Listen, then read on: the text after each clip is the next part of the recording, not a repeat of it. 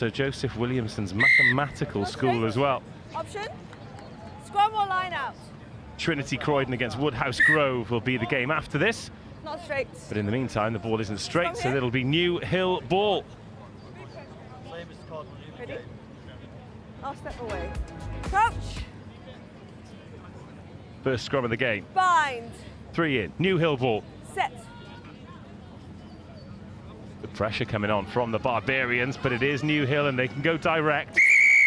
High. High tackle there. Anything above the sternum back 10. will be penalised, whether there is okay, you're good. intent or not. Now a little bit of space to attack. Oh, the dummy thrown, beautiful. Tilly Bunn. Knock on. Oh, she's knocked that on in contact. There was Scrum. space outside her for Mabane Sesse. Over here. So this one of 2 under-18 girls competitions here at the National School Sevens. Yesterday we had the conclusion of the ACE, the colleges competition. Exeter College victorious, undefeated day for them, absolutely brilliant performance. And now the Amazonian Barbarians, ball in hand for the first time. Oh, dummy, and a beautifully timed pass, and now it is time for the pace around the edge. The chase coming back from New Hill, not going to get there. Amazonian Barbarians get the first try with their first attack, make that 5-0 under the posts. And a fast and clinical start.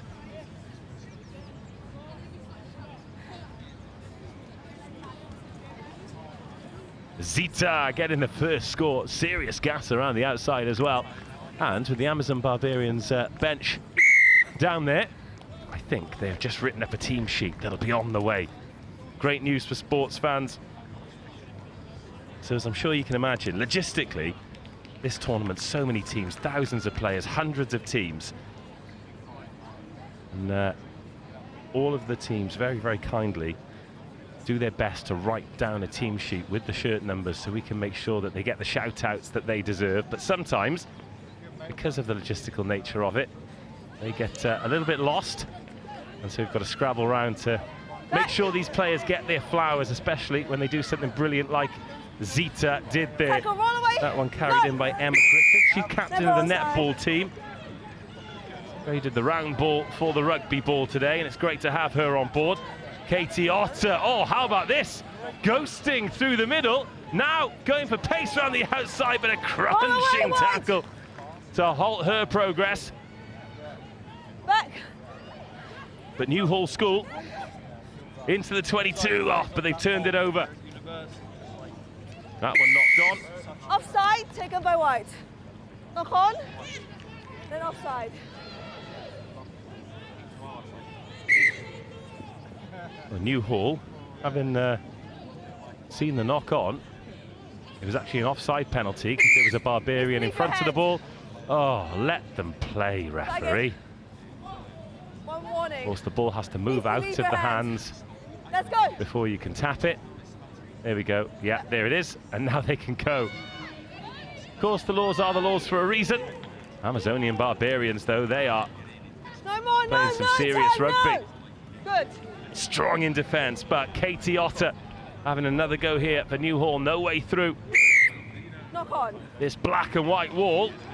And they force the knock on, the Barbarians. And they'll have the chance to escape from the scrum.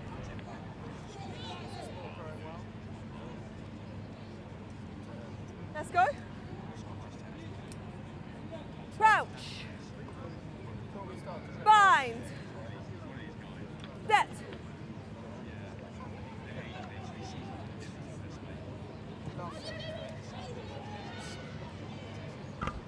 So a little nudge in behind, well received, but the chase is on. The tackle made. Ball's loose from the offload and it's been left behind. Zita September. She receives it. She was the early try scorer. Now taken on by Tamrin Boyson. Oh, good tackle on her. But Tamrin up to the 22. Referee says turnover is good. And New Hall. Oh, that looks high. High tackle 10. Danrika Jehoma. Just a little bit high with the tackle, and the Referee penalising her as such. Nice long presentation there to try and make this exit a bit easier for Newhall. This defensive pressure from the Amazonian Barbarians. Absolutely superb. Oh, another huge hit. Enrica Jahoma forcing the knock on. From white. Here? Wowzers. Oh. There will be some bruised Newhall bodies. Stay ball, please. Don't push until the ball goes in. Crouch. A bench full of replacements here. The Amazonian Barbarians in fresh kit, ready to go. Nice catch. Well taken. Enrica Jahoma will freeze the hands, but it just goes in behind. Still Barbarians ball. Tango release! Roll away black! Oh, just being caught on the wrong side there. 7, not rolling. It's number 1, Katie Otter. There's loads of space here for the Barbarians, but this time it's Newhall's turn to defend resolutely. Inga Jim, great ball. She finds Endi Nako Mbuni, who gets the second try for the Amazonian Barbarians. Really good finish, direct carry, Endi Nako Mbuni. Just before half-time, Amazonian Barbarians take a 12-0 lead with the conversion to come. Oh, popped over. No problem at all. 2 converted tries, 14 points the difference.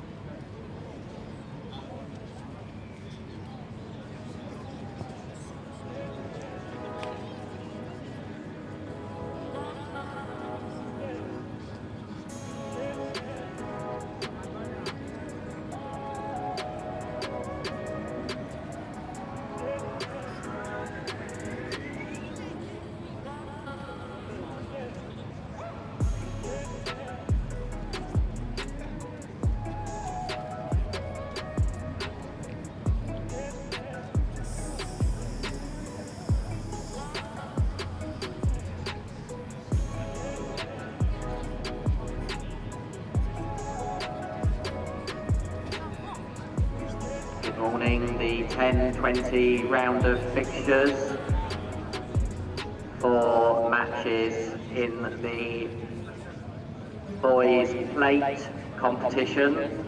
On RE1, Woodhouse Grove versus Trinity School. On RE2, Abingdon versus Dulwich College. On RE3, Hampton School versus Rebel Rugby Academy. And RE4, Warwick School versus Epsom College. In the girls' plate competition on RE5, RGS Worcester versus Canford School. In the juniors tournament, RE6, Stamford School versus the Coopers Company and Coburn School. And RE7, Whitgift versus the Oratory School.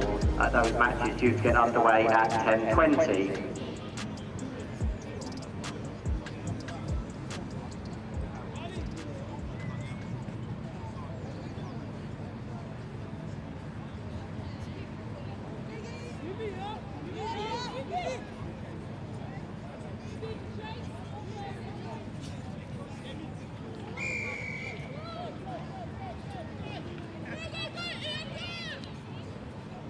Let's have a second half, shall we? Amazonian Barbarians looking good for their lead here on pitch RE1. Game 1 of the final day. Referee says that one has gone backwards, so they can play on. It's picked up by Gemma Thomas. She finds Enrica Jahoma, and now they go about attacking the left-hand side. Good strong defence there. Georgina Walmsley is involved. That one's off a foot, but then referee spots a knock on when it's on the ground, and the score remains 14-0.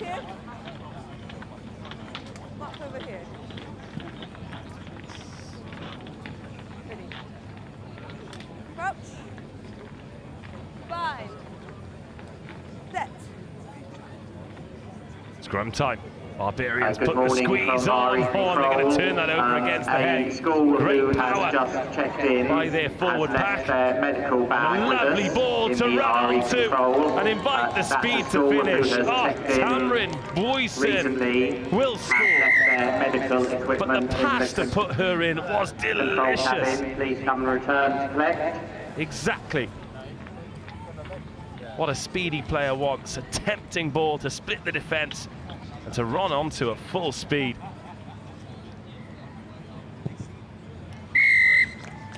(21-0). Just from here, get it into the middle. Danrika Jahoma, oh, just perfectly timed. Didn't need to drill it in, just floated it, knew where the space was, knew exactly what her centre wanted. And that is the best of their 3 tries so far. Deep kick-off, good catch, Beth Foster, whose brother played at the tournament yesterday. No more. Yep. Okay, roll away, White. Why not rolling? So the penalty for not rolling away. Edinako Umbunye, the one penalised. Nice little ball inside, and Forward pass. they're trying hard to work the ball here, but just a little bit shallow. A new Hall school, so the pass is going forward. As the Amazonian Barbarians, they roll the bench. They introduce Siku Manana. Let's go, we need 3, set up, please. She is wearing number 3. She's in a pack now with Taylor Teague wearing number 4 and wearing number 2. Let's set. Mbali Dubala. 10 seconds. The replacements being made. The new Hall school as well. Set. Much more solid scrum from New Hall, but it is Amazonian Barbarians who can come away. Little switch and a lovely roll on a contact. Mihaela Korasi, who's still going, still powerful. Lovely pass, lovely pickup by Danrika Jahoma. It's a sweeping, sumptuous score from the Amazonian Barbarians. We're putting on a great show here. Strong in the contact zone, lovely awareness to offload the ball. And the conversion's good.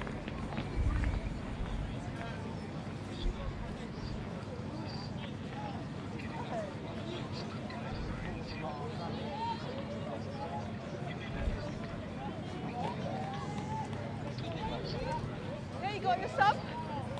Okay. Let's go.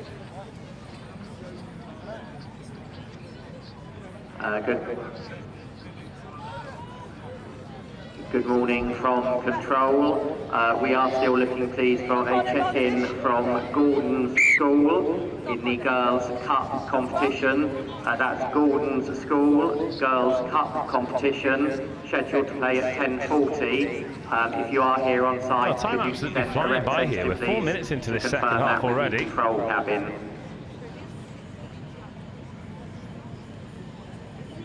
Crouch. Bind. Set.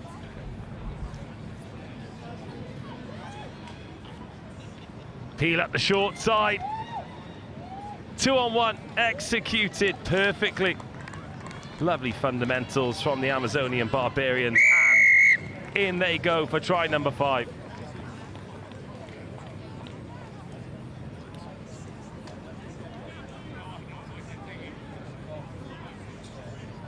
Yeah, that's fine. Okay, take it from the back or here. Okay, here.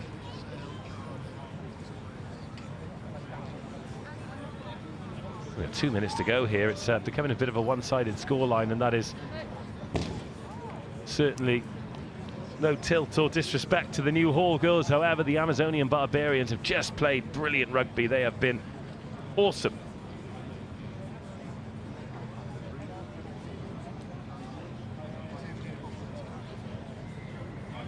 And they've got 5 tries here on pitch RE1. And the referee has even made them go and fetch their own balls, slightly delaying the restart to the game. Well, that's not going to go 10, is it? Oh no, It'll bounce 10, so Newhall can play. Finally, some time on the ball for Newhall School, and a good carry there by Katie Otter, and away they go and into the 22. Runaway 14! Otter done well, earned the penalty. And the referee said you need to tap the ball. Nish Randiva saying play on. I think there might have been a knock on there, but given the state of the game and the scoreline, I think the referee just giving them the benefit of the doubt. Oh, offside. It's not onside, but that is a big shot. They have absolutely dished it, these Amazonian Barbarians. And Otter going again. She's been so involved, such a strong carrier. But the ball's loose. Now the Amazonian Barbarians, lovely pick up, and now it is time to turn on the pace. Going around the outside, there is a chase on, but it looks like it is all going to be in vain. Another great score, this time Tamarin Boysen, wearing number 14, goes in just as the clock ticks over 14 minutes. And there's a kick under the posts here. Take them up to 40. Drop goal, straight into the Edwin Doran tent, takes us to full time. And the Amazonian Barbarians take it by 40 points to 0.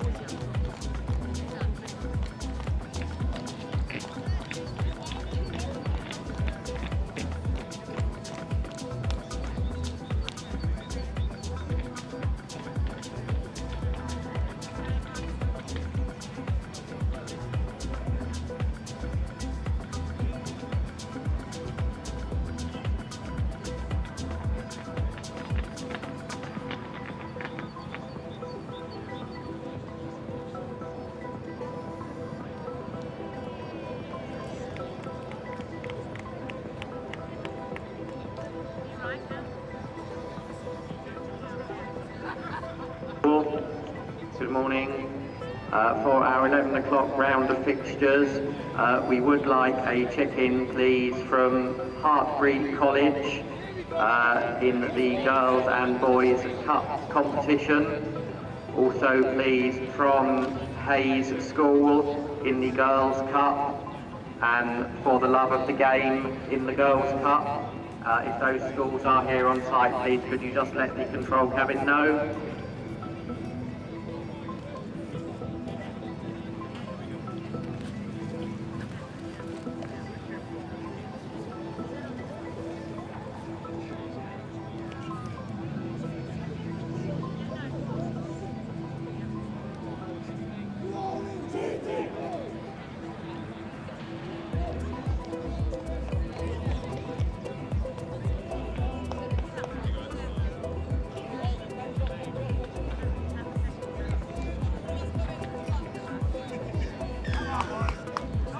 Trinity versus Woodhouse Grove. First game of the day in the boys under-18 cup. Two teams who've earned the right to be here on day two. Woodhouse Grove in green on the ball. Trinity in the blue and white hoop, slipping off a tackle.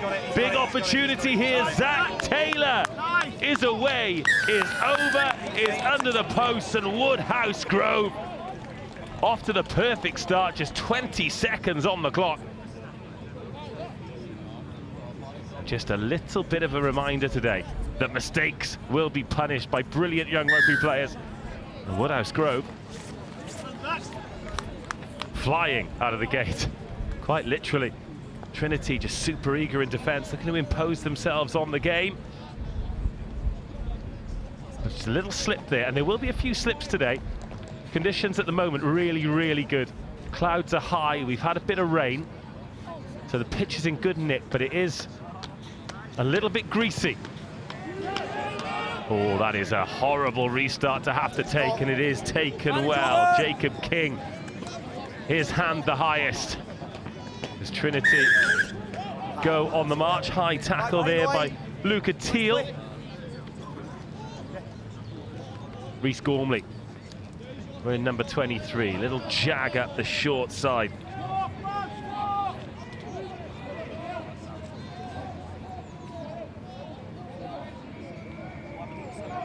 And then Trinity going up over halfway for the first time in the match, finding themselves 7-0 down.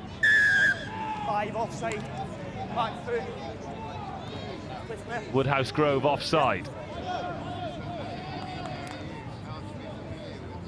Jacob King again, he finds Rhys Gormley. Gormley out to the edge. No! Oh, they thought they got the turnover there, but it's a great counter run.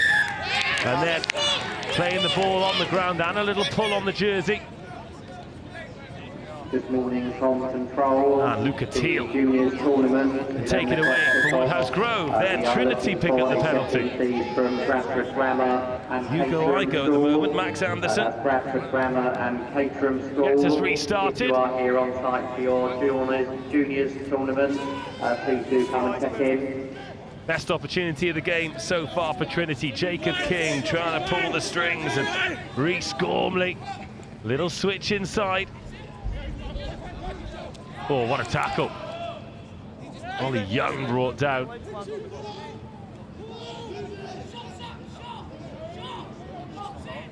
Oh, Zach Taylor making a nuisance of himself in defence. Coming up to 3 minutes, Trinity building. They've got into the 22, but it's the final 10 metres that are proving difficult. Now, can they put some pace? Can they stress this Woodhouse Grove defence? Gorgeous ball, powerful in contact, but still No green, no green. the try line evades them. Penalty. Chance for Woodhouse Grove to reset. Chance for Trinity to rebuild. Jagging back the other way. And the try's been given. Bit of controversy. Woodhouse Grove thought the ball was dislodged. Referee in a good position disagrees.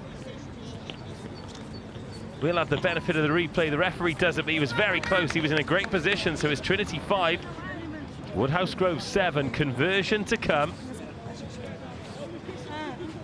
Max Anderson, good strike. Oh, not quite right. Let's take a look at this try then. So here's the tap ball. What a great camera angle we've got for this. Is it down? Oh no, absolutely not. It's short of the line and he's lost control.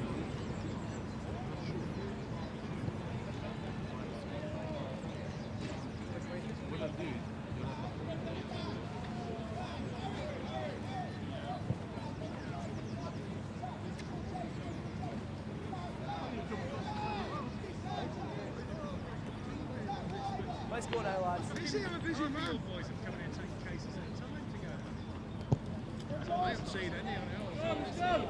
Oh, that's out on the full. There's a bottle of rum to go with it. There's a bottle of rum to go with it. You all right? Yeah, I'll see you later.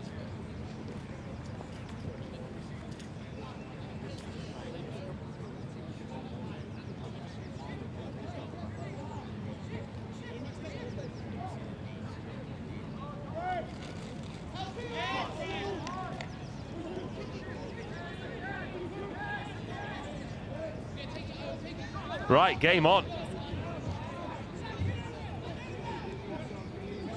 Woodhouse Grove back on the ball. Stung by injustice, but throwing an interception. It was a loose pass, and now Trinity being pushed towards the touchline on this greasy surface.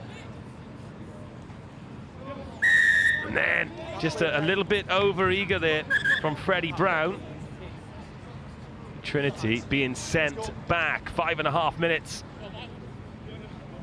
of this game gone. That's a nice ball out again. They're trying to create the space. Oh, big shot. Crunching hit from Luca Teal. Ball's out and it's been pounced on too. Ethan Taylor sniffing around the breakdown. And now Woodhouse Grove running at broken field, but inside their own 22. No sweeper at home for Trinity. But the temptation to drop it on the boot resisted. Oh, now a gap and a pace test. Trinity look quick though, but how about this composure? Up and over halfway.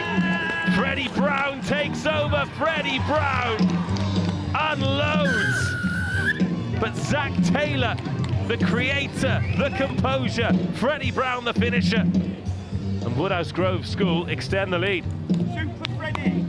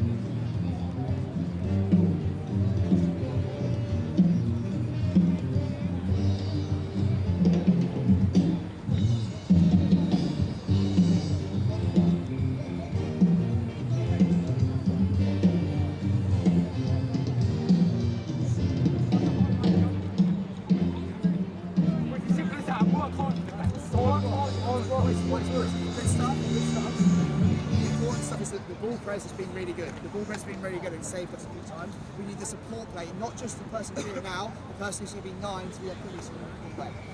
We've done well when Max has smartly a few times bounced back into the way it's just going to play. Okay? So we've got to make sure we reload, and sometimes if you can feel it's not on your side, just go back to the other side. Even if we overload that side, if you run round to because we have more numbers on that side of the pitch. Okay?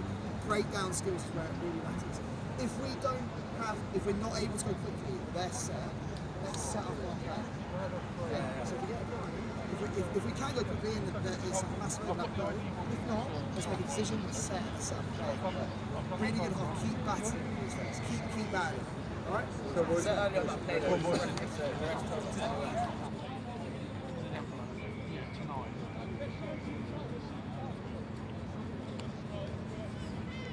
And then if they tackle, they tackle. But boy, we need support, yeah? 100% energy now, yeah? Come on. I don't know how this would be. Okay, so put it down to transfer. Right then, Trinity School 5, Woodhouse Grove 12. The sun's starting to come out, I think. We're going to have another special day here. On day 5 of the Howden National School Sevens here at Rosslyn Park. Woodhouse Grove shaking their heads after that Trinity try. We had the benefit of the replay. A brilliant camera work here. But that was a pretty special bit of moving photography to make sure that we could correctly analyse. Alas, the try stands, and there've been a couple of mistakes on the restarts from Trinity. One's got out on the full. They were all offside there, and Woodhouse Grove have started the second half just as they started the first. Just catching Trinity cold in defence, and Will Gaffney. Sharp feet from him. Ask questions early. Often works in sevens. Don't give the opposition any time to settle into the game. 19-5. Will Gaffney. Have to apologise to Henry Hinchcliffe as well. I've been reliably informed that he's wearing number 15. Unfortunately for Ethan Taylor, Zach's twin, he's picked up a knock and isn't featuring in this game. But that moment, all about Will Gaffney. Oh, that's a horrible little restart to have to gather, an awkward bounce, but Trinity manage it. And then that greasy ball. Do you know what? Trying to make the restart bounce like that, it's not a bad shout when the pitch is greasy like this. Just makes it skid off the surface, and then you receive a wet ball. Symonds College versus Gordon Marginal School. gains, isn't it? Little advantages. These young boys playing with high IQ.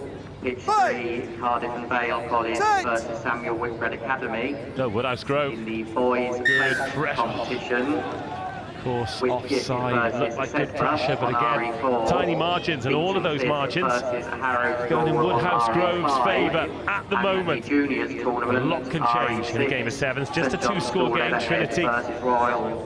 Really nice play that was. Max Anderson getting in that passing channel, trying to stifle the attack, but all the room is down the middle here for Woodhouse Grove. Henry Barton, ball's gone forward, and that'll be a Trinity put in at the scrum.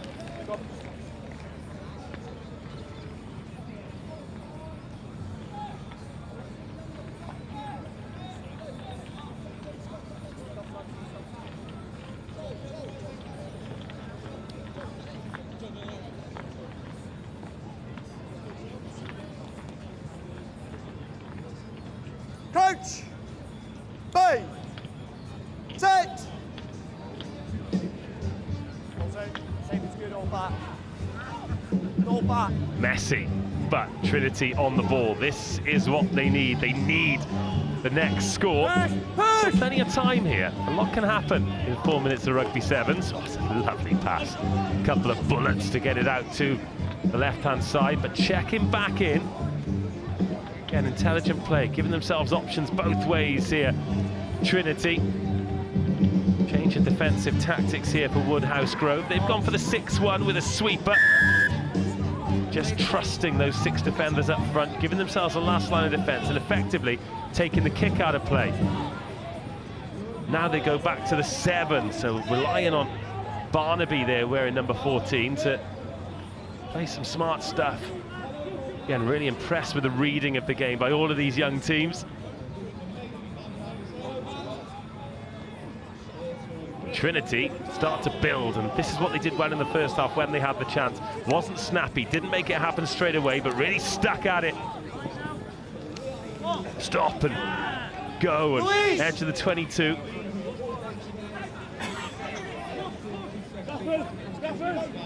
Is there half a gap here? Oh, lovely fend, but Zach Stringer is brought down. Trinity going backwards to go forwards here, realising how important this possession is and how they need to get something from it. Henry Websell goes again over the ball and brilliantly turned over. Will Gaffney.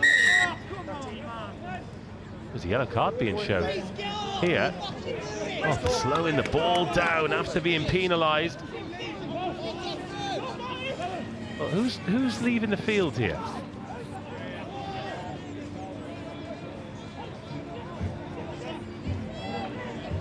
Ah, yes, okay. Didn't think a Trinity player had left it. But they are down to 6, and Woodhouse Grove.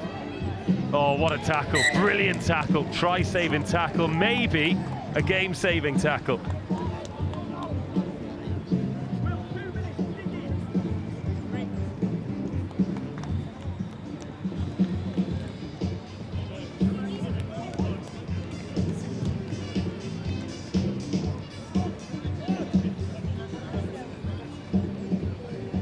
Again, a couple of changes being made.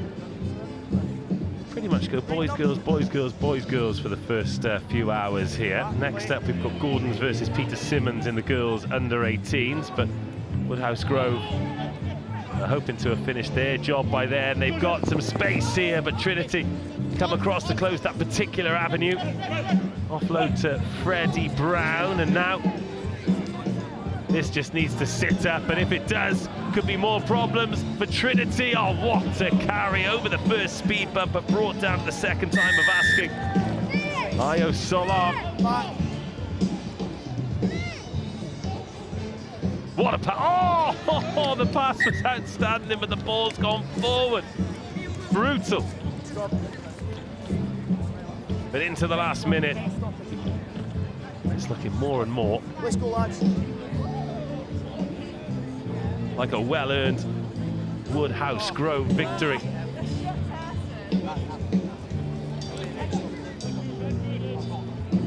Coach!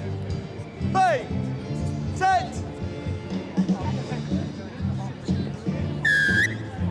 Trinity get the penalty at scrum time. They need to go. They need to go now, and they need to do something that they haven't done all game, and that's get a clean line break that they finish off. Woodhouse Grove have defended brilliantly.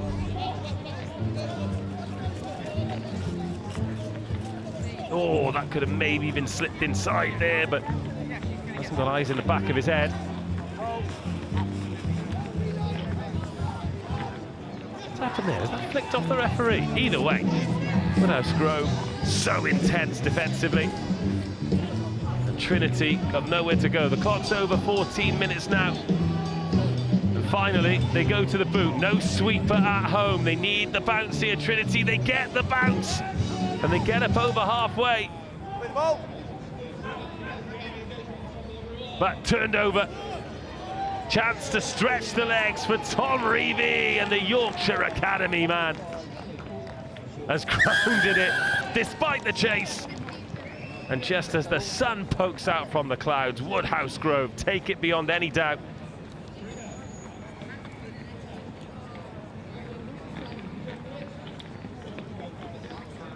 That is a good job, well done by the boys from the north.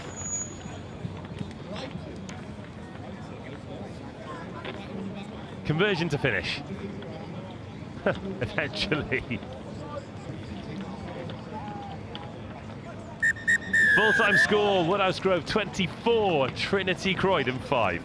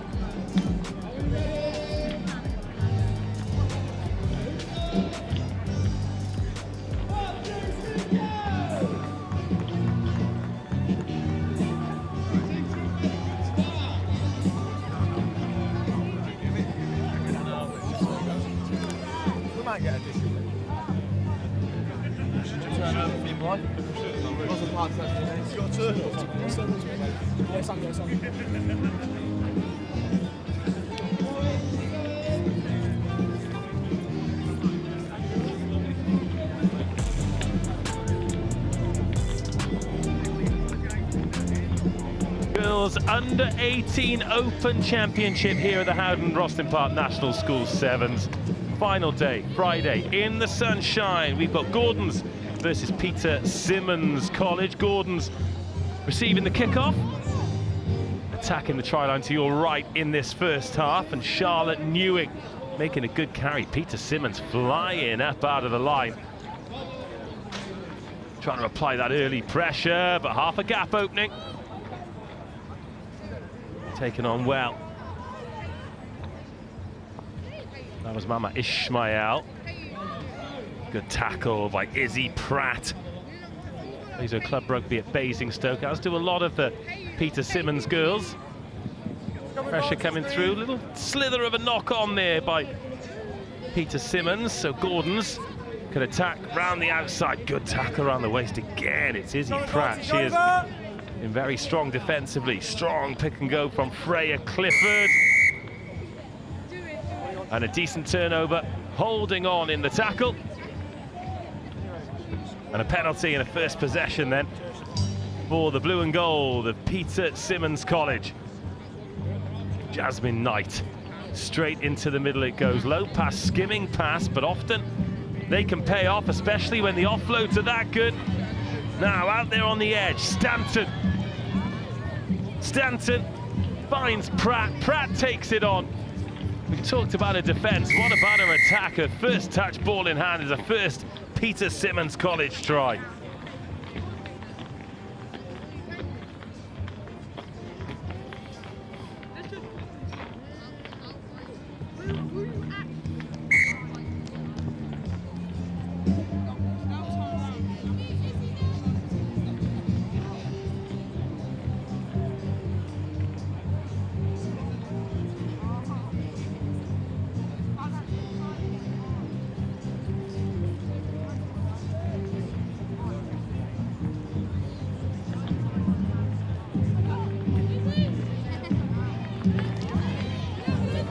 Back underway, Gordon School find themselves a score behind and spending plenty of time on the ball, but penetration is tough when you've got Peter Symonds College defending like this, flocking around the ball, making massive hits. Charlotte Newing doing her best to try and go forward here for Gordons, but turned over. Peter Symonds working it from right to left, lovely big handoff. But the penalty over the ball. Gordon School on, they want to go quickly. Oh! Izzy Prosser. Just knocked in the jackal. What a fend. And a knock on, and the first scrum of the game. 3 minutes gone. If you're joining us for the first time, first things first, where have you been? Second thing, cancel your plans. We've got a full day of rugby for you to enjoy, but all of these competitions, irregular, international, sevens laws, 7 minutes each way, 1 minute turnaround in between. And we run a tight ship here. Kick off every 20 minutes, 3 games an hour until the conclusion, where at the end of the day, we'll have under 18 boys and girls champions. Offside position.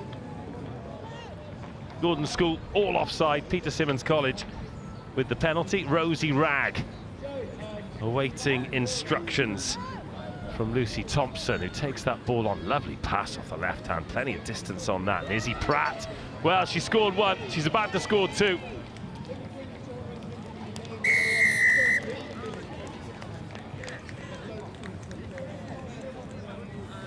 The Basingstoke baller puts Peter Symonds College further and further ahead. This one converted from under the poles. That's a good strike. Oh, the flags stay down, but it's 12-0.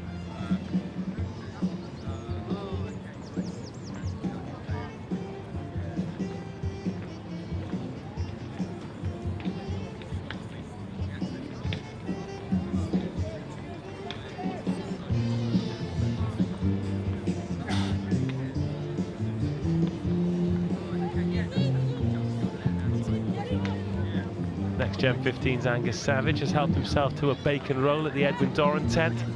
Something Burnsy and I haven't indulged in this week, and I think we're poorer for it.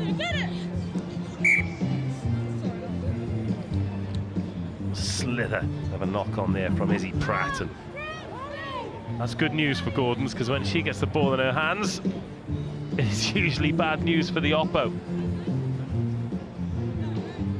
Gordons have had plenty of the ball, just not been able to get in behind, but their confidence should grow as the game continues. Nice pick-up on the half volley. That is not easy rugby. Hands off, Blue! Eddie Stokes presents it. Slow ball for Natalie Gregory. Again, offside. Peter Symonds College is so eager to make hit after hit. A little bit too eager and falling foul of the referee. Still a minute of this first half to go.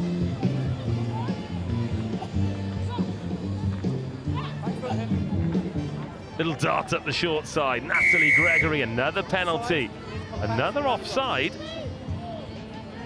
Gordon School making slow but steady inroads here. What a well-timed pass. Another tackle. It's Izzy Pratt again. Here, there, and everywhere. And ball turned over. And a clean pair of heels. In goes Willow Lloyd. And the defence creates the opportunity. Relentless from Peter Symonds College.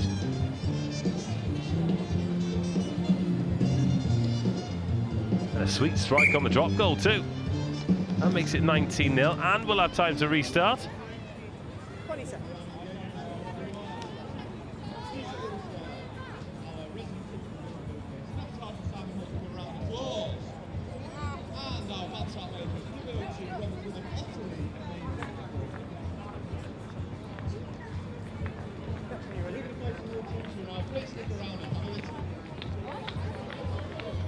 Gordon's going to let that ball bounce, and Peter Symonds might win it back. He'll no touchline.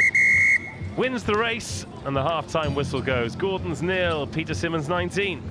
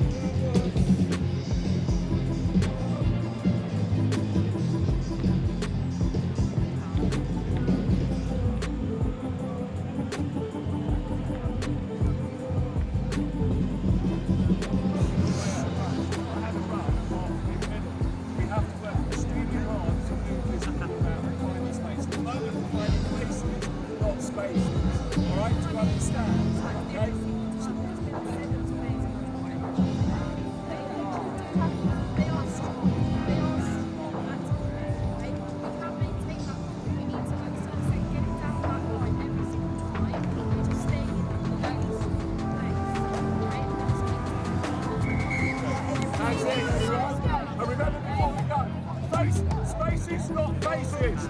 3, 2, 1, go!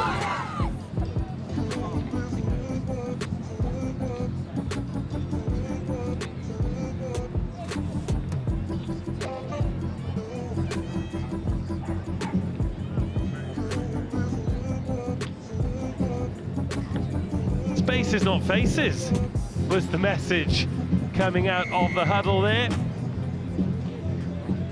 Not only spaces, but points is what Gordons need. They've yet to get off the mark. Peter Symonds College, well, they've managed to get 3 tries. We've seen brilliant defence, but this is brilliant attack. Lovely timing of the pass. And then the stop and go. Stay there, Green, good. Oh, no, that's a big ball. Backwards! Oh, again, the timing. Beautiful space to attack. The bend is good. The finish is better. And Abby Bellward. Perfect start for Peter Symonds.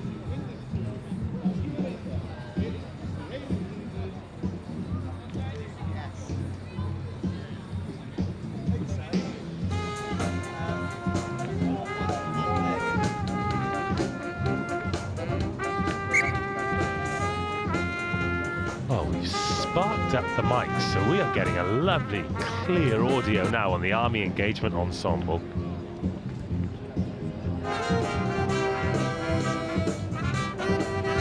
Don't they sound great? They have done all week.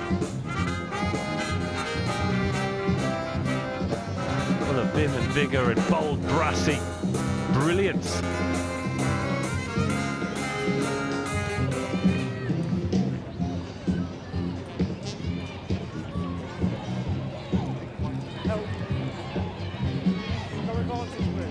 Oh! Big collision over there as the sun is poking from behind the clouds, then the clouds coming back. It's an absolute nightmare for the layers, I'll tell you. Burnsy will be joining us on comms very shortly. He's got the rug out today. He is embracing summer early. Bye. And I won't lie to you, I'm a big fan of it. Back in the 22 then for Peter Symonds College. So far, so good. 4 tries, 3 conversions for them. That one just collides with the hands, hits the deck, and respite, albeit brief, for Gordons. Come green.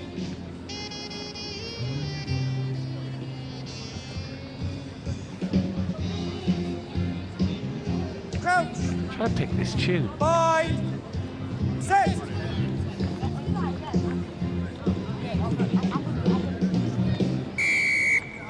Got unbound before the scrum ends. Leaving the scrum early, 12.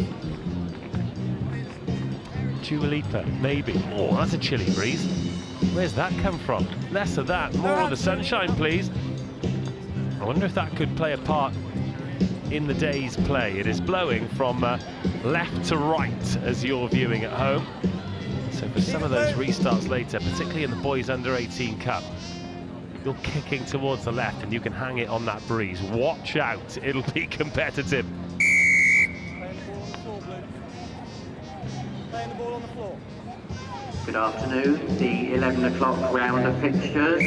2 matches in the Under 18 Boys Cup competition on RE1. Still 3.5 minutes of this one to go. RGS Guildford. Over as a contest. And Peter Symonds RE2 College. College versus Tumbridge School. Some excellent stuff, just not Over in the Gordon's an Girls inch Cup to work with. Under 18 competition on RE3, Camoy versus For the Love of the Game on RE4. So I'll let you know the schedule next up. Boys Under 18 Cup, we've got Millfield versus RGS Guildford and Berkhamsted versus Ipswich. Hopefully they found a Tipex pen to give us some white outlines on those black numbers on black jerseys since yesterday. On RE6, Bradford Grammar Dulwich versus College. Hampton School, and RE7 They're playing Richard Huish. And then the boys, Hampton versus Warwick. So loads of rugby, and that'll just take you up until lunchtime. At 11 o'clock. Point of the pyramid will get sharper and sharper as the day progresses, until we are just left with champions. If you're local, still an opportunity to come on down as well. Set. And the question I've asked anyone and everyone I've seen is, why wouldn't you? Oh, big offload there. Oh, nearly getting away from the tackle. Oh, bullet pass, well caught. Really good hands from Natalie Gregory, and now, finally, some space for Gordon School. The chase is on. Talia Packham into the 22. Abby Bellwood's going to chase her all the way, but Talia Packham will get the try for Gordon School to etch off that big 0 and give them a welcome 5.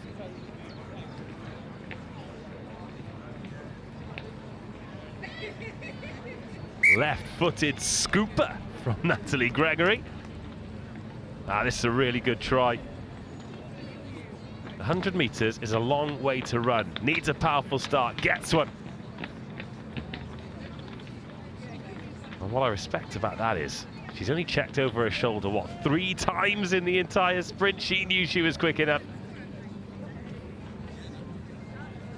Good try. Oh, and they forced the knock on here. Maybe Gordon School. Maybe there is something for them in this. No advantage coming close. Come green. Come. bring the ball. I describe the conditions as changeable. Crouch.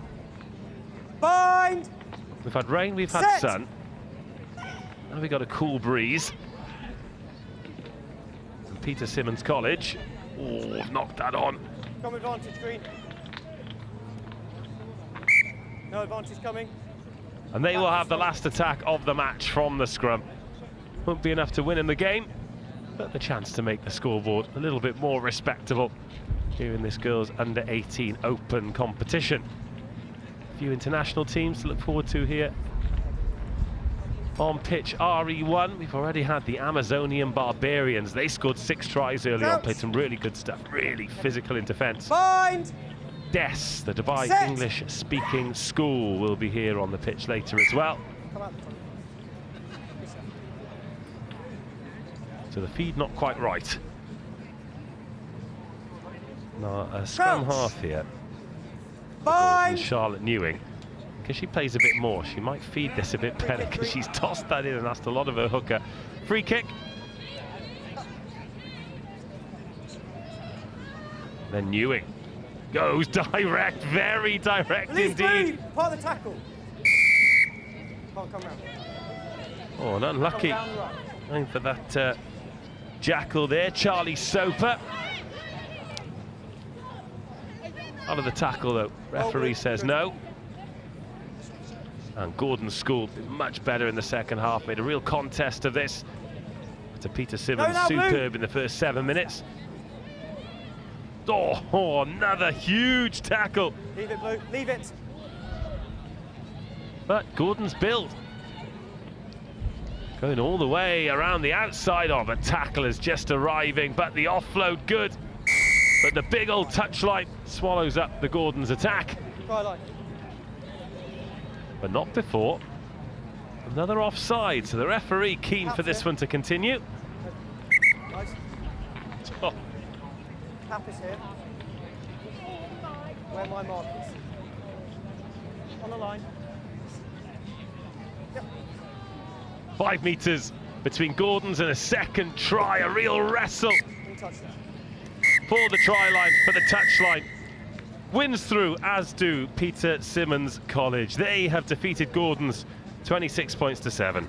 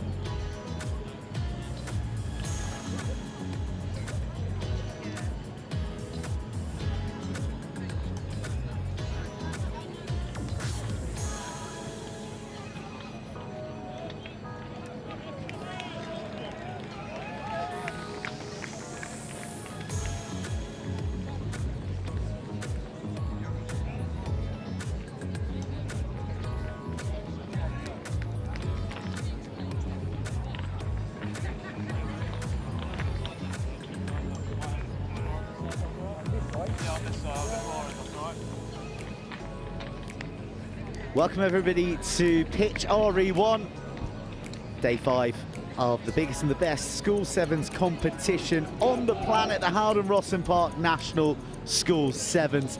The boys and 18s Cup is into the second day. Both these sides faced 4 matches yesterday, and both these sides have emerged to the hallowed second day. 2 in hoops. To the left, in the red, green and blue, is Millfield, perennial cup champions, and looking to add another bit of silverware to their cabinet. And on the right, in the green and white thicker band, it is RGS Guildford, who played some lovely rugby yesterday. And they kick off into the arms of Millfield. Early energy and pace delivered to the line, dragged to the touchline, a little bit of weaving, dancing through the individuals. That was electrifying from Evan Morris. There was a forest of RGS tacklers to pick his way through, but somehow he found clearing in the woods. Ask the question and ask it early. If ever there is a time to strike with a try like that, it is immediately. Some of these boys, after a tough day yesterday, will still be wiping sleep out of their eyes, so you want to secure that first possession. And there was a little sneak up there from RGS Guildford. It was Zach Tinkler who was just trying to get in that passing lane. As a result, leaves a gap, and Evan Morris takes full advantage. Really good finish, great try, and a great start for Millfield.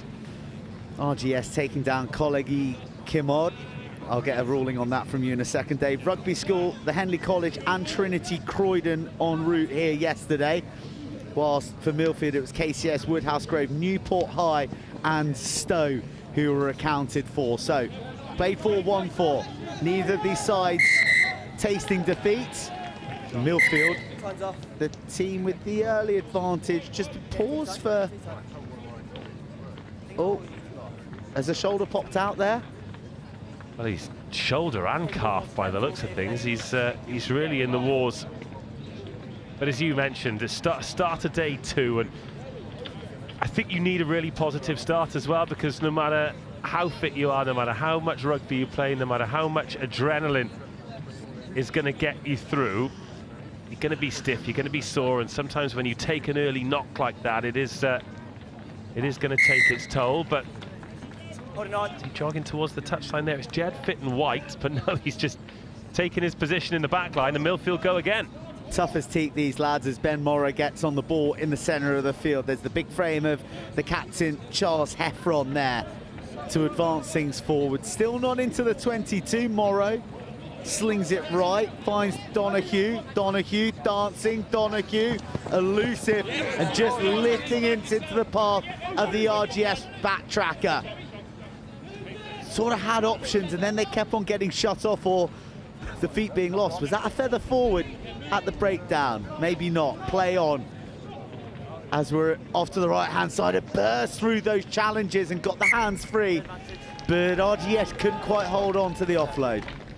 Had a really good chat with Sam Howard yesterday, came up and did some comms, and he talked about the importance of defence when you're making offloads like that. So you need to make the decision, are you going to back the 80-20s, the 70-30s or the 50-50s? If you're going to go for the riskier ones like that, just outside your 22, where you're going to cough up possession like this, you need to make sure you're defensively sound. So this is a big challenge here for RGS Guildford. Driven back, not just a few metres, a huge amount. And RGS have possession. Ball tucked under one arm, that's not usually what the coaches call for, but in that instance he preserves possession as he goes to the deck. RGS, plenty of time on the ball, little switch, and not quite across the 10. That is some breakdown picture painted, but not supporting his body weight, the no-numbered jersey of Alex Yeasby. Looping ball. That is direct, that's abrasive, isn't it? A few shoulders bruising after that carry, and they're having to fight, but they are fighting their way forward across the halfway line for the first time. Little bounce, asks for the line to be cut on the switch, but dispossessed by the tackle from Siva Carver. Or Millfield skipping through. Evan Morris, we've already seen the damage the number 11 can do. Carver, oh, just drops the head to the side. Doesn't with the arms and the feet. Beautifully balanced and utterly deadly. Siva Carver, it's a really lovely finish, just as the sun creeps out from behind the clouds, but when we have the benefit of the replay, it's Evan Morris again, causing RGS Guildford nightmares. First time he touches it in the middle of the park, he breaks through, but took so much defensive attention, and that's what created the space for that man to finish out there on the right-hand side. Just look at him here, just marauding around, breaks one tackle, then it's panic station, so a couple of players have to commit. That narrows them up, And then it's all about the execution here, and that little inside and out. The fend is good. There's no way you can tackle him low after he squared you up, and then good handoff in the chest. Good finish. 12-0.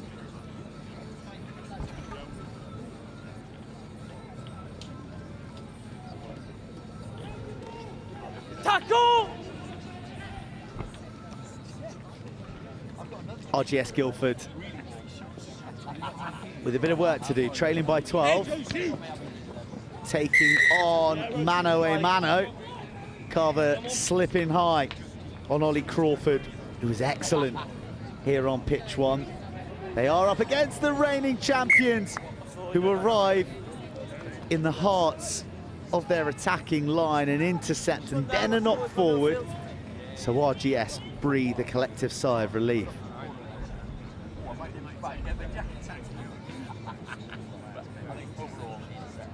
Crouch! Not got time in this half. Kind of just need to hang in there, RGS, Set. don't they? They've had plenty of ball, but no opportunities. They can nick something before half-time, fine. If they can't, also fine. They just don't want to concede another one. That's a nice stick, had to really extend his grip. Pace on pace, you love to see it, Crawford. He's got a golfing handicap of 6.4. Oh, but there's it's not about handicaps, it's about handling errors right now for RGS, who've gifted Millfield a chance to stretch their lead late in the game, but then it's they who spill forward. Not a contest oozing complete quality right now, and if that had stuck, RGS were in, but it was the airborne presence of a flying Evan Morris that did just enough to unsettle. That was risky from Morris. Yeah, but it's fun, isn't it? What did I say? No more than a minute ago for RGS Guildford. If they don't score before half-time, fine. They don't want to be 3 scores down. They've coughed it up twice in their own 22 since, but Millfield fingertips mean that they've got the scrum here. One last chance. It's a small chance, but you're saying There's a chance. Penalty, go.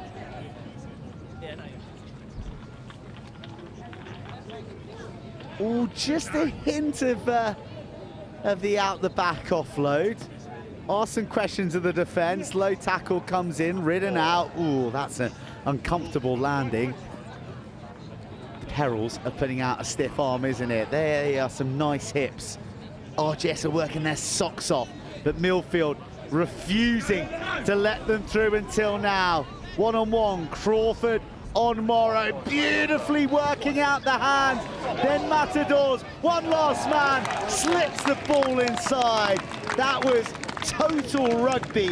And Dewey Phillip, the first 15 vice captain, gets across for a key score.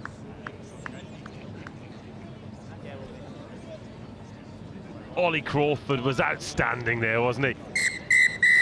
And right on half-time, having been right under the pump, RGS Guildford bring themselves back into the game. Look at this composure here. Would have been really easy to just take the contacts. Instead, he slows down, sucks in 2 defenders, finds his mate Toby Earl, and then Dewey Phillip takes it on. Here we go, 12-7, game on. On RE2, Cranleigh School versus Curtin Grammar School. On RE3, Watson School versus Wellington College. On RE4, College versus Cardiff Newman. They're lively. Just let the ball go. You don't have to do it. RE5, Come on. and Dubai College. And then into the juniors tournament on RE6, Green School versus Solihull School, and a walkover for John Fisher on the scheduled RE7 match, as Oakham School are not available. So the scheduled match on RE7 will not take place, and John Fisher will receive that walkover.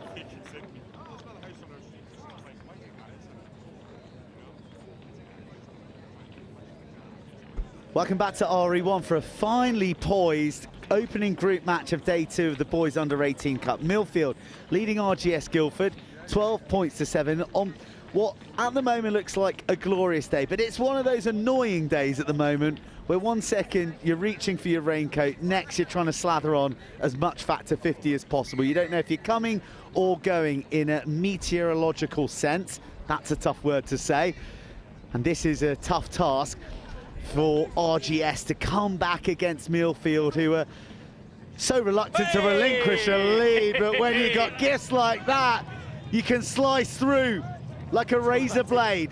RGS just didn't quite have the support or the precision passing to get it into the grass of Zach Tinkler, but early danger for Millfield. A proper standstill dummy deliver. I love it. Crouch. So good. That doesn't happen without the man working hard inside, though. Yeah. Off go Millfield at lightning pace through Connor Donoghue.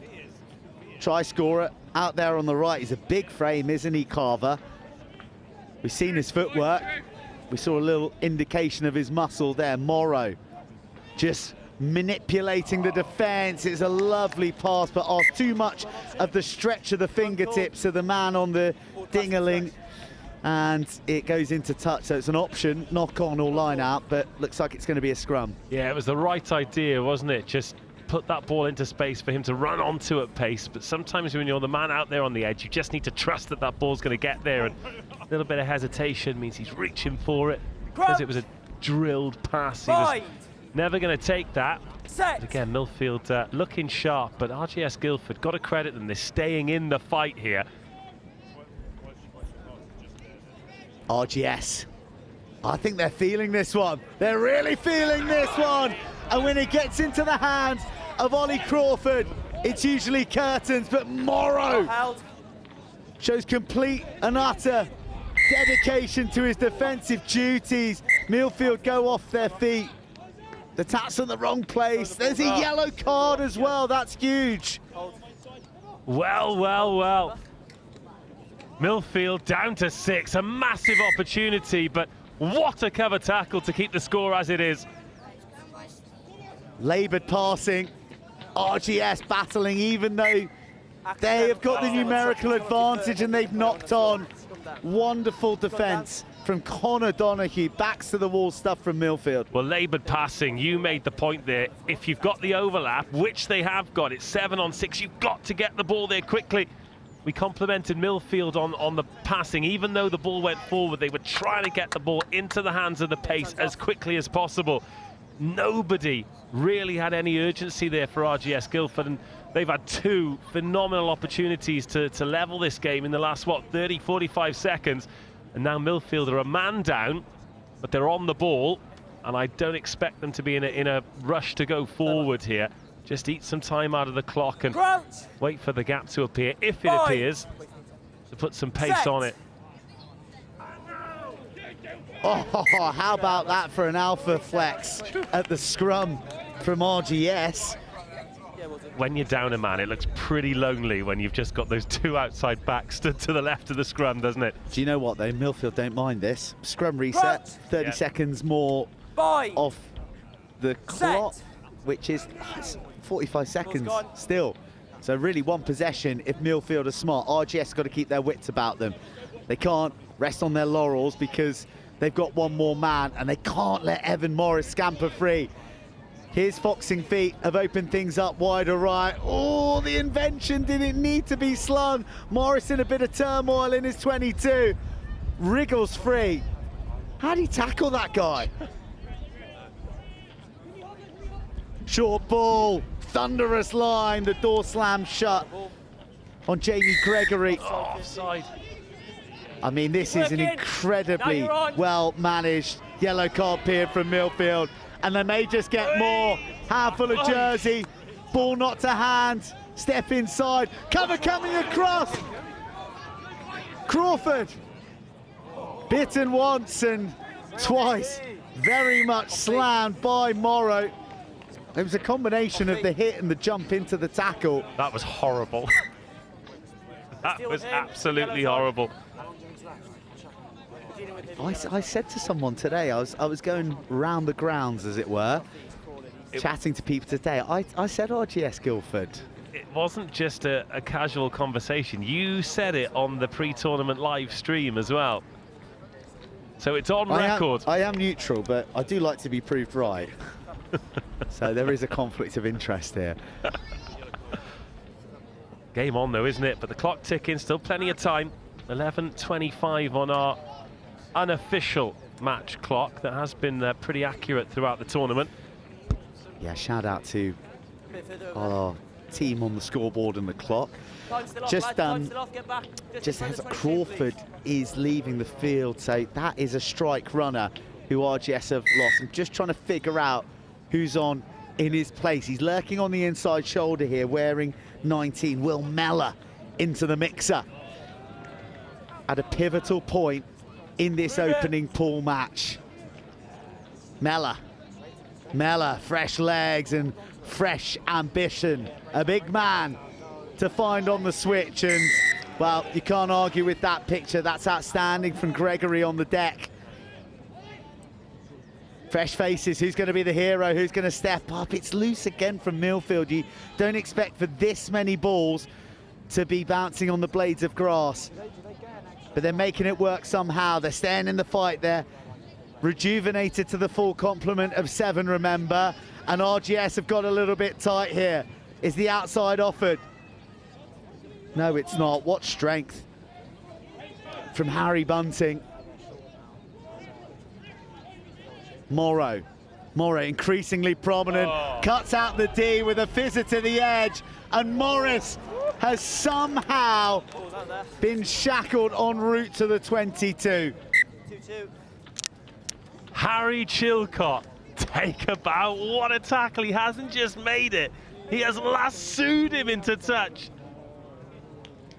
I mean, the quality of the passing again from Millfield, absolutely superb. They've got those live wires in the middle. But they haven't just got the feet, they've got the hands too. I mean, incredibly, we're 6 minutes into this second half, no tries yet. We've had the yellow card. RGS Guildford have had some brilliant field position. But they haven't capitalised, and now they're a little bit under the pump. Well, they get a break there as they fell on the ball. So too did Millfield on the player who isn't back up. So RGS are playing with tempo, but they're also playing with just 6. Gingerly, he works his way out to the left wing. If it gets to him, I'm not backing him from 80, but maybe they're just going to blunderbuss their way through the middle. Well, no, they're not. And now the game is at a point where Millfield may not look for any more tries. They may just look to manage the clock and get it off the park. It's a bit negative though, isn't it? One more step for me. Championship footy. Yeah. Bind. It's a big blind side to have a go at here though, isn't it? They go open. Carver on the short ball, zipped out the back to Morrow, who's going to close this out for Millfield. RGS Guildford have put in a great account of themselves here, and they may look back ruefully on that yellow card period that they didn't punish Millfield on. Ben Morrow, he scored the try that has effectively sealed the game, but think back to his chase when Ollie Crawford looked like he was going all the way. He has swung the pendulum in Millfield's favour, and that is a hard-earned win in the sunshine. A sweet strike to add another pair of points, and sweet relief for Millfield, who emerge unscathed from their opener in the Boys Under 18s Cup, victorious over RGS Guildford.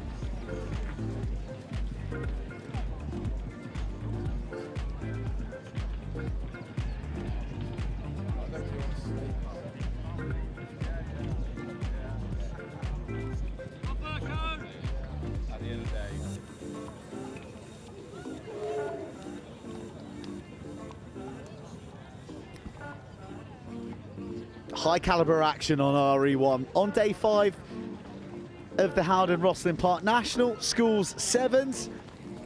It's Berkhamsted up against Ipswich here. Ipswich in the all black with the devilishly difficult grey numbers on their bags to read. Berkhamsted in the blue, and Berkhamsted who bested Exeter, Gordons, Hampton and Blundell's en route to day 2 yesterday. That is some rap sheet, whilst Ipswich took care of St Benedict's, Rebel Rugby, Radley and Gosforth Academy. First match of the day, and it's Ipswich who are on the ball, and wow, there's some real athleticism in those legs, isn't there? Out to the edge, soft hands, high challenge coming in. And already, Eduardo Torrado, the Italian under-20, is looking like a handful. Here he is now. Torrado is a go-go. Whoa! Steps himself and eats dirt. Yeah, he featured regularly for Italy under 20s.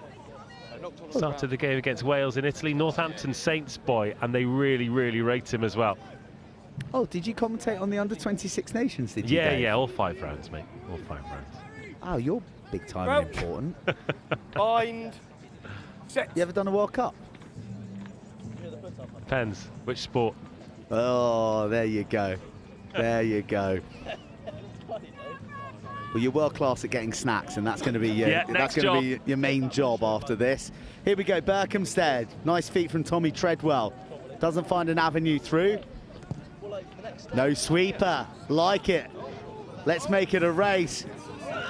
And Big Ed Sussum has got some wheels for those big pistons, but what's a bit of awareness and fizz in the feet to break free and all the way up to the 22 from Ipswich.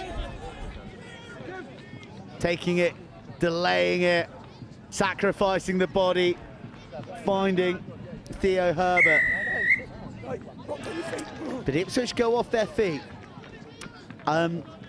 You were impressed by this Ipswich side, weren't you, when you saw them yesterday? Well, athleticism is a word that you mentioned immediately. They just want to play and play really quickly. They look a good unit, they're well organised. This is a good contest, isn't it? Although Big Ed Susan, do you see him charging through there? He's the biggest man on the pitch. If they can get him in space, then it could be trouble. Some cover tackling coming here, and a massive opportunity for Berkhamsted in the 22, skipping away. Austin Burns lights up this match for the opening score of the match. He's on the books at Saracens, and he's on the score sheet on RE1. Yeah, but after that chase, I am fully invested in Big Ed Susan.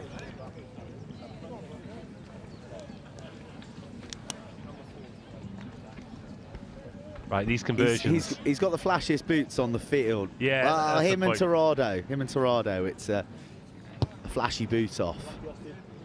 The fluoro yellow boots and the black kit looks quite good though, doesn't it? Does look good. That would be the look I would be going for. Slimming black and jazzy boots to detract from the face.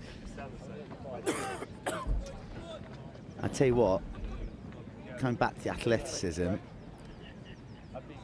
Oh, Tadaro, I beg your pardon, Tadaro. Thank you for just underlining that name for me there, Dave. Oh, opening up the organs for an inspection. Austin Burns showing he can do it both sides of the ball. Reaching for my sunglasses again. The sun will not make its mind up today. What you can't see though is the fact that they're actually quite cool sunglasses. You're not scared to make a statement, are you, with the eyewear? Bind. Nor the shirt wear. Nor the shirt. It is day 5. That's true. It is day 5. This is when we bring out our best. And this is when these boys will be hoping they've saved their best. Because riches and rewards are on offer. No offload possible. For Henry Newman, it's a bit of a penalty fest, isn't it? No one can mind their P's and Q's at the breakdown.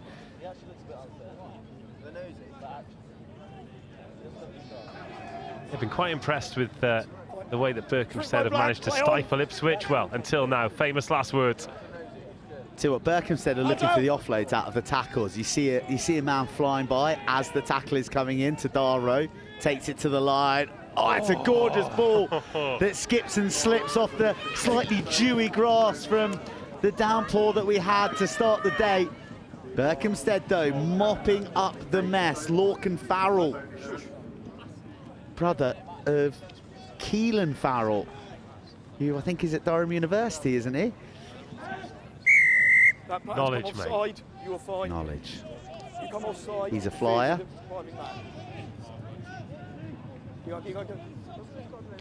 And here's Berkhamsted, dribbled through. That is cute. That is crafty. That is awesome. And it deserves a finish. The chase is on. But Logan Parry Kilby. This might be my favourite try of the week. Has just enough gas in the tank. Oh yeah, sub me now, sir. Oh, a little kick like that, a little risk like that in the 22. It deserves a try, doesn't it? So delicate. 10-0 to Berkhamsted here. With the conversion to come, with the breeze, but it's not going to bother the posts. But just look, this is nursed. Just a lovely touch off the side of the boot, sits up beautifully. Little bit of luck, there's a huge chase coming in here. Is a committed and full-blooded chase too, and he kept checking over. It was like he was being chased by a lion. Just about had enough. Lovely, lovely try. 4 punctured lungs arriving in the dead ball area. But Berkhamsted getting the points and winning the kickoff. You know, they formerly had James Rodwell, the England and GB Sevens, great helping them on their sevens. He was king of the aerial take back from a restart. But they then ceded possession to Tadaro. Has feet to die for. Oh, off he goes. No way. Can't do it, surely not. Finds the offload. A little bit of Italian magic seasoning this opener for Ipswich. Hands out! No, hands out! They'll be desperate for points here. It'll completely change the... He's ripped one left to right, opened up that right-hand corner. It's all about muscle now. And Ipswich blast their way home. Well, Tadaro's just put his hands on his knees because he is absolutely empty after his contribution to that try. The break was brilliant, but then the service from midfield, that zipping bullet of a pass off the left hand. Nearly 8 minutes into this first half, and Ipswich have brought themselves right back into the game, largely thanks to that man there. I think he wants to breathe. The conversion doesn't go over, but just take another look at this, the finish as well. Little bit of biff, but these dancing feet here, stop, go, sends the defender to the shops, then another one. He has put 2 flat on their face, 1 on his heels, and then he's back in position, ready to do the business. Get it to the playmaker. Here he goes, whack! 25 metres on that pass. It's a 2-on-1, and Berkhamsted doing their best, but momentum wins. And as the sun decides it's coming out again, it's a 1-score game. Berkhamsted 10, Ipswich School 5. It's right on the scoreboards that count. You're all good.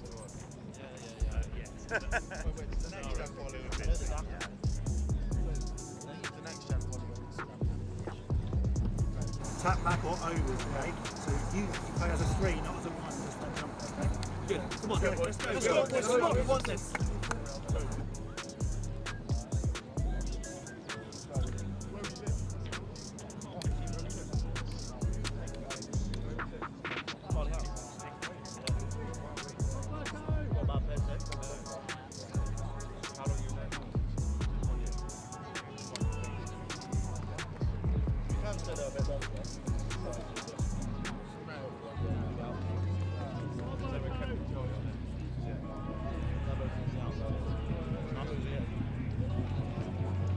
I welcome back everybody to RE1, where D-Rog has just gone for a vom over the side of the scaffold, because he and I have just seen who else is in this group with these two outstanding teams. Kirkham Grammar and Cranleigh are next on the menu for Ipswich and Berkhamsted, who are showing their range of Rugby Sevens gifts here. Pool of death, anyone? Well, this is where every try matters, isn't it? Because usually you need to win all 3 games to go through in your group, but when you've got 4 teams of this quality, there is a chance you can win 2, lose 1 with a tight score and get through. I reckon there's going to be 3 teams that on are going 2 and 1. 2 and 1. Oh. 2 and 1. Kick your conversions, boys. It's going to be close. It's gone around more than 90 degrees. Same ball. Yeah, that's not the worst shout in the world, is it? Which, thankfully, I think Socks does the working out for that, so we don't have to get the abacuses out. Abacuses? Abaci? Abaci. Abaci? Or maybe just abacus. Tadaro. Well, he really just challenges the line, doesn't he? But Berkhamsted stay disciplined. They don't engage. And Ipswich rebuild from the outskirts of the 22. A huge man hurtles through a hole. Finn Ridges almost on the rampage. Oh, sliding accuracy, still a big tackle to make, and a big boy who just about thrashes his way to the deck. Ipswich strike twice either side of the break, and it's 10 apiece. Really good try. Actually, that missed pass there, they missed Tadaro out. Simple hands would have done. I say they call it simple hands. It's never that simple, especially with the range of passing you need and the breeze picking up. But hands would have done it. Worked out well, though. The bouncing ball in Ipswich's favour. The conversion to put them ahead is not good. Do you know what? You've gone for 2s and 1s. I think draws could come into play in this pool of death as well. It's a good shout. But when it is that competitive, I mean, coaches are really good at this, and they know their squads, they know their teams, but it probably does mean that your big guns, your Tadaros, etc., probably need to play a few more minutes in the groups than they otherwise would. Are they going to have enough in the tank when it comes to the semi-finals and the finals later on? Well, Ipswich are offside there. The referee has given them an opportunity to get onside, so Berkhamsted can win this ball back. Howling restart to take, and Berkhamsted have done magnificently to keep it. Alex Mason trapped in the middle, draws a high tackle. There's been a few of those slipping up, just sort of low-level crime. Again, no sweeper.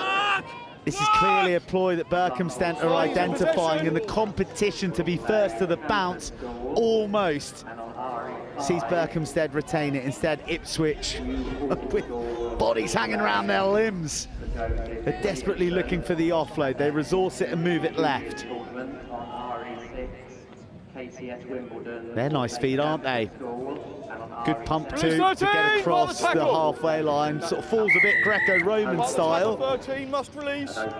No release. Back to 10. Yeah, the feet are good in close contact. You're not necessarily going to beat defenders, but you're going to make it really hard for the defenders to win the collision. Oh, they're nice hands, almost drifting through the gap. Ipswich in and behind, disorganised and bedraggled the fest. A pile driver, textbook tackling from Rory Humphreys. Flipped out the back. Berkhamsted hunting humans and winning the penalty. A mighty defensive shift. Keep retreating. Okay, he's 10 now. Berkhamsted, circumnavigating the toughest teak defence in the middle, and Freddie Stewart, super speed Stewart, races home. Goodness me, with still over 3.5 minutes remaining. The game is certainly not won, but that is not just a brilliant try, but it is reward for their defensive resolve. Yeah, absolute game breaker. He had so much to do. And there's been a little bit of back and forth, hasn't there? Half chances at either end. But what's really important about that is they've got the 7 points. The tries that Ipswich have scored, great tries as they are, they've been forced out wide. This is a suboptimal restart from Ipswich. They try and hang it up in the wind. But yeah, it's a 7-pointer really. Oh, as Ipswich are just going to go through.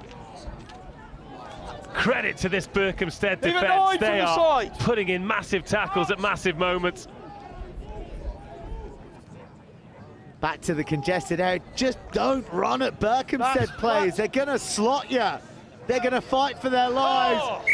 And they're going to drag you out of field if they can't drag you to the deck. It's been phenomenal defensively, hasn't it? Huge moments, and not just little scrag tackles either. Absolutely crunching, momentum-changing hits inside their own 22.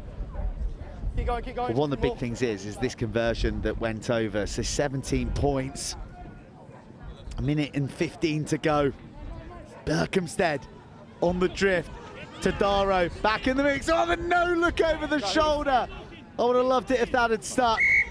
Tadaro can't gather it in. Before he kicked it, just where he kicked it, okay? Knock on the call. Oh, tense now. What do you reckon the best Ipswich can hope for is a draw here, I think? You think? 45 seconds to go. Well, we've both mentioned it now, that conversion key. Because Ipswich, the two tries have been out wide. They've not been able to punch Berkhamsted through the middle because their defence has been exemplary. Now it's their last chance to get something. Tadaro. Backdoor boogie.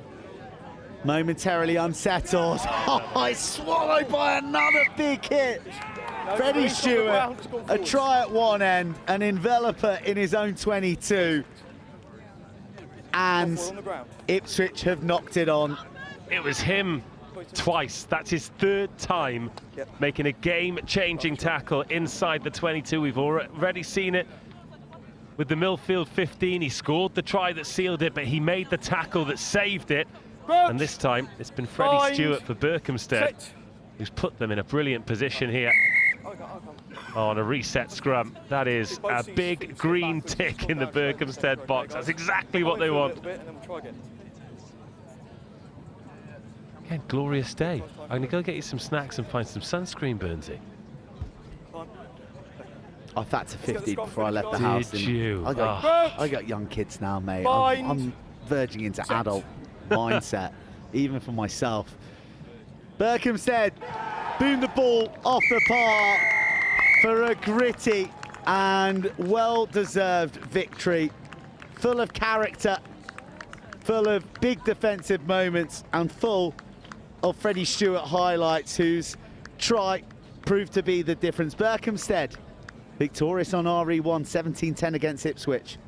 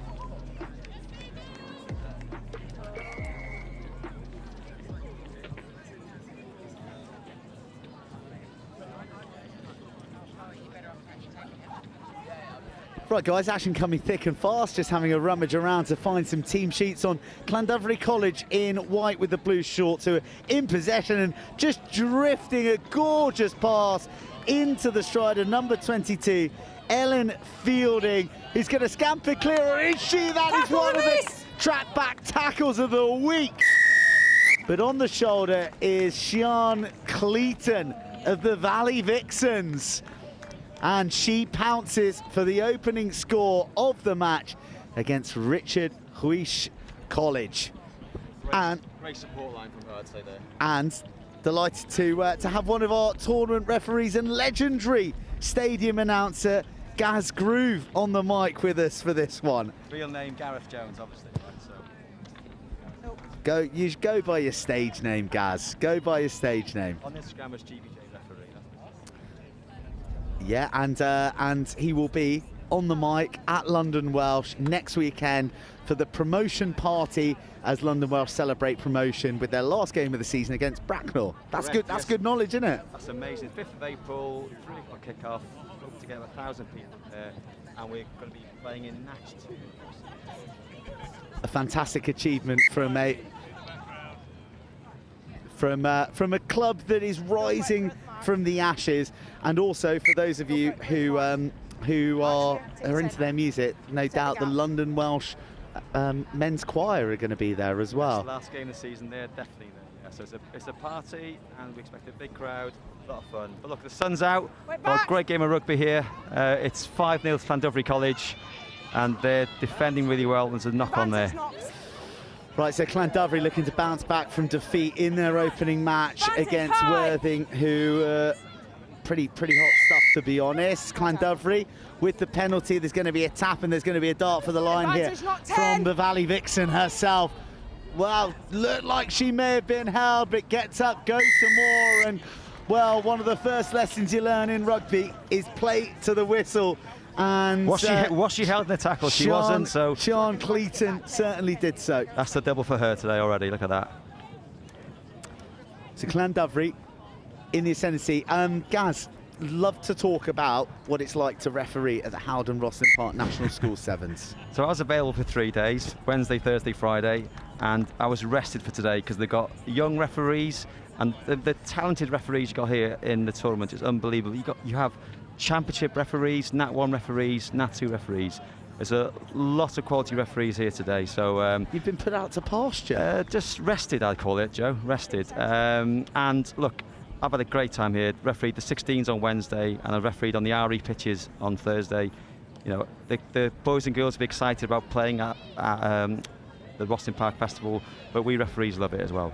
Back off, and we love you for it as well. It's a huge number of men and women on the whistle to make these games possible, and I think a great judgment as well as we watch Sian Cleaton look for her hat-trick, shovels an offload away and stays in touch. Ellen Fielding mops up the mess, she gives it to Caris Hughes. Hughes a bit more direct.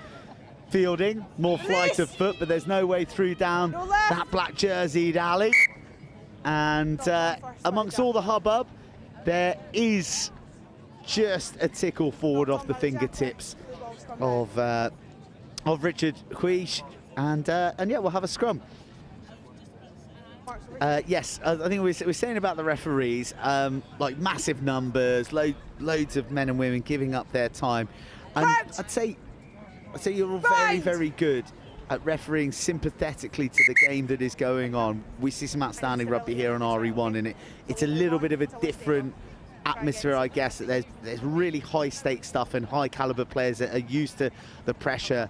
But you know, in the other pitches, the other competitions, there's a real sympathy to allow the game to flow in the right manner, and also for it to be played in the right spirit. I think you're right there, Joe. I think you have to be sympathetic to the game and ref the game as you see it, but the key thing is being consistent. Well, Yasmin Burgess-Wilkins is being anything but sympathetic to her opposition defence. Just spotted that big blind side undefended and backed her pace. So Clandary College have actually invested quite a lot into their girls programme, and as a referee who's been here 4 or 5 years, the standard of the girls rugby has increased significantly. the last 3 or 4 years. It's been great to see. Our referee Loughborough women yesterday, I thought they were, girls, sorry, they were fantastic. The pace of the game, the physicality, it's definitely got a lot better over the last 2 or 3 years.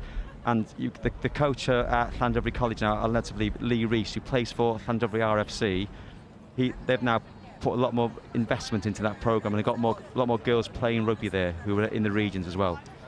And they are reaping the rewards, because Clandary College were the Under-16 Girls Cup champions earlier this week.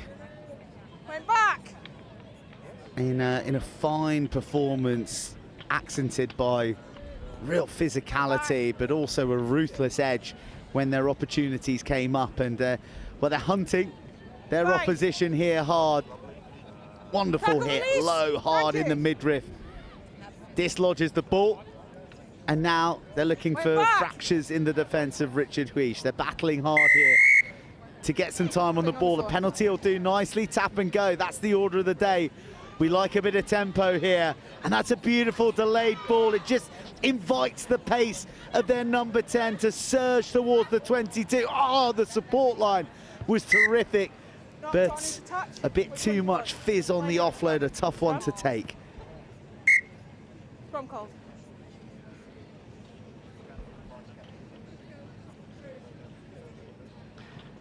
So a player who was playing for Clandary College last year started for Wales women in the front row the last week against Scotland, Maisie Davis. So that's where that's where this journey can take some of these girls. Do you know what I mean? Yeah, there's no shortage of future internationals on show, is there? And we've got more women.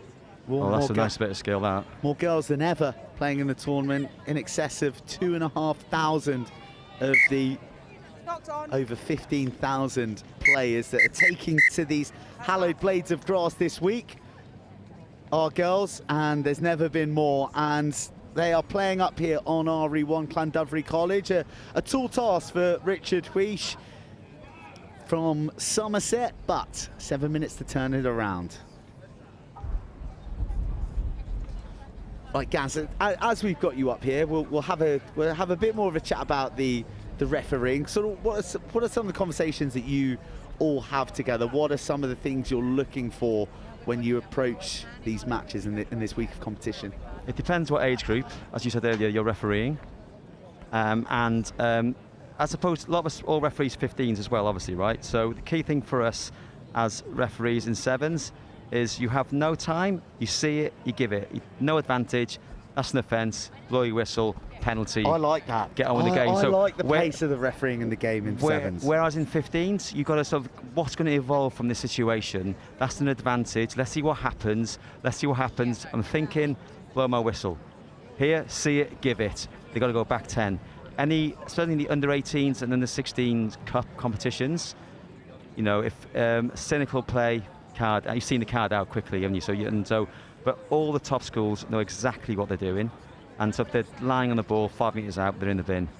You know, so and that's what the referee's got to do. You've got to get your card out and manage the game that way. And that's how they're going to be refereed when they become men as well, and when they become women. And I think that step up is key, isn't it? You know, yes, it is school rugby, but this is high caliber. It's elite, Joe. This is elite rugby. Like some of the, you know, there's under 18 internationals here. Some, you know, top schools who invest a lot of money in S&C and coaching. These schools, they all know what they're doing. You know, these girls know what they're doing. You know, Clandary College with their girls' program, so Richard Huish as well, spend a lot of money on their girls' programs, and you can see that what we see on the pitch. Yeah, and that is a sentiment that is echoed not just from weekend warriors like you and I, Gaz, but from the multitude of ex-pros who are prowling the touchlines with various crests on their stash, and also the great players of the game who are here sort of doing some sponsorship and some endorsement stuff, that they cannot get over how good these players are. And for us, it is a real privilege to call. And Richard Huish here on the showcase pitch, it'll be a lovely moment for them to get across the paint, because that's all anyone wants when they get onto this famous pitch. And they're beginning to grow into it nicely, aren't they? They need to work hard to get behind the ball, and they do so there Offload off the floor. Is this their chance to strike? Searing down the right wing. A handful of jersey isn't enough, but it is the second time. That is a great tackle and turnover. Fantastic play. Well, we have to applaud the pace, but you then are looking for a hat to take off to the tackle, and then the precision on the floor for the turnover. Clandary may just get dispossessed themselves as a heap of body drop to the deck. No, the penalties. Mark's a little bit further away than that. It should be always near where the referee is, the penalty. So she's on the mark. Millie Gearing, Wales under-18s last year. Well, let's talk about the mark. That's always a hot topic of how strict referees are on the mark. You shouldn't be strict in sevens. This is about, that's a great break, by the way, but it's basically around where it is. Let's not stop them playing. Let them go. In front by a footstep, is that all right? I think a metre is a good, meter's fine. That's a try scorer. So Yasmin's got another try there. Fantastic. She's been honing her craft, playing Wales touch, and on that topic I think that we've got an exhibition match happening today of the new RFU backed touch product T1. I think a lot of people, mine in your generation, will remember when the O2 touch, the mixed touch leagues that were taking place around the country, which is absolutely awesome in terms of getting the competitive juices flowing, keeping the fitness up, and also connecting with people, and also playing with women. Well, from a guy's perspective, you don't really get to do that, and had some great times playing O2 touch. I think T1 is going to be the next evolution of that. I hope so, because O2 have pulled out of that from the RFU perspective, because they've put the investment into the Red Roses, and they're funding that equally as they fund the men's programme. But at London Welsh we used to have O2 touch and have touch now, and it's basically all ages, both genders, all abilities, including my ability, which is zero ability. Hey mate, you're talking to a three-time Old Deer Park O2 touch winner here. Hey, not surprised. Set the goose loose, Joe, isn't it? That's what they say. There was a knock on there. I think so. We've got a scrum now to Clandary. The best thing, you used to get a token for the local pub for a free bowl of chips as well. So I hope that T1 follows in the same vein. I think there's 100 referees in action every day here, at least, and there's a lot of them who've come from, America, Spain, that sort of thing, and they're doing 5 days. That's hard work, that is. Oh, some tight calves. Some tight calves. It's been a firm, flat deck, hasn't it? We had our first rainfall for just a 15-minute blitz early this morning, and people thinking, oh no, I haven't packed for this.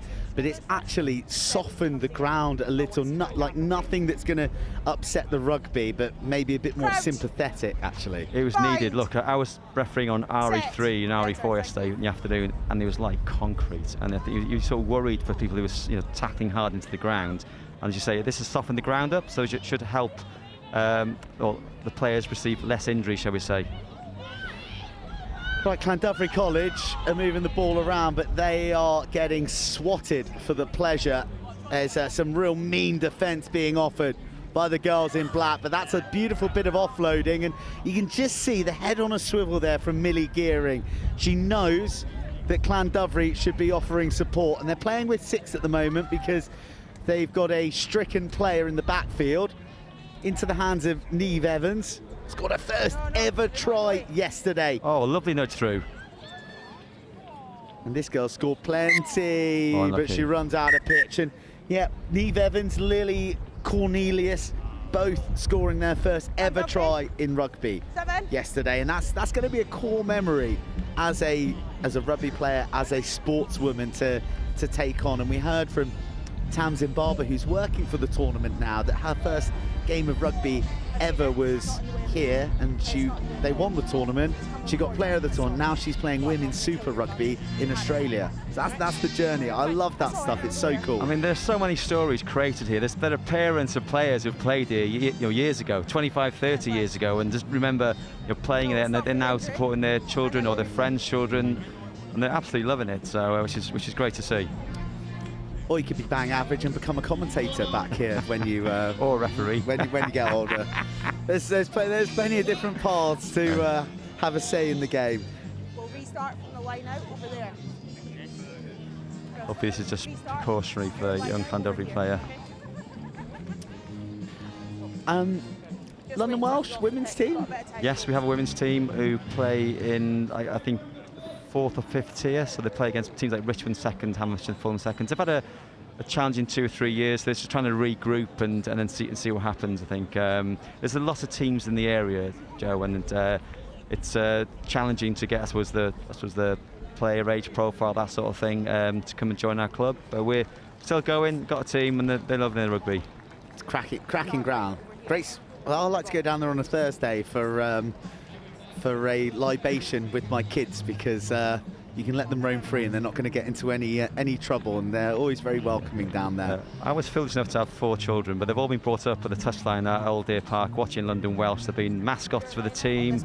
They've had a great time. You can watch a great game of community rugby there, or championship as it was when my children were younger, and you could have a couple of pints and they're running around having a great time, which is what Saturdays are for.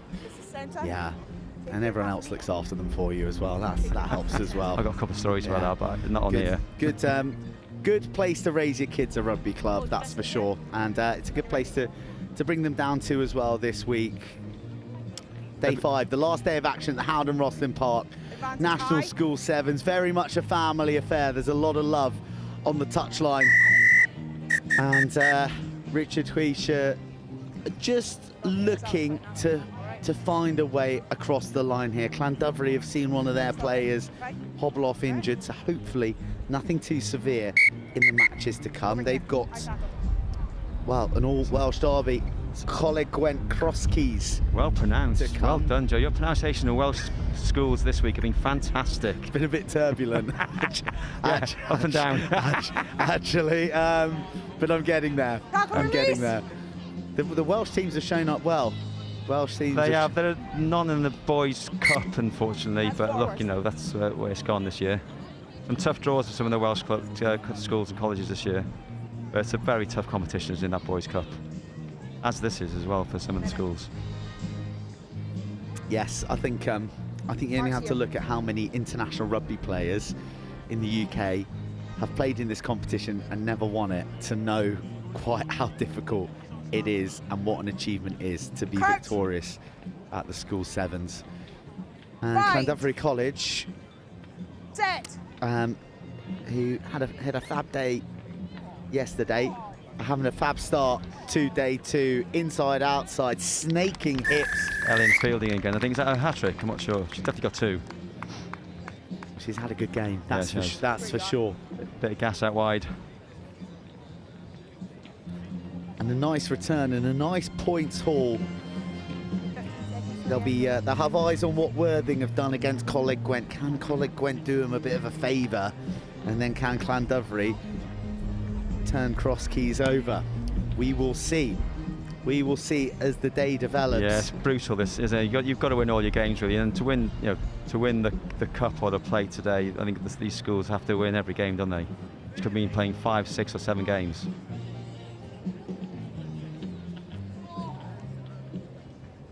Tell you what, when the sun's out here, it's not a bad place, is it, up here in the gantry? There are worse ways to spend a Friday, Gareth. Yeah, work. Yeah, I have been encouraging people to work from home, in inverted commas. It's quite difficult to work from home when you guys are on YouTube. You and Dave on here, I was watching this to you on RE1 on Monday. Well done, Clandary. We've won 27-0 there, so good solid performance. Yeah, good strong performance from Clandary College. Tenacious stuff from the girls from Taunton, but they will have to look to the next game to get some more points and maybe a cherished first win of the day in the Rosslyn Park National School Sevens.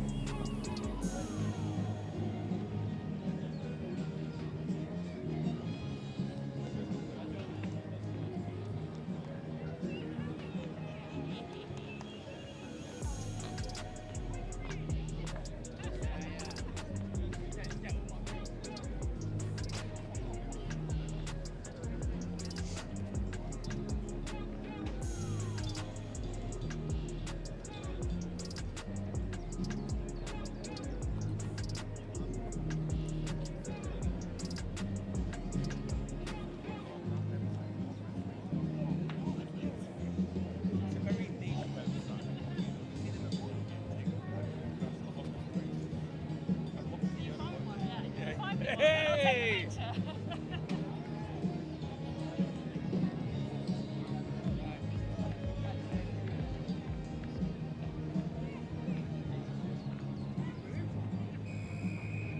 All right, guys, boys under 18s cup, and this is a biggie. Warwick in the famous blue and white hoops up against the men in black from just down the road at Hampton, and they may be 6 men in black for that knockdown.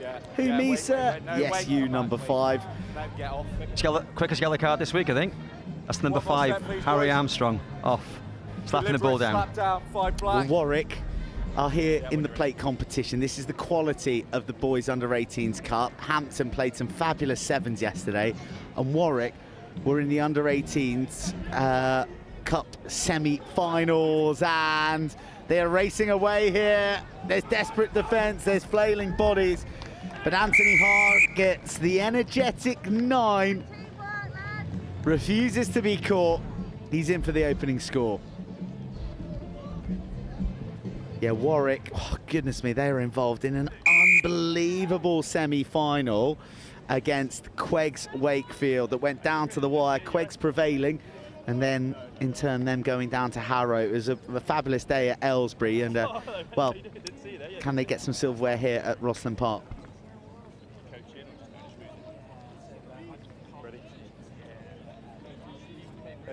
Really? I hope it doesn't go too well, because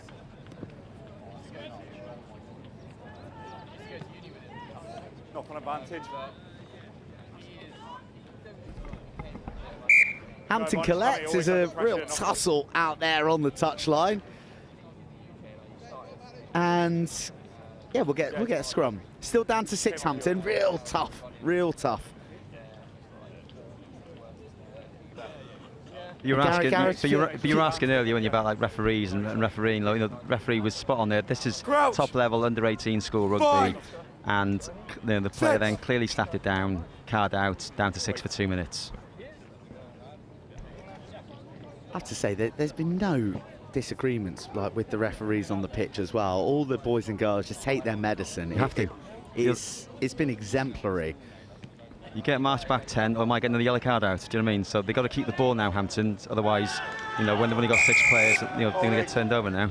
Well, they keep the ball in their hands a little bit too tightly, don't they? Holding on the floor. Yeah. That's a bit too literal, that, wasn't it? Yeah.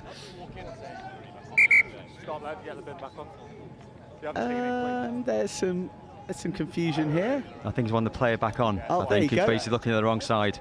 Yellow card served. I still don't understand why schools put their players behind the post, because the furthest you got to run then to join your team. I think it's in the rules. I think it's in the regs that you have to. But I think, well, this week there hasn't been consistently managed then, I don't think, unless it's just on this pitch, because on the other pitches they're on the side. Well, anyway, be that as may, they're full of beans, aren't they? That's a lovely little nudge. It's a nice little warm-up. That is a lovely nudge, and the touchline wins the race, sadly, much to the ire of who was chasing that. I think it was Josh Field, who's a Leicester Tiger under 18. He's a big rangy winger, isn't he? You're here. Yeah, where you are. Real pressure on Hampton here, and a fumble on the doorstep of the line. Must have kept that in his hand, I think. Yeah, he's done really well, actually. I mean, you know, you're so constricted, but you don't want to get into an arm wrestle that close to the touchline, because if you lose it, the consequences are deadly. Another try to Warwick, who are really taking this match by the scruff of the neck, aren't they? They're utterly dominant so far in the first sort of 2 or 3 minutes of this game. A really strong outfit. Do you know how they got on yesterday? Obviously, this is the plate they're playing, isn't it? So they must have lost 1 game, possibly yesterday. Well, they beat Gordon's. They drew with Exeter. They lost to Berkhamsted, who we've just seen in action. Yeah. Very nice side. And then they defeated Blundell's, and they took down Rebel Rugby 12-7. The boys from Colorado, Mile High City. So they've been very good value, Rebel Rugby. Good. Hopefully we're going to get to see them on the stream later. I mean, you look at all these pools now, and there's just 4 awesome teams in all of them. Like, if you would say, right, pick one, you'd say, well, No, thank you. I think they can all beat each other, and that's the beauty. So you just got to keep playing, and 2 wins and a draw could get you through to to the quarter final. So this is a strong player for Hampton, Joe Cornell with a red scrum cap on. Hampton keeping the ball alive. Still in. Wait. Got one of their old boys, Andy Beattie, the former Bath back row, at the helm these days. Took over from Sean Thompson, who's now at Seaford, and it's just not clicking, is it, for them at the moment? Bit of dissent in the ranks there, not happy with each other. Lads, you need to focus on your game and forget it. Okay.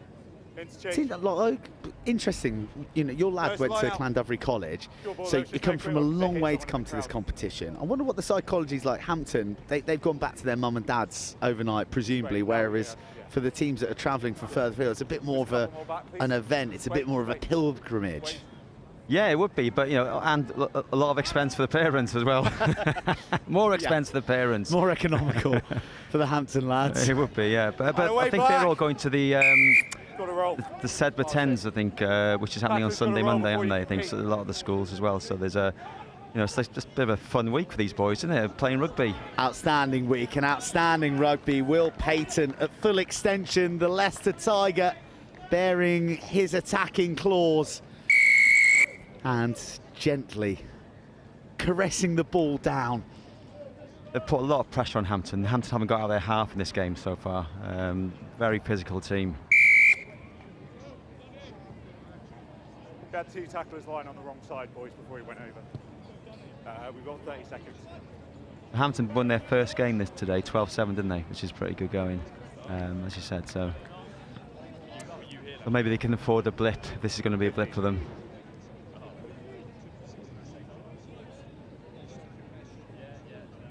It's the school where Louis Liner went to, isn't it? Do you know what I mean? And London Welsh's finest, Seb Jewell. It is, and Jamie Benson as well. Jamie Benson. Oh, did you see that last weekend? Yeah, his performance. He's here on the touchline as well. He's here on the touchline. Yeah, so there's some real quality that's come out of Hampton, and they're going to have to muster that or summon it from within themselves in the second half, because they're second best by a distance at the moment, 19-0 to Warwick School.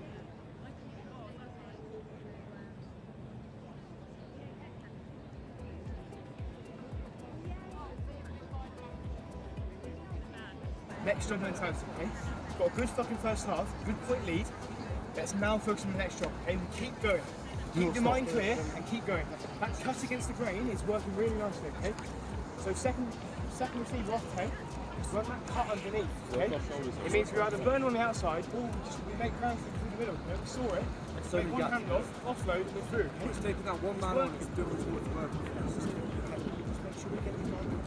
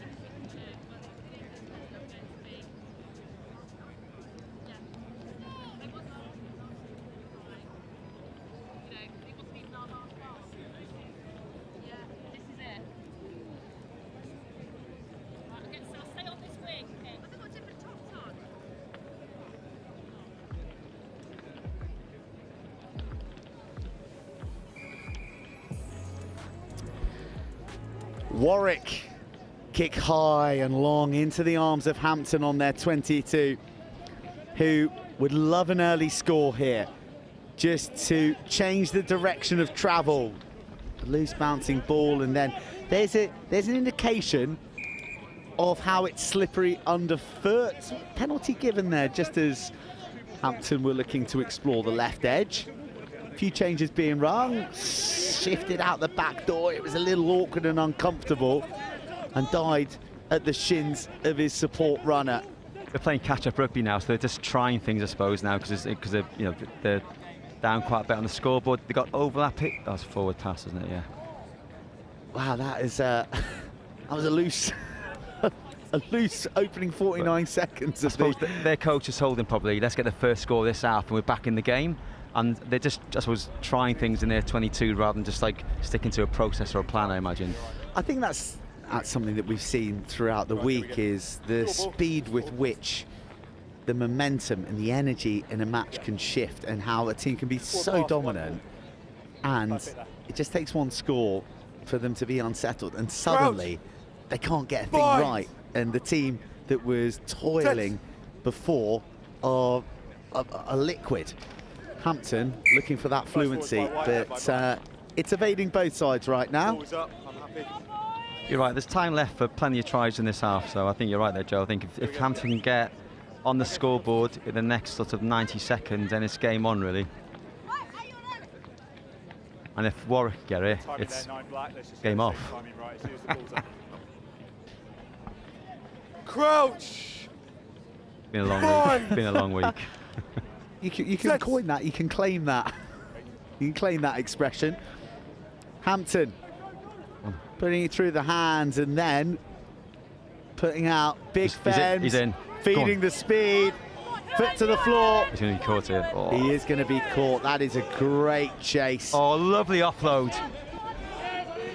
Well, it needed a game-breaking moment for Hampton.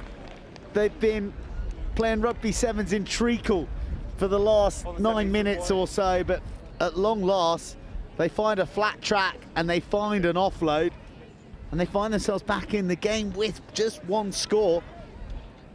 Now, all their kicks could be material now. He needs to get this, and he hasn't got it, unfortunately. So, nice strike. Yeah, it was a lovely strike. Just needs a bit more focus to get that over.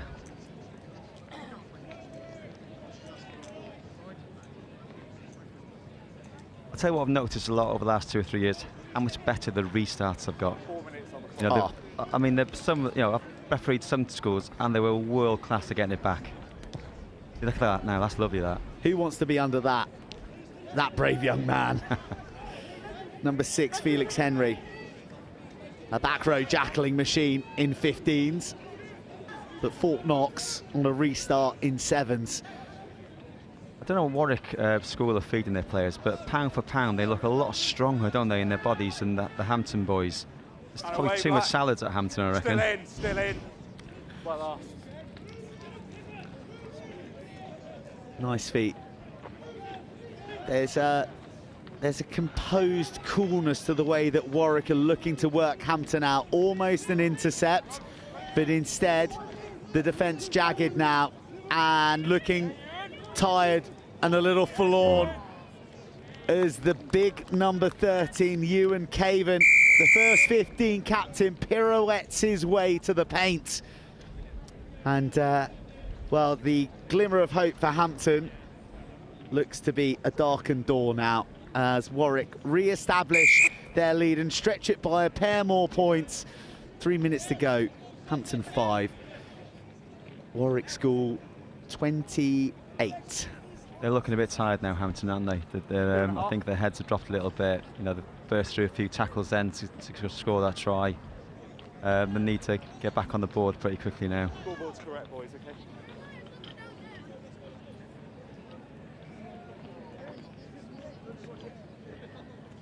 Timing. You commentating tomorrow, Joe, or is it a family day for you? I'm commentating on Portugal women versus Spain women in the Women's Rugby Europe Championship tomorrow. What time's your flight? Well, spoiler alert, the commentary will be coming from just up the road from your club, from my office. Lovely stuff. A remote commentary. I dread to lift the curtain on the magic of commentary, but a lot of commentaries are done remotely these days. And yes, sadly, I won't be hopping on a flight to Lisbon, which would be lovely, actually. You boys, you boys have done, you and Dave, 5 days here, you know, 8-hour shift. Wait, that? wait. Yeah, they're pretty long stretches. Well, D-Rog will be commentating Ospreys v Scarlets in the URC tomorrow. So that's a nice one for him. Lovely hands. Oh, that's beautiful hands, isn't it? Oh, how on earth did he squeeze that away? Miraculous, but deft to a T. The number 10, Tom Jennings, who's been involved with Coventry Academy. Jotted down on my notes here, silky player and living up to the billing. He did well not to pass that forward then when he came out of his hand. Did really well. Tell you what, they play some nice rugby at Coventry in the Championship. Alex Ray has got that club purring, and big crowds as well. Very big crowds. Yeah, like 3,000 there, don't they? It's great. It's a great league. I've always loved that league, I must admit. It should be celebrated more, Championship rugby. I think I might go and watch London Scottish tomorrow, because there's no game for London Welsh. I'm not refereeing, because there's not many games out in community rugby this weekend. So I go and watch London Scottish play, I think. Why not? I think playing Doncaster, I believe. Doncaster just beat Ealing. Just did the double over them in the league, actually. Lot of young lads who would have played on these pitches playing for Donny. And if you ever get to go to Donny, you have to have the cow pie. The cow pie is unbelievable. Oh, lovely soft hands out. Hampton. A shame we haven't got a team sheet for Hampton, because these boys deserve a bit of a name drop with like silky hands like that. Yeah, they're looking for a late burst. Here's Harry Armstrong. I know this fella because he's a London Welsh boy. And just offers the ball off the deck. Quick recycle. That's what you want. You want lightning quick ball so that defences can't resettle, especially if they're as big as Warwick's.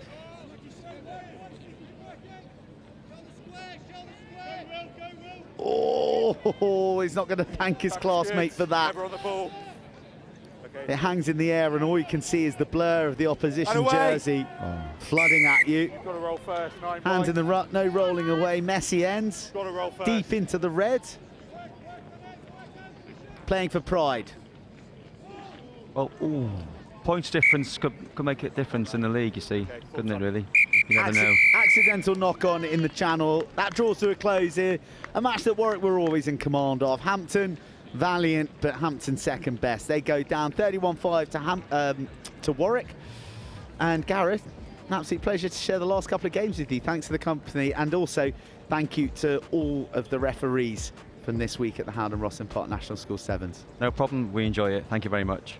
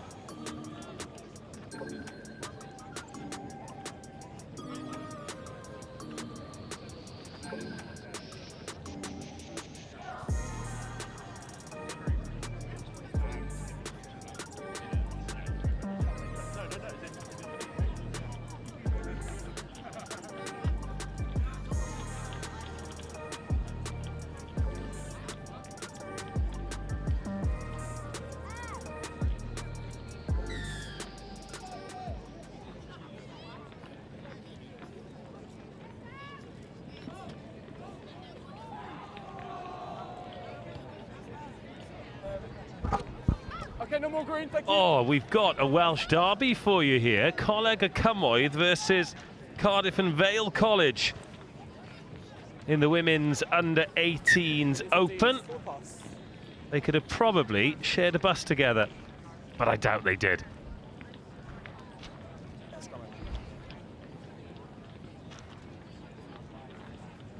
This is the Girls Under-18 Open Championship, largely under-18s. on pitch RE1 today. Bind. Scrabbling around for some team sheets. I've got Cardiff and Vale College Cavac, they're known as. Got under 18s in the boys and girls. Oh, that is a lovely looping pass. Didn't quite put the hammer down and back the pace though. That is because there is space all over the pitch, and this is a brilliant effort for a brilliant score. Oh, it's all well and good seeing the space, but then finding it is something completely different. Fantastic opening score by a colleague, Camoy. And they take a 5-0 lead.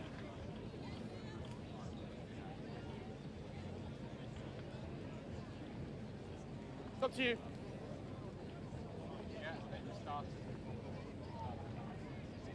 But you have got 15 seconds. But you was perfect.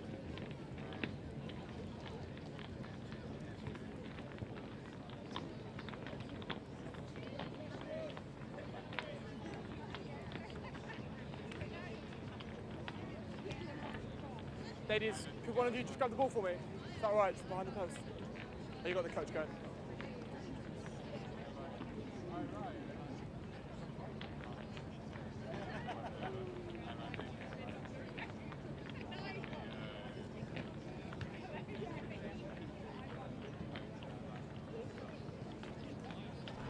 Abby Thomas with the opening try, and what a try it was as well. Yeah, when you're ready.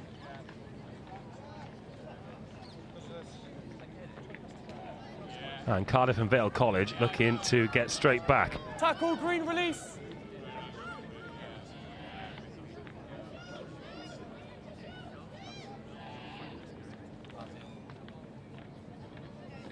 First time on the ball here for Cardiff and Vale College. All ripped by their neighbours. We've got that early Abby Thomas score. Wasn't converted to 5-0. On the first look at the set scrum.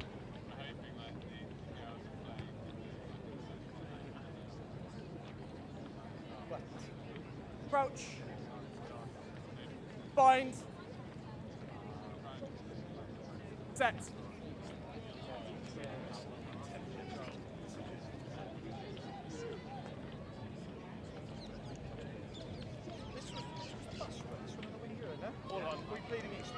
Oh, kick and chase and waiting for the bounce, and it just beats colleague Camoy. That's a decent chase back. And the ball breaks for us to settle in again. Interesting contest this, just the one score in it early on. First player. Blue, leave it now. 5, leave it. Thank you. In this one, Backwards. 4 minutes of the opening 7-minute half. Colleague Camoy. Ooh, Abby Thomas getting the opening score, and they're going for it again here. Suggestion of a forward pass. Referee says no. Cardiff and Vale College struggling to deal with this offloading game for colleague Camoy.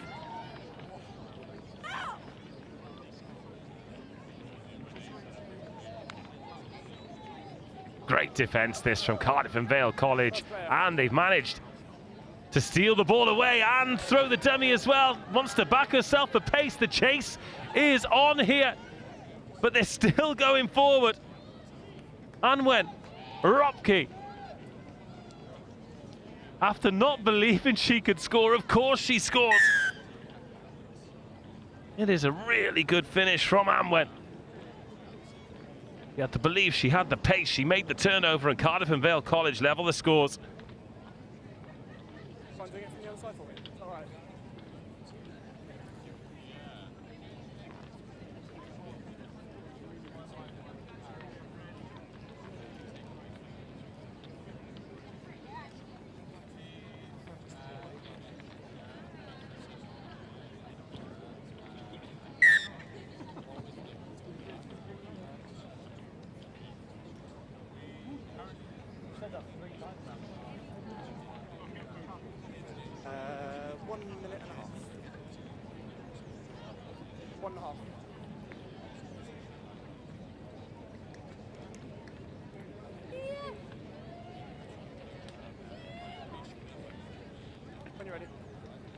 All right, Capital Derby, loved that restart as well. Drilled it low, but a lovely pick up off the toes and a collision that Freya Inkpen gets the shoulder into.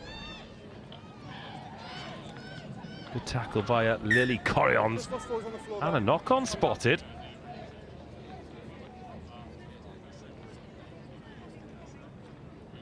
Plenty of these players involved with Cardiff Regional age grade and the PDC East squad as well. Lots of opportunities for young players. Crouch. Hopefully as they go through the ages, earn the right to play in the Celtic Challenge. And ultimately, put on the red jersey of Wales, who go again in the Women's Six Nations this weekend. Little snipe straight from the base here, and they're going to go all the way. Cardiff and Vale College striking through Emma Lloyd. And a track and field athlete, and you can see there she's got the pace across the turf. And 2 unanswered tries, and after a good start from Cranleigh Camoy as we approach half-time. Cardiff and Vale College, who will lead, and the important conversion as well. That makes it a 2-score difference. 14-5 at the break.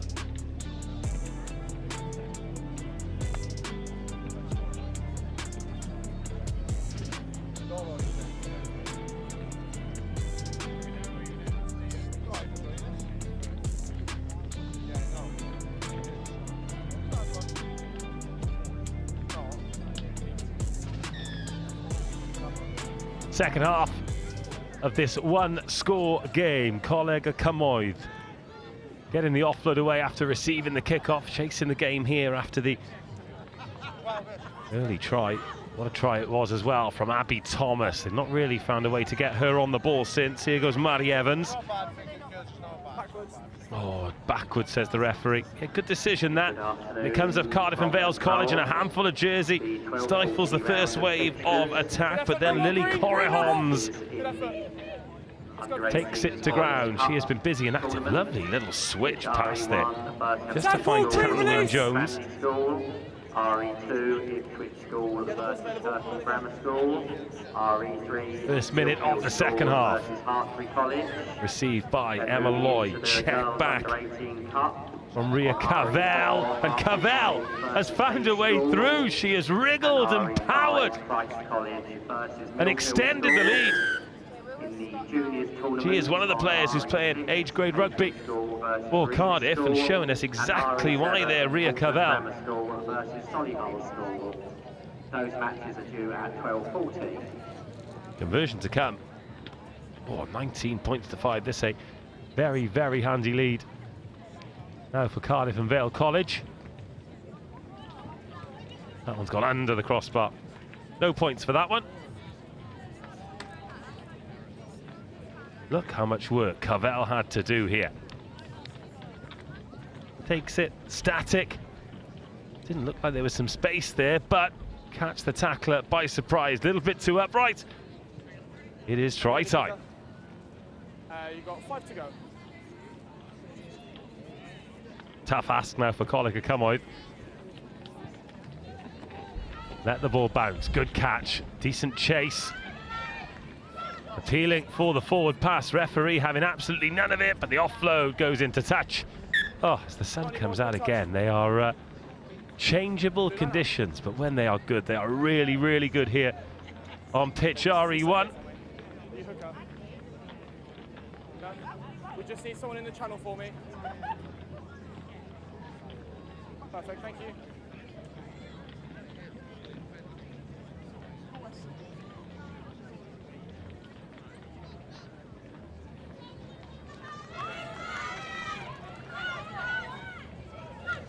Now, Colac Camoy need a score. Playing the 9. Tackling without the ball. Playing the 9.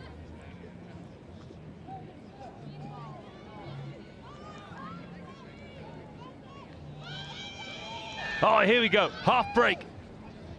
First time they've been in behind. And this fast pitch, one more pass could do it, or the dummy might do it too. Oh, just didn't quite work out for Livy Kurapatwa. And the opportunity goes, 19-5 still. But signs of life here for Colac Camoy, and still time on the clock as well. Coming up to 3.5 minutes, the halfway point. But we've seen crazy things happen in this amount of time here at the National School Sevens. Howden. Crouch. Rosslyn Park. Bind. Again, beautiful vista on this last day. Rugby as far as the eye can see, and a little bit further as well. Big challenge at scrum time. Oh, direct, to say the least. Stay on green. That carry sets up the chance to exit for Cardiff and Vale College. A little fumble of the ball. Livy Kurapatwa can turn it on defensively, and now Cardiff and Vale College can turn it on offensively. This would be a magnificent score. The chase is good. The chase is still going. The chase runs out of steam. And a fine score.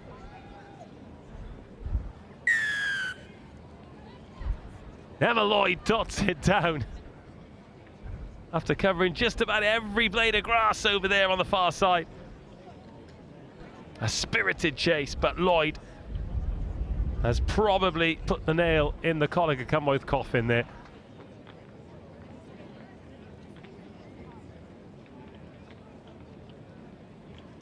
Well, she's got her breath back and drained the conversion as well. Emma Lloyd is a real handful. That track and field background standing her in great stead You've got just for this game. Sorry,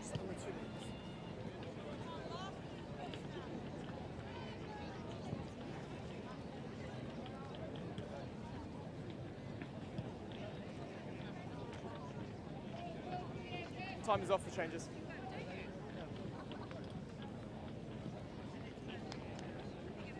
Thank you. Time back on when you're ready.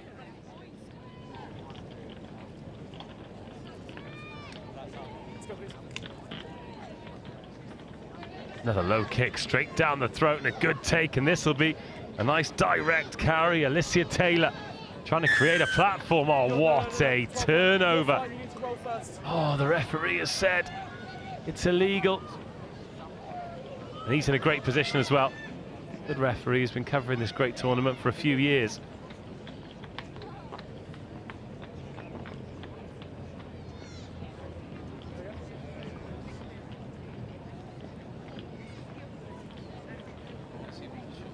There's you, Green.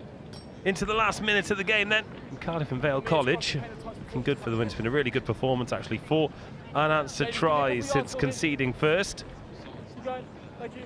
Time absolutely flying by too. We're back into the boys under 18s cup next, into Group B, the group of death.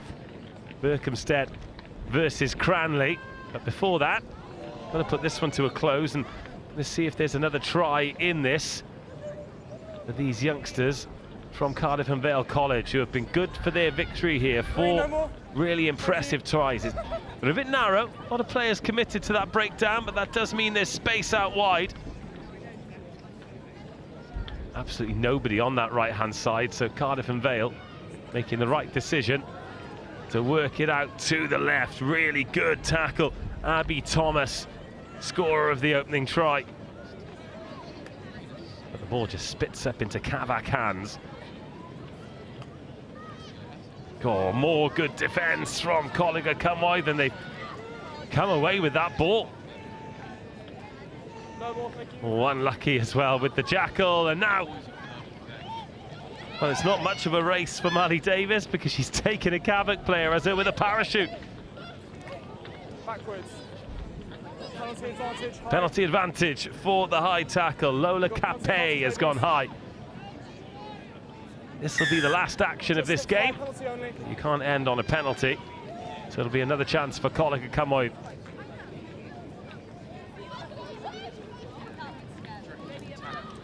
Amelia Balfrey wriggles out of the tackle and stretches over to score. It will be Colleague Camoy bookmarking this game with tries at Cardiff and Vale College, providing the 4-try meat in the sandwich to pick up an excellent victory and to take some bragging rights for the Welsh teams here on pitch RE1.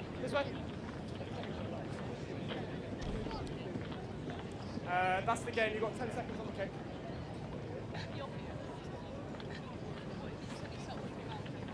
The final act will be this conversion. It'll go through the post, but not over the crossbar.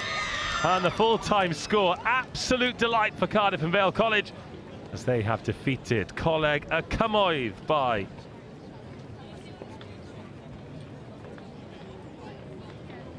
26 points to 10.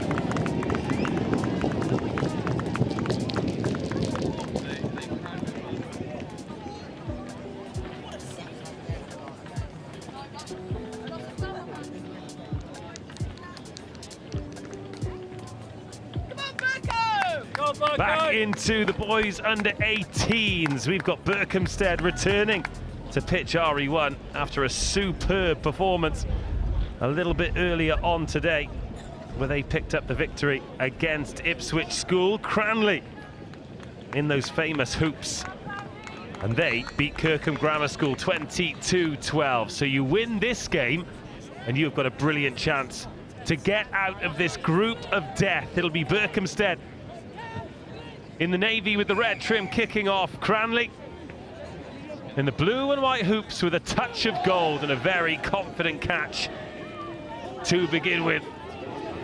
Those gold numbers, Henry Pryor getting on his bike, having taken that kickoff initially long and rangy, and some immediate pace on the game. Berkhamsted was so rugged and dogged in defence, but they've slipped off a tackle there It's Alex Washington, part of the plate-winning team in 2023. Washington whipped out. They're already working it from right to left, using every blade, but a few too many blades. And that defensive effort applauded by the Berkhamsted boys. Cranleigh Fats making a racket over there, banging on the boards. The atmosphere sensational. And that little bit of extra noise just adds a little bit of extra energy as well. That's a nice line-out ball taken off the top by Nye Lewis. And with no sweeper in behind, there's a 50-50 ball here, and well taken over the shoulder under pressure from Nye Lewis. And then the long presentation, Berkhamsted making a mess of the breakdown, and they can come away with it. They've opted for the kick again. Calling on the chasers to give it some. Logan Parry-Kilby's there, but now half a break. Tommy Treadwell snuffs out the threat for now. Now Cranleigh, all about trying to get in behind, trying to create the opportunity. Not now, Blue. Berkhamsted, they're a dangerous team. They're not the quickest team, but they play with such nous. And they make these kinds of tackles. They find a way, but a nice release and a pick-up, and Henry Pryor. An early thorn in the side of Berkhamsted. Release! No. As Cranleigh make their way into the Berkhamsted half for the first time in the match. Coming up to 2 minutes.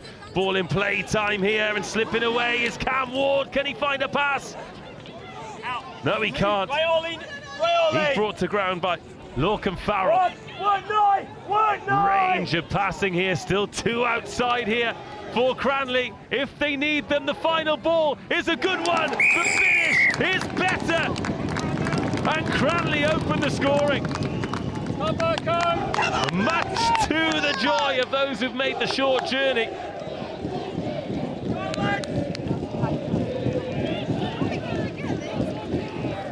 Oh, let him sing. Sounds good, doesn't it?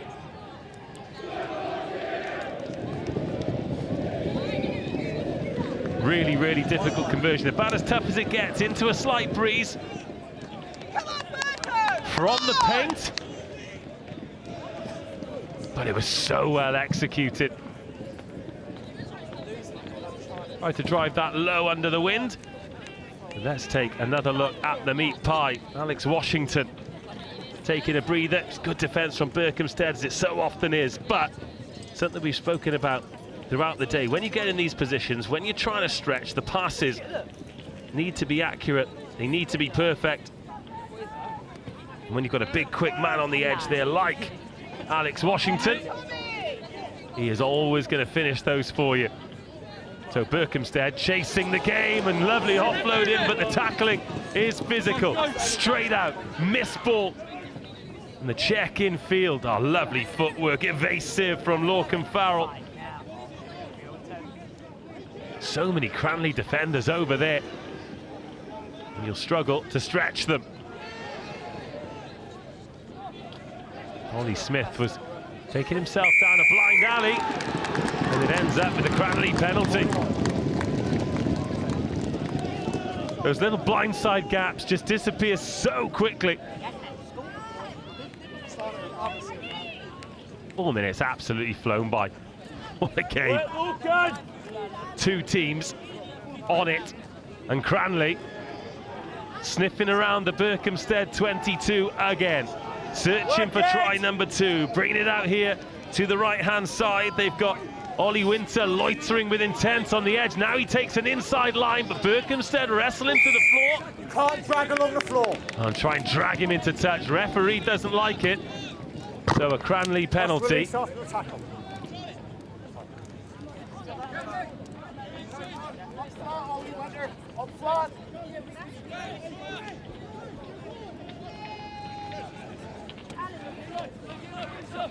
Another big effort from big Alex Washington leads to a big score.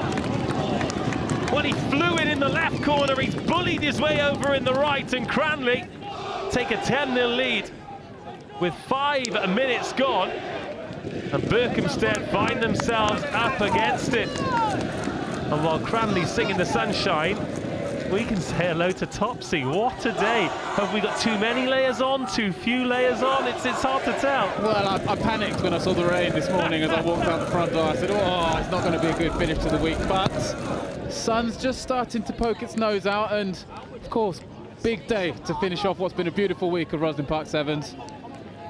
Looking forward to it. Isn't it, Jess? Well, you've arrived just in time for this one. You've missed a couple of tries. Cranleigh have arrived with a vengeance. This is a mega competitive group as well. And Berkhamsted, they've had a great win here on RE1 already.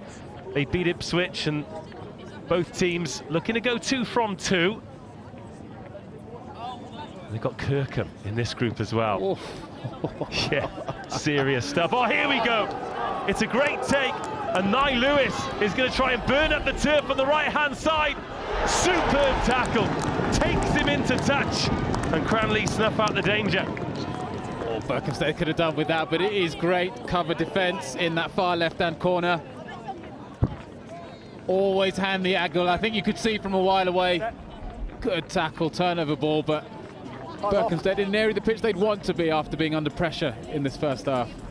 What do you do there, though, if you're Nye Lewis? You've got to back yourself, yeah, you do. You've got to go. You've got to go. The only other thing, if you kind of feel that the defender is probably going to get you on the angle, you could maybe drop it on the toe. Oh, but he's committed to going all out, so that would be the add-on, the extra layer to that skill. We've seen some great tries from kicks, and one of them from Berkhamsted, actually. Little delicate grubber inside their own 22 that ends up in a 90-metre screamer. And Cranleigh recover well from that maul. Don't want to turn the ball over there. Berkhamsted just imposing themselves as they did against Ipswich. Now Cranleigh from inside their own 22. Every time they're on the ball is venomous. We love that offload. And up to halfway they go. Side number They've got a big group of supporters over there on the far side as well. I think it's end of term, so they've started the social early. Good for them. Where in the world would you rather be than on the Friday of the National School Sevens here at Rosslyn Park? Extra roll. Second roll when the tackler is there. That'll be penalised. In the last act of the half, if Cranleigh can get another score here, they will be in great shape. Some tackle. Oh, nearly. A little gamble there from Logan Parry Kilby. And that'll take us through to half-time. Berkhamsted 0, Cranleigh 10.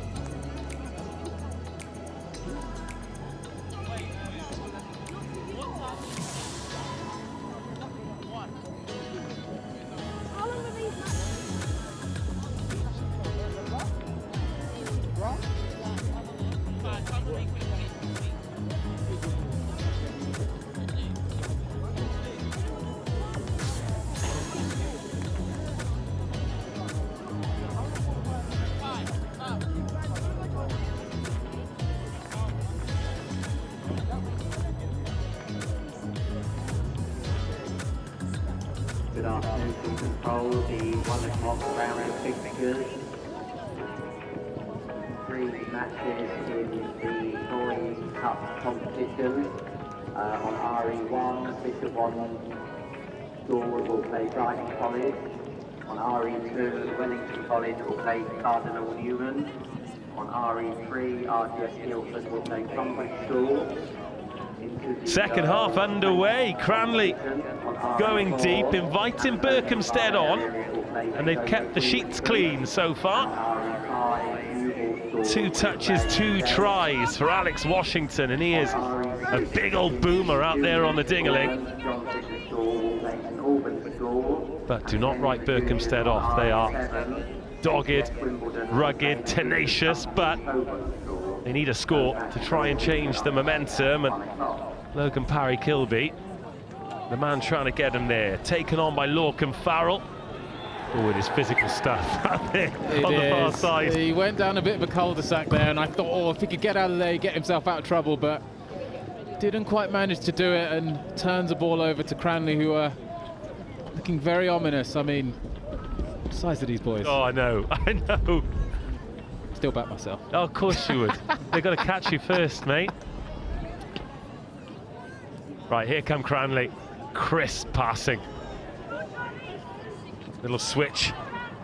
Big Jack Kemp back inside. Another tasty collision, and half a gap looks like it could open for Ollie Faulkner, but the door soon closed. Cranleigh again taking on 2 tacklers. Another direct carry. It's quick ball to Berkhamsted. Could be stretched here. Check inside, and now a foot race. Beautiful balance, and the ball is loose but backwards, and this could work out nicely for Cranleigh. Oh, but there's a hand over it, then it has been pinched. Berkhamsted cannot protect the ball, but now is it on? Can they sweep the length of the field? Cranleigh have somehow got some numbers back, but a turn of pace, a desperate ankle tap, unbelievable, stops the momentum. But Logan Parry-Kilby still on the ball. And then an interception thrown. Everyone is absolutely empty. Oh, what a passage of play, exhausting. Parry-Kilby's probably got away with a high shot there on the way down. But Cranleigh now on the ball. Berkhamsted, they've got a sweeper deep here. Tommy Treadwell is going to be called into action. Misses the tackle. Too powerful. And Cranleigh can pull away. Well, it's a great finish, a great try. He's gingerly got back to his feet. There are some raging lungs out there. Everyone gasping for air. Lung-busting stuff. What a difference a tap tackle can make. Oh. You think Berkhamsted are going to score at one end. Tap tackle allows the defence to get reorganised. They then get the interception, move the ball to width. Funny enough, I spoke to the Berkhamsted coaches about their defensive system, swapping from 7 up to 6v1, and when you might do it and might not. Good attempt, but just can't quite stick the tackle, and Cranleigh extend that lead. Well, it's Alex Washington, who has now got a hat-trick in this game. Burnsy will be over the moon to find out he's going to Exeter University to play Buck Super Rugby next season. Secret recruiter doing his job. Well played, well played. Leeds green, that boy. But another great finish, and he is big and quick, and that is usually a great combo, whether it's 7s or 15s. Another loose ball here, and Berkhamsted, marmalised in the 22. And unless something drastically changes, this is going to be 2 wins from 2 in this group of death, or is it really on here? Rory Humphreys. The chase is unbelievable. Needs to find some extra gas here, Humphreys. He's got enough. Big score. Now needs to turn around, take the conversion quickly. Why isn't this ball in the air? Send it. Good. Okay, 7 points on the board. They need 2 scores. They've got 2 minutes. It's doable, and they needed a bit of magic. Looked like they got themselves in trouble again, but 2 passes to the left-hand edge. And just gas, all-out gas, even with the chasers coming. It's good rugby, this, isn't it? It is. Good game, good game. I think, you know, you guys here on RE1, some of us are on W&A, you know. You can come see us if you want, but you're in for a treat for the rest of today. Interesting. They've gone long with the restart there. Not made it competitive. Oh, it's a nice inside ball. Takes out a couple of defenders. Oh, here's your clear out. Referee doesn't like it, and I'm not surprised. He's off his feet. Stop. Can't reward you if you're pushing. Guys, put it on the floor. Heads up! Holding on. Clear out was good. He's gone for the holding on. I did wonder. The clear out was good. Clear it was something else. Yeah. It was a really heavy bloke smashing another really heavy bloke. Right, now it's Cranleigh's turn. If they can defend these phases here, then the clock will be on their side, the scoreboard will be on their side. Berkhamsted don't just need to score, they need to score with time for a restart and win the ball back. Oh, is there a little knock on there? Yes, that'll suit Cranleigh. Oh, wow. Oh, penalty. Cranleigh player there, far side, pushing one of the Berkhamsted boys, and the referee not having any of it, so they've still got a chance. Well, the clock keeps ticking. Nudge in behind. It is now or never. This needs to bounce. They need to win the race. Well played, but well wrestled. It is physical stuff. Let's go, boys, let's go! Over the line. Yeah, Cranleigh, bit of gamesmanship here. They're in no rush whatsoever. And this is what it comes down to, you know, keep checking with the referee. What's the score? How long's left on the clock? Take your time. Probably pump this nice and long, knowing that Berkhamsted need to score twice. Chop, chop. We want more action. Have a look, sir! Oh, straight out. Okay. Let's go! Come on, Berko! Come on, boys! Need a bit of urgency here. To Berkhamsted. Remember, our clock is not official, but it's pretty close. We say 10 seconds to go. 2 tackles should do it for Cranleigh, but points difference might come into it. So another score, regardless if it's a win or a loss, could be big here for Berkhamsted. Try and release Freddie Stewart. He scored a screamer against Ipswich in the first game. Get the ball away.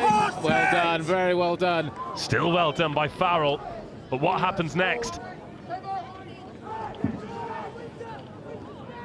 Oh, there's a snipe. But the gap is closed. The offload is good. The try is scored. Oh, Smith gives Berkhamsted a lifeline. Will there be time to restart?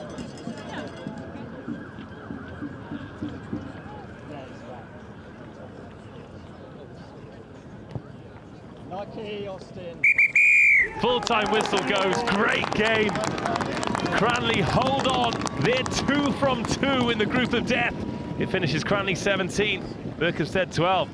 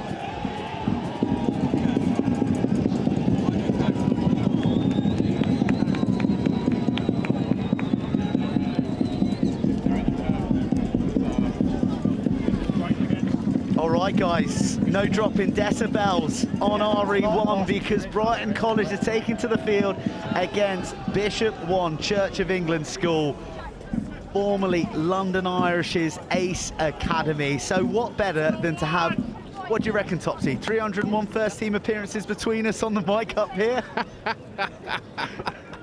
Appreciate your kind words. Hey, it's never too late, you know, the Phoenix is rising, so I've heard. So. Yeah, they may need a 40-year-old back row who was never any good when he has half those years on the clock. But this is a big game. Brighton College, who've come so close across so many years, but been denied one of the epic finals a couple of years back in the mud and the sludge against Harrow, against Bishop 1, who've taken down Wellington in their opener. Brighton accounted for Cardinal Newman, Sussex, so this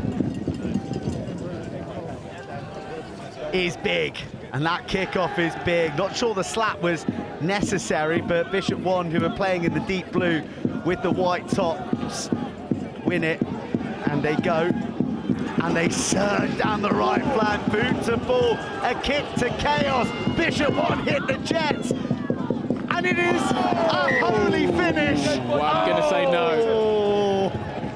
Nearly incredible, but definitely a bit of separation between hand and ball. But what a start this would have been, what a finish this would have been. High bounce, oh, ball just over the line. But they don't have to wait long for the opening points of the match. Bishop 1 strike. Smart play. All happened so quickly, you blinked, you probably missed what happened, but Brighton looking to set up for the 22 dropout, getting their detail wrong. Bishop 1 profiting, maximum points with the 7 as well.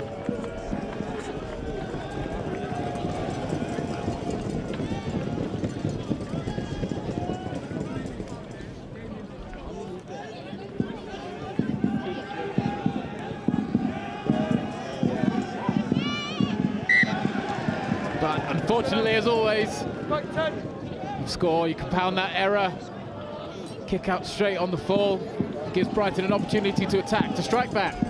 Here we go, Brighton on the ball in the hands of their number 6, Ben Saunders, the captain. Channels the ball back towards the open field. Alex Stubbs, the distributor in the midfield, and the hands are slick. The hands are super slick and the feet are super speedy.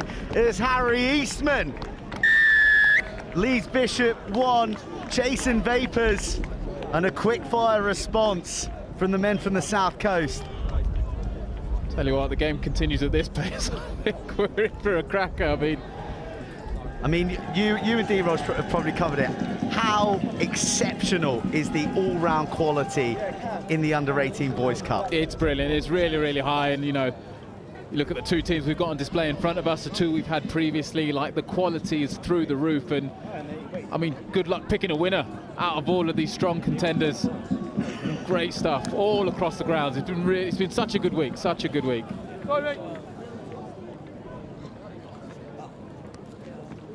Bishop 1 can count Gerald Gorlaku and Finn Connison amongst their ranks, who going to be fully fledged Harlequin Senior Academy players as of next season. Oh, and I tell you what, there's ballers left, right and centre, isn't there? Beautiful hands as it zipped out by Finn Keelaker. Now Patience in retreat. Brighton looking to shut down the options. Bouncing feet from Albert Mildenhall. Gets trapped, almost isolated. It's really interesting, this cat and mouse, isn't it? Brighton 6 up with 1 sweeper. So the onus is on Bishop 1 to kind of move them left and right, find someone who's over chasing or not working as hard on the inside defence, keeping the ball alive well. So as much as it sounds like Brighton have the home support, Bishop 1 doing some really good work with the ball in hand. Oh, that's exceptional off the floor, just picking the Brighton lock.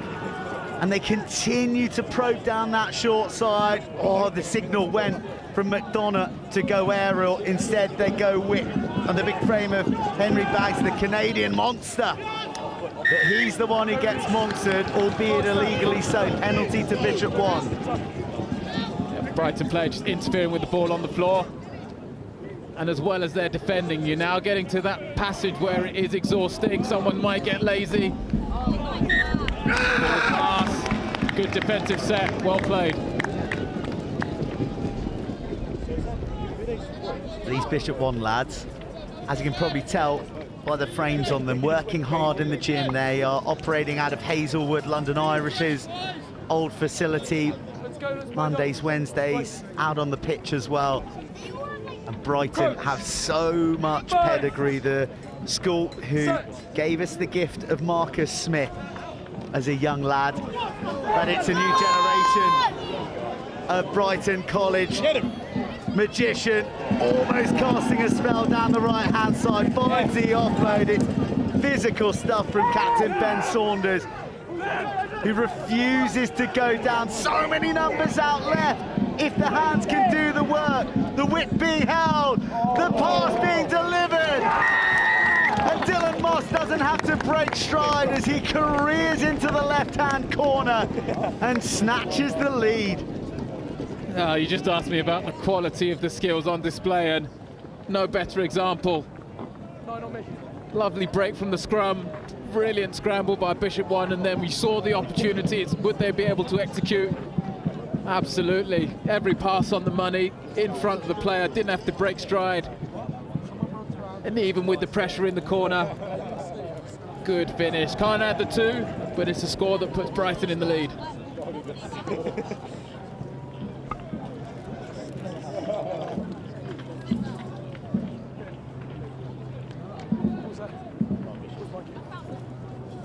I can tell you that the score is indeed 10-7. It's displaying 12-7 in the ground, and I hope that that gets clarified, because this feels like it could be a 2-point game come the conclusion.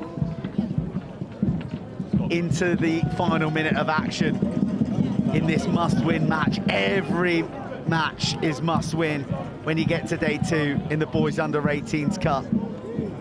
The swagger to the passing of Bishop Wand. That takes confidence, doesn't it? Just to slam the anchors down. Pop back in reverse, but not sure that everyone was on the same wavelength for that kick. They've given away possession needlessly, and now Brighton are the ones who are forcing things a little sloppily.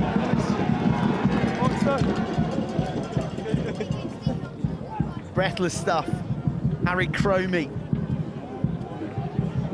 picks out Joe Clark, one of the big men in the middle. There's a lot of variety to the attacking weapons that Bishop One possessed. Dan Hislop sees the ball go out from the challenge. The offload was on for a moment. Hislop distributes. Bishop One, they don't mind going back into heavy traffic, do they? And they managed to squeeze the offload. They're a man down out wide. Oh my goodness! Wizardly feet. And Bishop One into the right-hand corner. Some finish, eh? Definition of a hot stepper. One-on-one on the outside, feints to go in, then goes out. Lovely score, and you're right about Bishop One. They're very happy to go direct, go up the middle, but what's crucial is the ball doesn't die, so they're always offloading it, the ball's always being moved. Makes it incredibly difficult for a defender, especially in sevens. There's no ruck, you can't attack the ball. Bishop One with the score, kick to come to take the lead. No, sorry. I've been done by the scoreboard as well, thinking it's... No dice on the additional double, but let's have a look at these feet again. They squeeze it out to the right. There was so much to do, and he's left 2 Brighton defenders clutching at mere memories of the man that was once there. Unreal feat from Finn Keylock, and Bishop One have a slender 2-point lead at the break.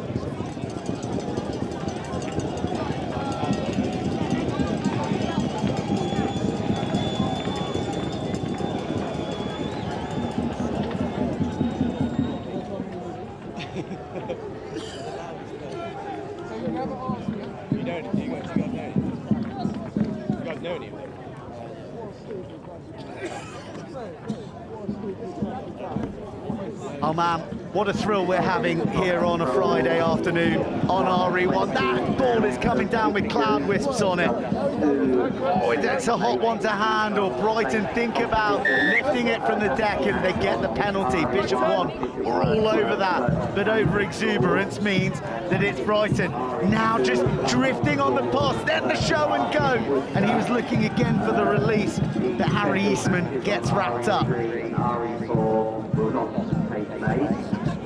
Dylan Bettle takes it to the line, has Alex Stubbs, who's so busy and willing to get on the ball. Oh, cut in half. Riley Marshall, where's one to the midriff?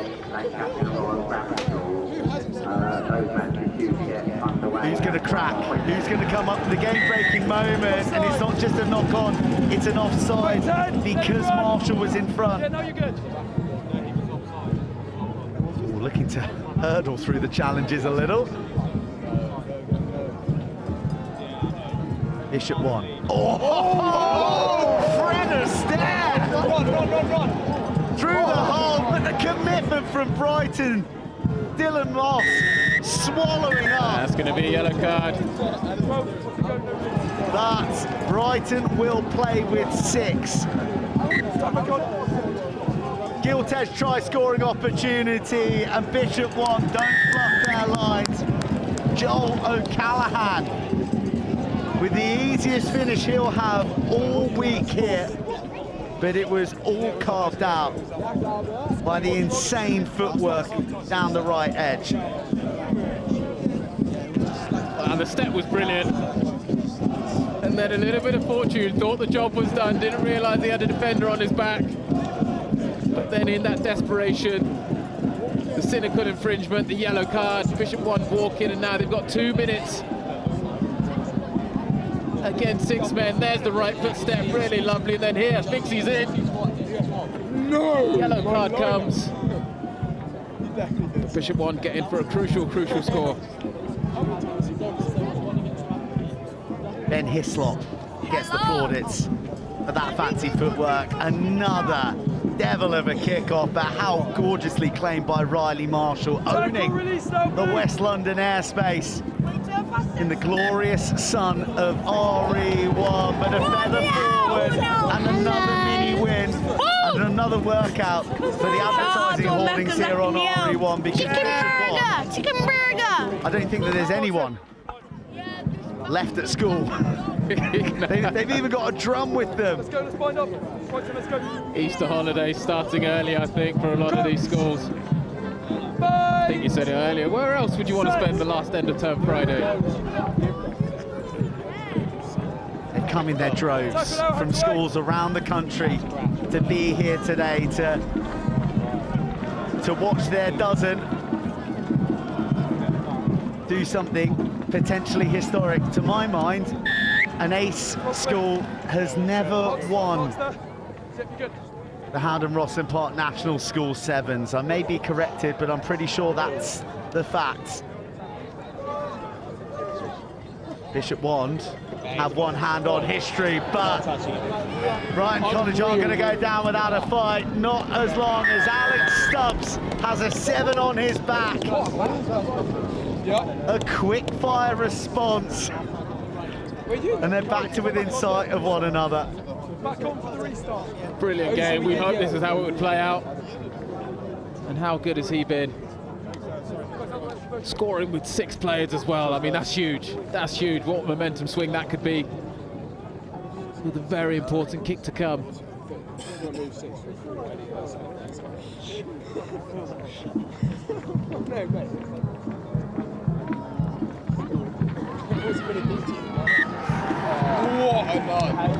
A levelling drop goal too means there is not a point between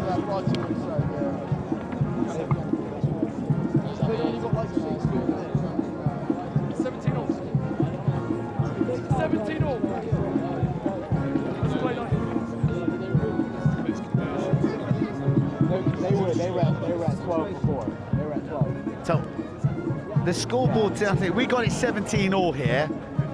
The conversion clearly going underneath the crossbar from one of the early tries.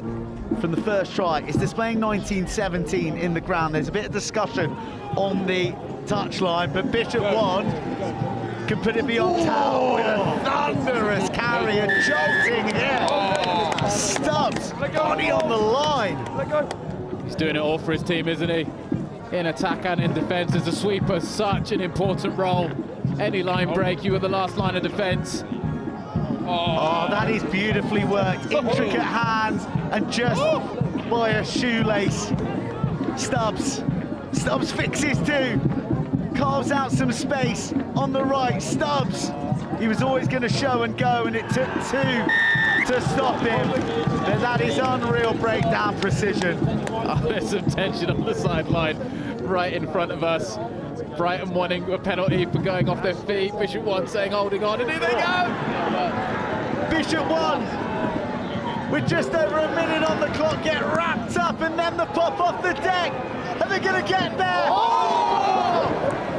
Herculean defence, more heroics from Brighton College and Dylan Moss, and the ball's still alive. Oh my goodness. Oh, they're so lucky that that advantage was still theirs. Dylan Moss. Try line at his mercy. The try saver of the week. Oh, he juggled it and then he was taken down. Man, incredible effort. Both teams, both sides of the ball. How good. It's 17 all, right? Yes. Just confirmed with the fourth official that it is 17 all. Coach, 5, set. Wellington College and Cardinal Newman Sussex, the other teams in this pool. Bishop 1 victorious over Wellington, who were so fancied ahead of the day. What does a draw do to this group? What does a win for Bishop 1 do for the history books? Brighton College, the architects of their own downfall in their 22, and Finn Keylock may just have the keys to the quarters. When the pressure's at its highest, who's going to deliver? Who's going to come up with that big moment? Brighton throw the loose ball on the deck. Bishop 1 react first in the corner. What a game. How's this kick looking? Oh, he's nailed it as well. Victory at the last gasp for Bishop 1, who have an army of vociferous support out on the far side, and they'll be chanting Finn Keylock's name as they overcome Brighton College in an epic on RE1. What a treat on a Friday afternoon. Brighton College 17, the Bishop 1 Church of England School 24. Bishop 1 remain undefeated with 2 huge scalps under their belt.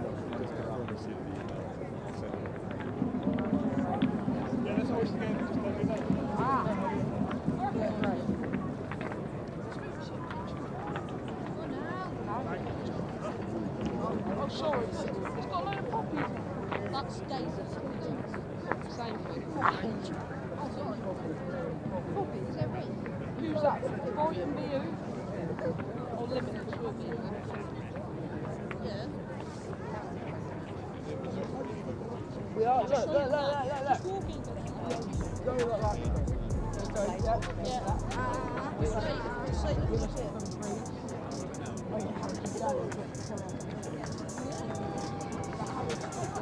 Oh, we just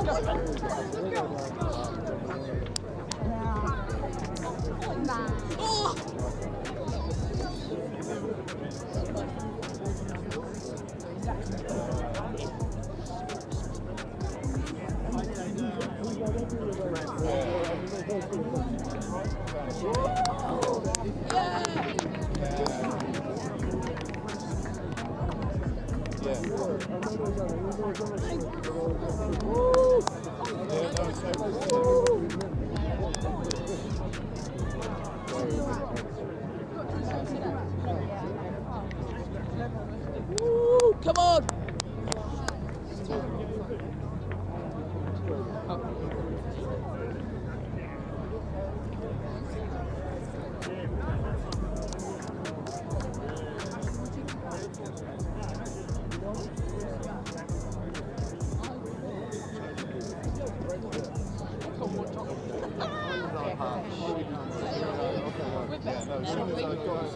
Back into the girls under 18s open, and it's the clash of Canford School against Bishop Wordsworth. Bishop Wordsworth, the West of England winners 3 years in a row, and the Hampshire Sevens runners-up. Canford who defeated Blundell's, just went down by a whisker to RGS Worcester in their opening game of the contest. And Bishop Wordsworth, this is the plate competition, by the way. They've got 2 victories, Blundell's and RGS Worcester taken care of. So a win for Bishop Wordsworth.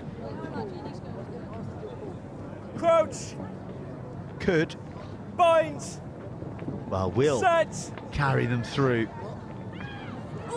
Oh, that is some confrontation offered by Zoe Hanson of Bishop Wordsworth, who are in the dark blue with the white shoulders, whilst the hoops belong to Canford School. That's nice feet. Check out the invention. Oh, surely.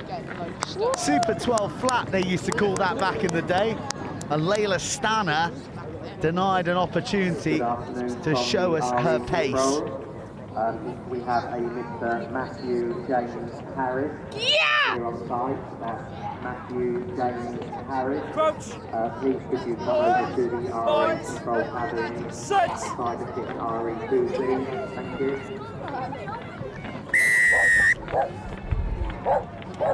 Blue, not driving straight.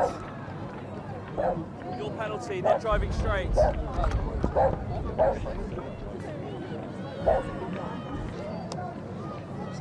Time for Canford to launch an attack, but it's just a knock-on. Not driving straight.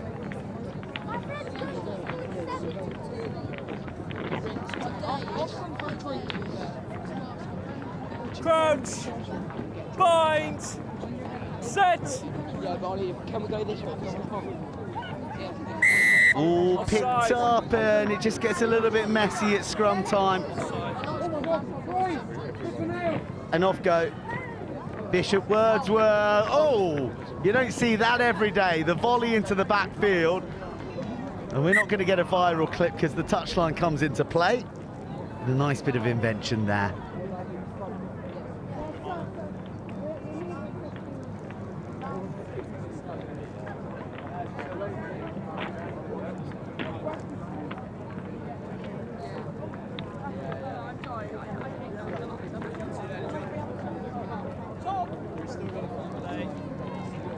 The set piece isn't the dream at the moment for either of these sides, is it? Bit of 15-girl rugby on display on the 22, and the maul held up. Don't say that very often in Sevens commentary. Bishop Wordsworth. Crouch. Got a fabulously detailed team sheet here, by the way, so kudos to whoever compiled this. Zoe Hanson, who's been honing her 7 skills for Hampshire. Well, Bishop Wordsworth, it's your ball. And Millie Cowie, the captain, and so too the netball captain, looks to carry all alone. Offload to Libby Byam. No way through on the short side. Zoe Hanson skips back. Nice wrap around play. Brings in the 15. Bouncing ball, a lot of numbers out wide. They need to use them. Another pass will do, but instead they travel straight. They're making the defensive decisions for Canford easy right now, who, to their credit, are coming up with the hits. Just a little bit of a wobbly tap, and now maybe they're too close to repel. Still the tackles come in. Lara Wiedman swung to the deck, and 1 penalty too many for Canford. And Bishop Wordsworth have a penalty, and they have only 6 to attack at. Lara Wiedman, and she passes it to Yashvi Patel. And the karate brown belt says, hiya! I'll take a try here on RE1.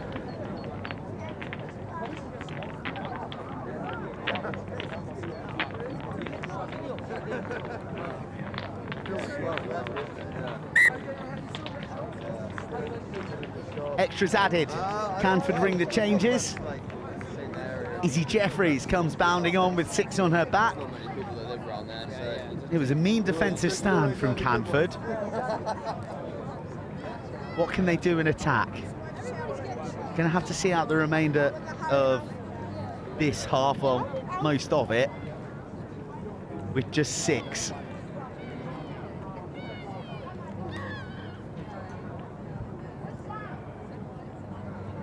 Canford with the wheels out wide, gets swung across the 10-metre line as they progress. Jumbling ball is really well dealt with in the end there. Jeffries gets her first carry under her belt, yet to be tackled. Jeffries has offloaded to Grace Cecil Wright. And Cecil Wright, who was going the long way round, In the side. has won a penalty out wide into the Bishop Wordsworth half. Cecil Wright looks like she's full of running, but coughs up possession. Her opposite, the number 11, Patel, the try scorer. Finds faces instead of spaces. And it's another penalty. Canford are going to watch out for this. They are making a rod for their own back as the ball is spilt backwards. Interesting option on the kick. And, well, it yields a penalty for Canford, who look up, and no one's like really that tuned in. That's a nice ball. This is an opportunity. Megan Mowbray gets slotted by Patel. Oh, a lot of ill discipline out there. Not rolling on this occasion. Penalty after penalty. Neither side angelic by any stretch of the imagination.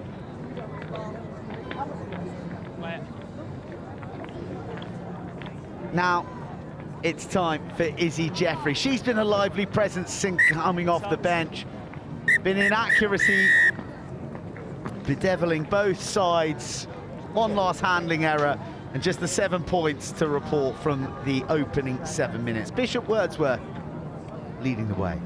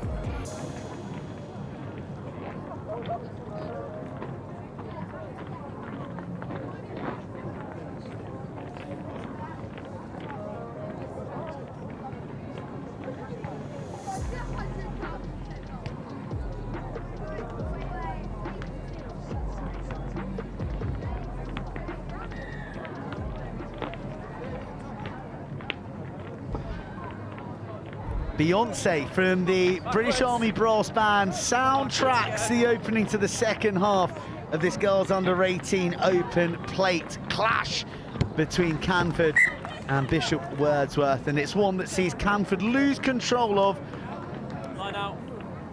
and into touch. They're trailing 7 points to 0. Guys, take a step for me. Take a step. Blue. Canford, take a step. Yes. some indecision surrounding the throw. Yes, confirmation, that isn't yours, Canford. That's not yours, Katie Clark. So across comes Lily Patience. Patience collects, but the ball has been knocked on. Not sure that it went 5 either.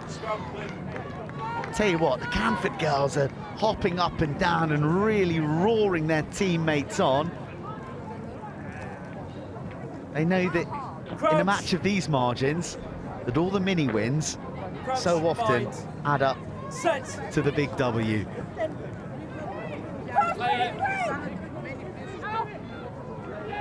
Here we go, Canford operating in green open space, but inexplicably, Layla Stanner taking her eye off the ball within her hands.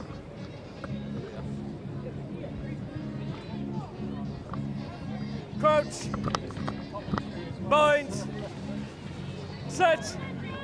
A bit of fluency, girls. Ah, the short side being targeted, that's smart.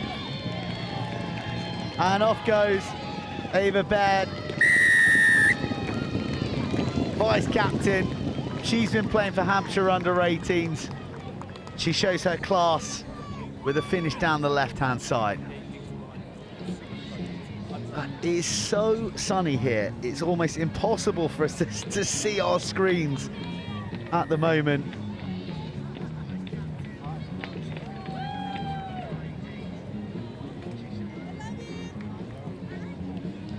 But we can see quite clearly that Baird has bags of pace, and she can convert too. Patience.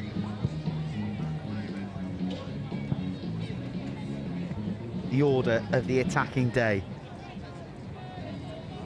Nice finish from Baird.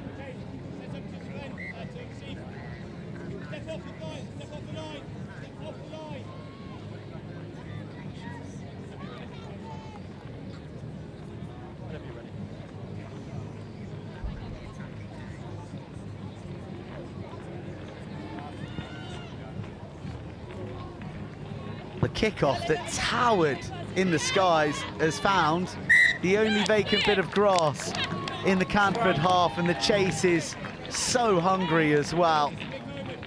It's a wonderfully worked drill. Canford are back under pressure, just sort of lacking that authority at the moment. They need a bit more confidence in their play, because they've done some good stuff out there.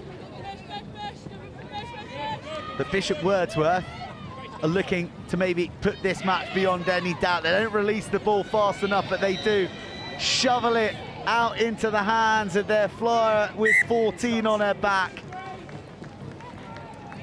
Rosie Cowan, who is quite a fierce rower, gets into stormy seas with the line coming onto her horizon. So no third try for Bishop Wordsworth. Take a step, take a step.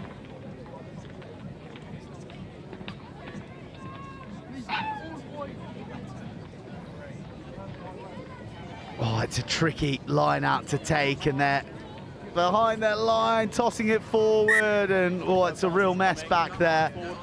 And a 5 metre scrum with a Bishop Wordsworth put in. 2.5 minutes to go. Pass, scrum.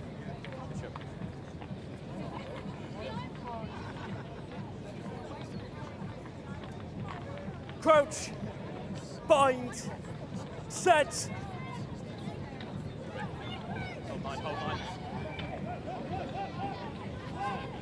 Here come Bishop Wordsworth. Pass simply had to go. Canford, you're not going to run through them, that's for sure. Tenacious in the tackle. In fact, she wipes out 2 in 1. Like a plant in snooker. But at last, the resolve of the Canford rearguard is broken. They had to go around them. And it's the other 14. Millie Cowie, he scampers across for try number 3, puts the game to bed.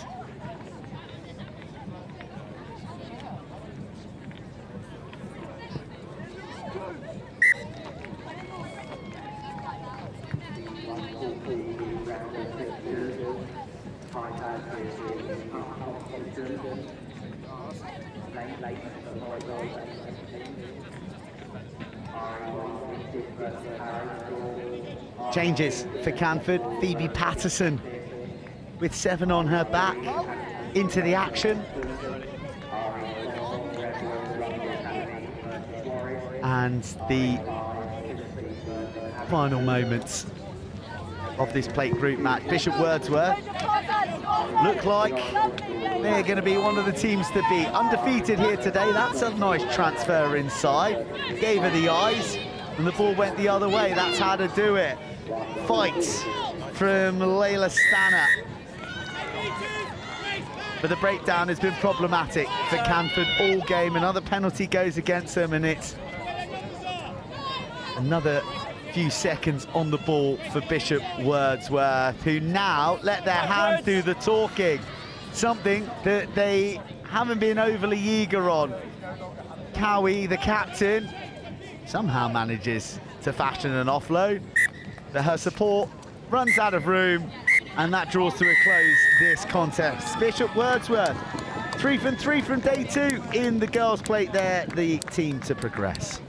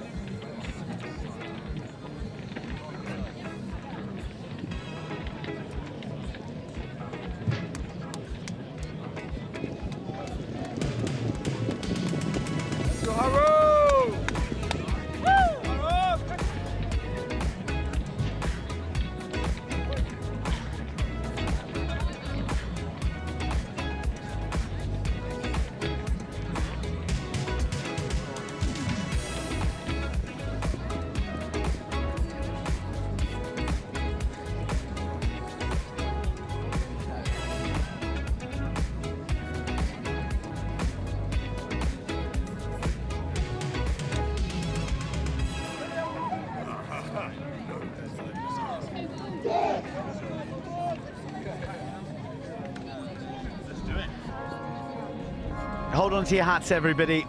We're back in the Boys Under-18s Cup, and if you can possibly believe it, this matchup between Whitgift in white and the Under-18 Continental Tire Schools Cup champions in navy blue Harrow is the plate competition. That is the measure. Harrow have defeated Beach and Cliff. They've fallen to Sedbergh.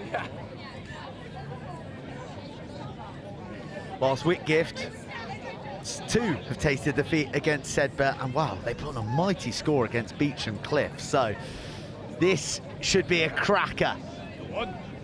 I'll be hoping that Beach and Cliff can do them both a favour against Sedbergh and go to the abacus, but the first tussle falls the way of Whitgift.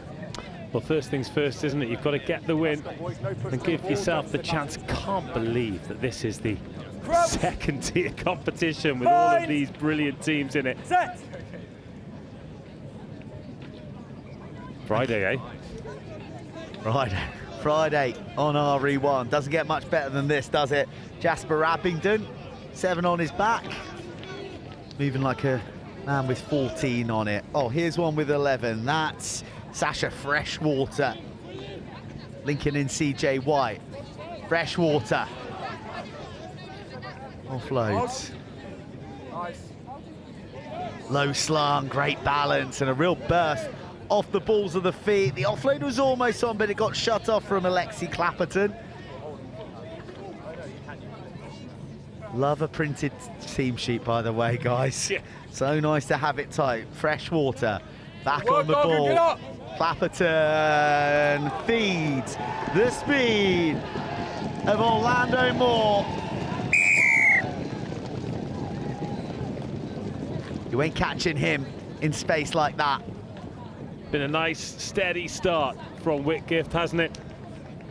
Got the ball, not rushed to do anything. Made good decisions around their offloading. There was one where looks like it could have gone, but there's a Harrow player in the passing channel, so they put the brakes on. And then when the opportunity presents itself for Orlando Moore, he helps himself to 5 points. Conversion on its way. Well, referee says no. Tough call, that.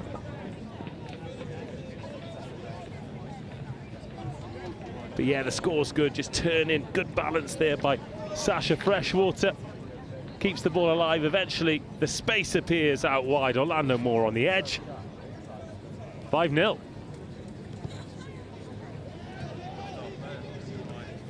Towering kickoff that is gobbled up by the Hunters of Whitgift, and now they're really starting to enjoy themselves. Look at the zip in the feet of Jasper Abington as he takes it to the line. Can't get up again.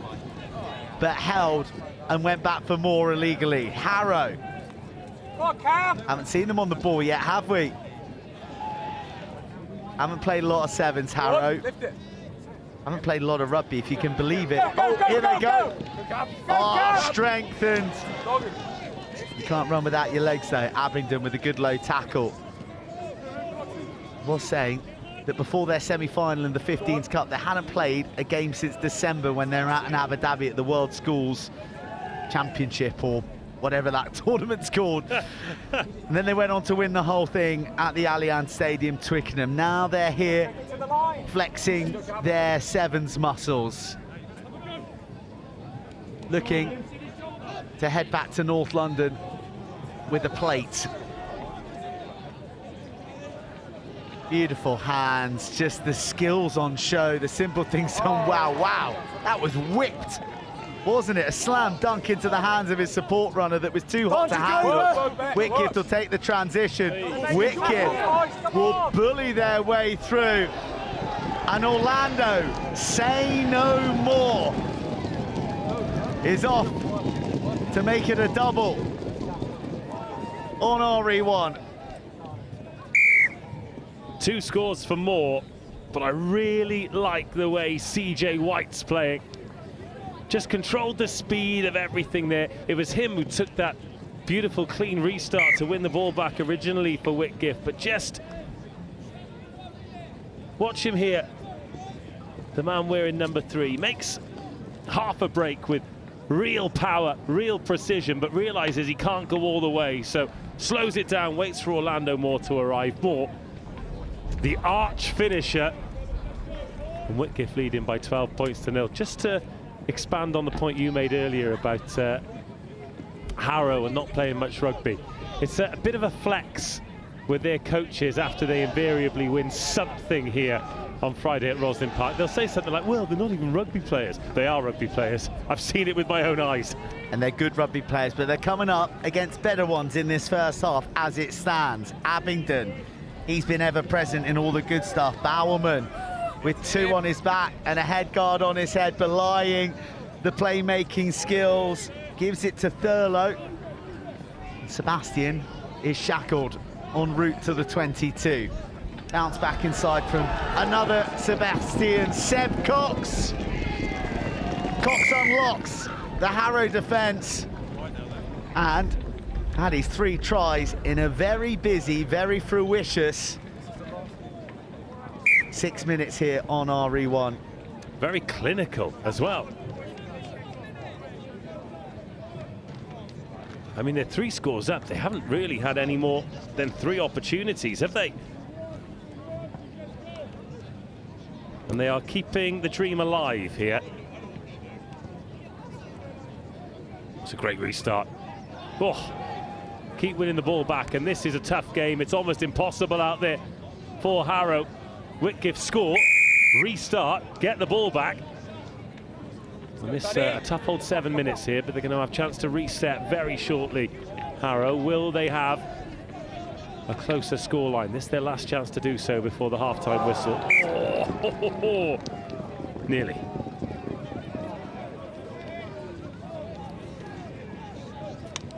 I begin to think that the advertising hoardings here on RE1 are titanium reinforced. They are getting a pasting here on a Friday. First Cranleigh supporters, then the Bishop Wand lads.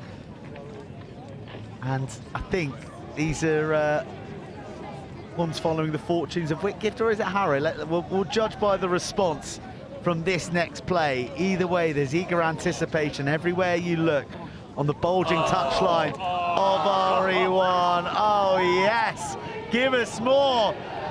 Foot to the floor, wow! A score to savour from George Forkin. Sticker Forkin in Harrow, they're done.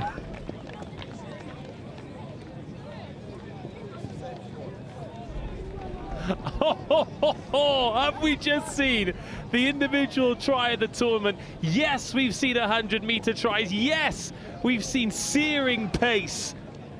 But have we seen balance and poise and stepping and bamboozling of defenders like George Forkin? Well, that's the half-time whistle, which gives us plenty of time to admire this.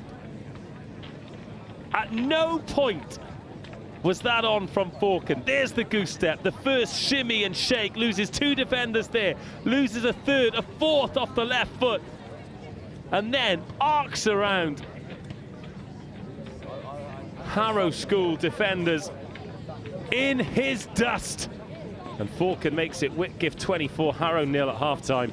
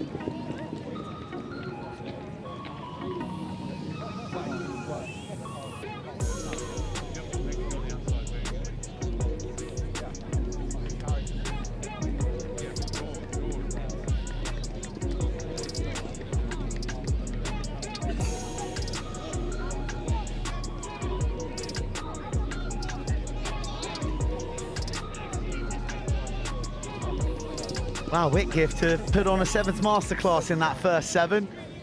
Harrow chasing Croydon shadows.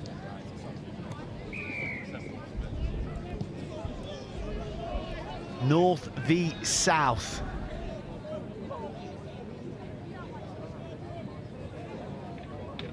Whitgift on top.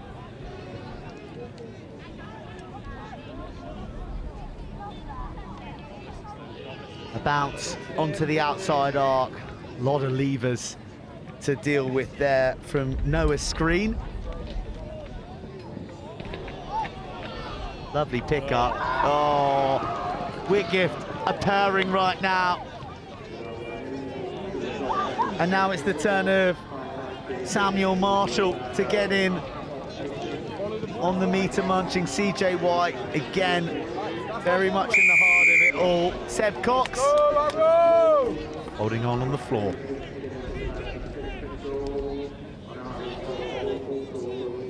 Oh, nearly. Nearly.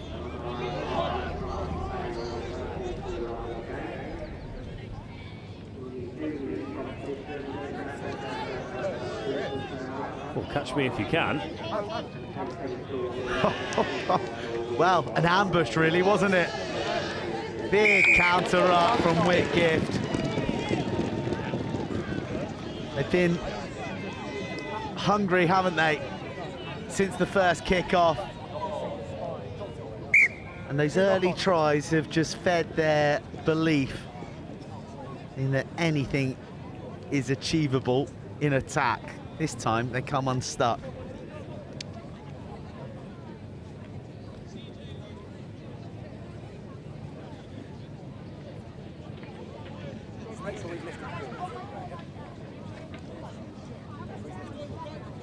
Crouch.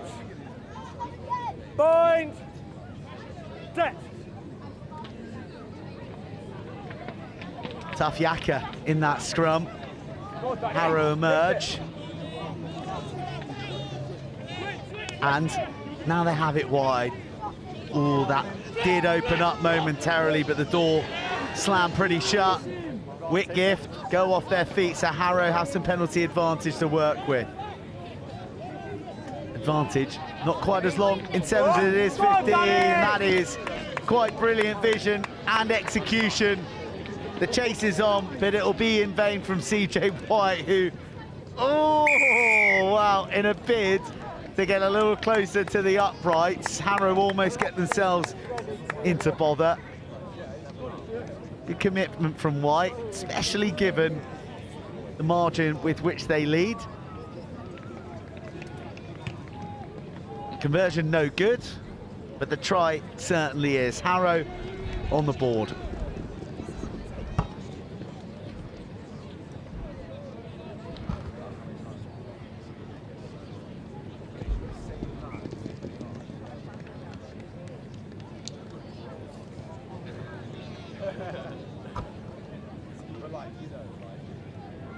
Slap back by Whitgift once more. They've been supreme at kick-off time, but on this occasion, looks like it's gone forward. Hard to believe that another edition of this immense competition is close to a close. 5 furious days of Rugby Sevens action. Over 15,000 players from over 1,000 teams have taken to the turf.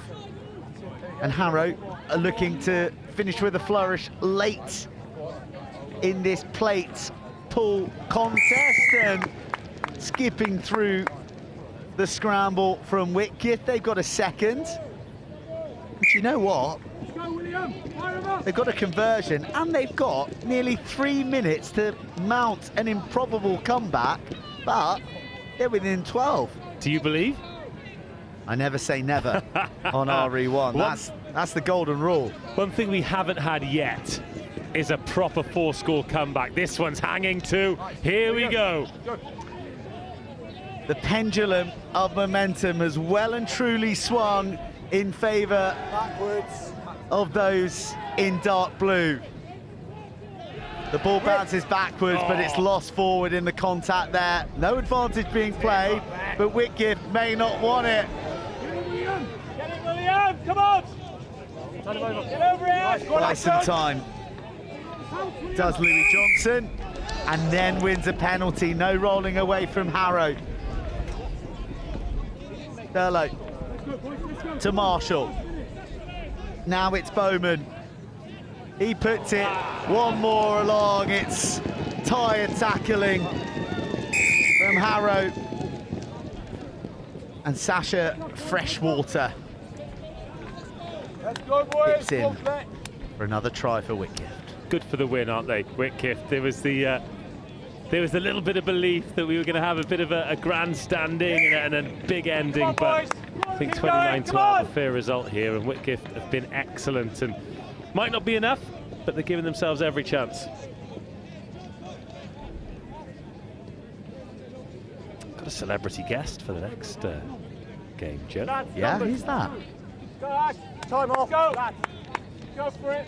Wales women's coach, Dan Murphy. That is celebrity. Isn't it just? 3-time PWR winning assistant coach, Dan Murphy. I'll be the one.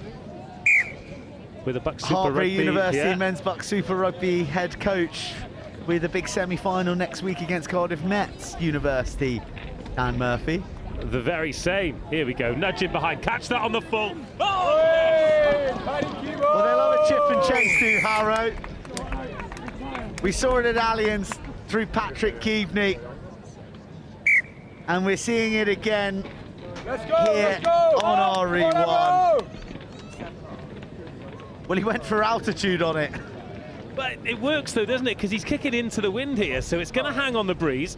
It's going to give himself a chance to catch it on the full, and it means they can hang this kickoff up as well. What a take. Oh my. What a take, a real Go, boys, go! air fight. This will be the final act. Two classy teams, neither in the cup reckoning. That's the measure of what we're confronting here for the under-18 boys. Harrow will be bowing out, but will they bow out Come on, tap it off! with Last one more minute. score? And the hulking frame of their number 6 into a hole that wasn't there, but he makes a dent. Drop! Drop, Dorgan! Whitgift very patiently pressing. Little short of resources out here wide, and maybe they're a little short on defensive edge. They know this game's won. They know they've done all they can. But Harrow touches their way, fighting to the very end. Victory evades them. But Whitgift emerge the winners. Very nice game in the plate here. Whitgift take down Harrow.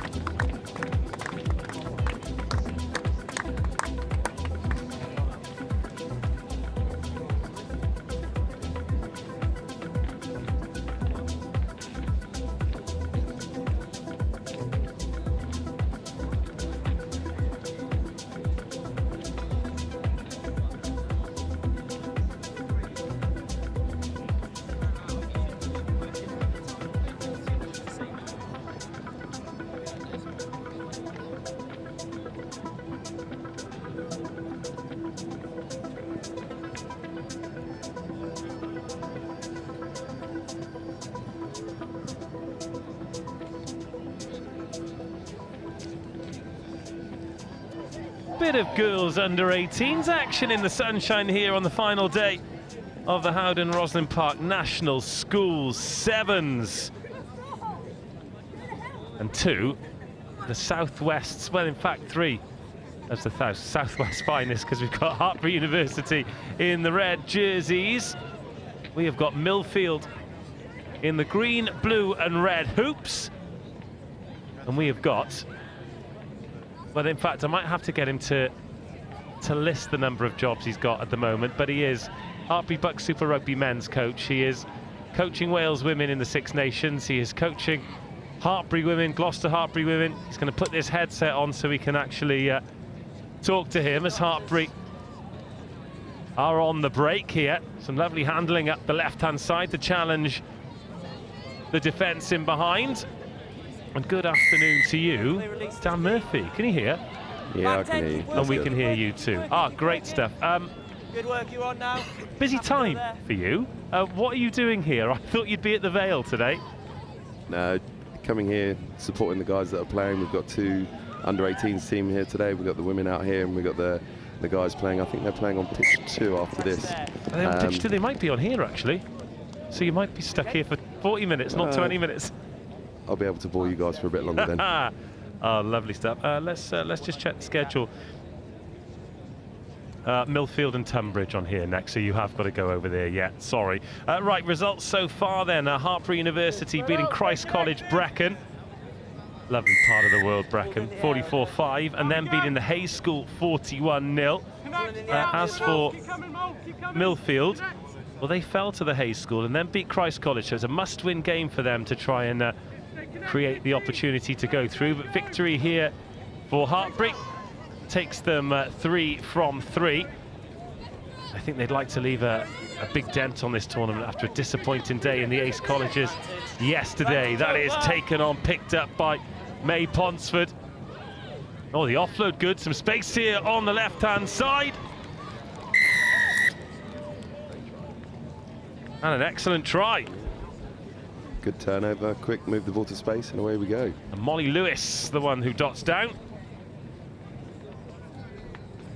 A lot of rugby players, Dan. I mean, you've got 2 teams here. This is the under-18s girls. There was another under-18 team yesterday. Of course, the university team, women's team, going great guns. The men, you got through to the semi-final of Bucks Super Rugby. Gloucester Hartpury winning Premiership Women's Rugby again, and providing a whole host of internationals across the 6 nations, including the Wales team that you're going to be coaching or have been coaching in the Championship. It feels like a pretty good time to be. What's that on your chest? Is it an acorn?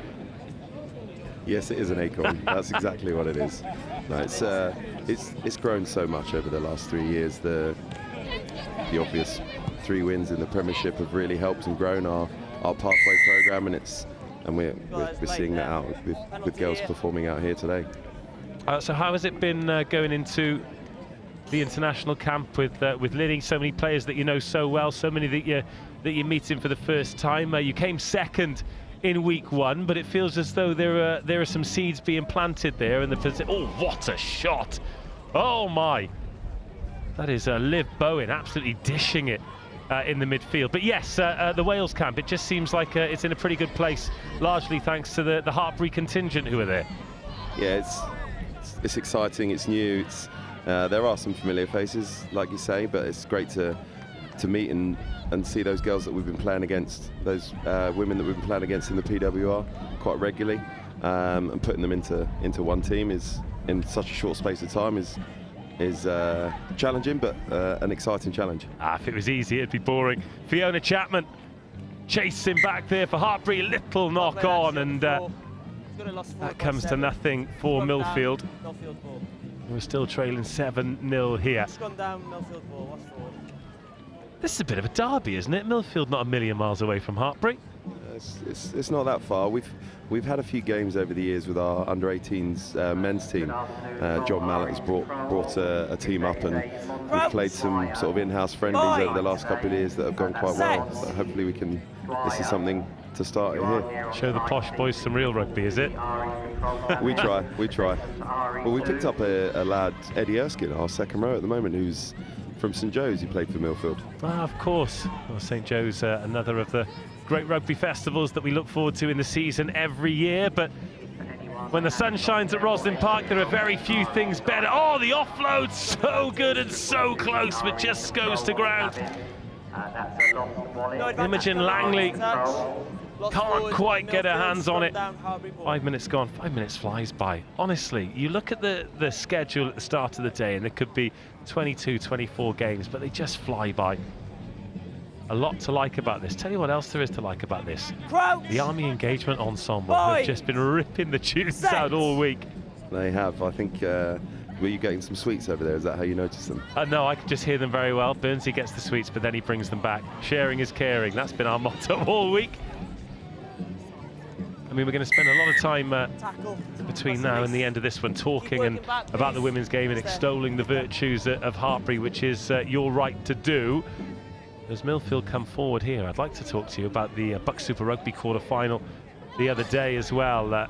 It's been a little while since Hartpury were there in the latter stages of the competition. Another good cover tackle, but a little bit high, says the referee. Yeah, after those championship wins when it became Buck Super Rugby, it's been a while, but a second place finish in the league. Another excellent tackle. Real good defensive pressure here from Hartpury, and it's created the knock-on. We'll go to the scrum. So yeah, it's been a little while, but you're in a semi-final. You finished second in the league. You feel like you've got a really good group of players. What happened Wednesday? It looked pretty comfortable. Yeah, it was.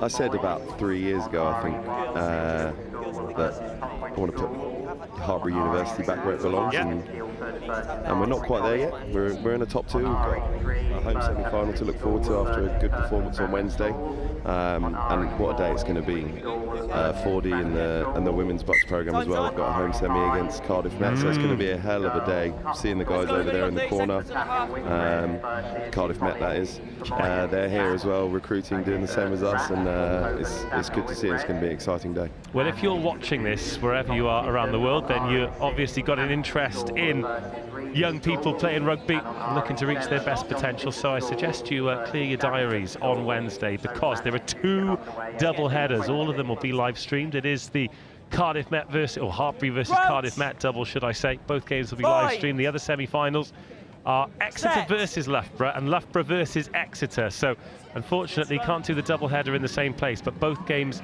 will be live streamed, and there'll be 4 absolute crackers. Speaking of crackers, how is this for Wheels? Absolutely brilliant finish. Half-time, okay? Right before half-time, Millfield right back in the game. And this is where we get the unfortunate situation where I'm handed a team sheet without a number 21 on and can't give that finisher her flowers, because that was a stonking score. It was a great try. Hands to the edge, little in and out, and around she went. Half-time, this one in the balance, 7-5 Hartpury lead.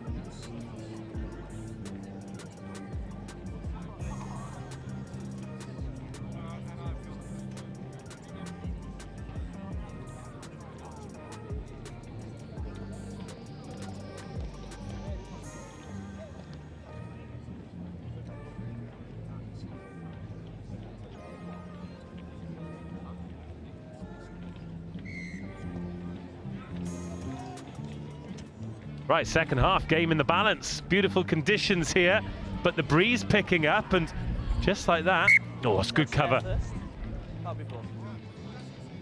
And after that sharp start, Hartbury have been pegged back. Right, can we just have a chat about, so Fordy's in charge, he's coaching this team, he coaches the Hartbury University women's team as well, and a number of other coats that he wears, as you all tend to with Hartbury. What is going on with his Barnet? Well, he was a Hartbury student, so he... Does that explain his terrible lid? Yeah, I think it could be, yeah. He's got a little bit of a rat's tail going on there. He's, a little bit, it's an infestation. So Andrew Ford, you're rightly so saying he does run the university program, but Lewis Arnold, the slightly taller guy to his left, he runs the under-18s women's program here, and he's been in post since September. But as you said, we all cross over, and that pathway at Hartbury, coaches moving in between teams and levels, it helps us grow and build those players to GH. And everyone always talks about the family, don't they? Yeah, do you know what? He's just smiling up at you, and he's got no idea you were just rinsing. Do you know what? Genuinely, I feel as though Rosslyn Park, the National School Sevens, if there was a barber here, they'd do a roaring trade. Do you not think? Just in one of these tents around pitch RE1. Yeah, I'd be swerving it, but I think there'd be a few haircuts done. Oh, offside. Dan Murphy asking for tempo. Piston-like bend, and now into the 22. Sliding off another tackle. Extraordinary strength up the edge. Sky Kaiser putting Hartbury on the front foot and winning the penalty. What a fend. Who taught her that one? Mark's there, make sure it releases your hands, please. I think it was your talk of her 40 getting a haircut made her angry. Exactly. Hey, get your fuel from wherever you can. Lovely bit of footwork and a powerful finish. Liv Bowen puts Hartbury further in the ascendancy.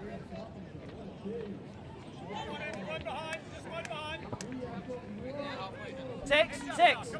Come here. We spend this week, talking about great handling and fancy footwork, lovely moves, but sometimes in rugby,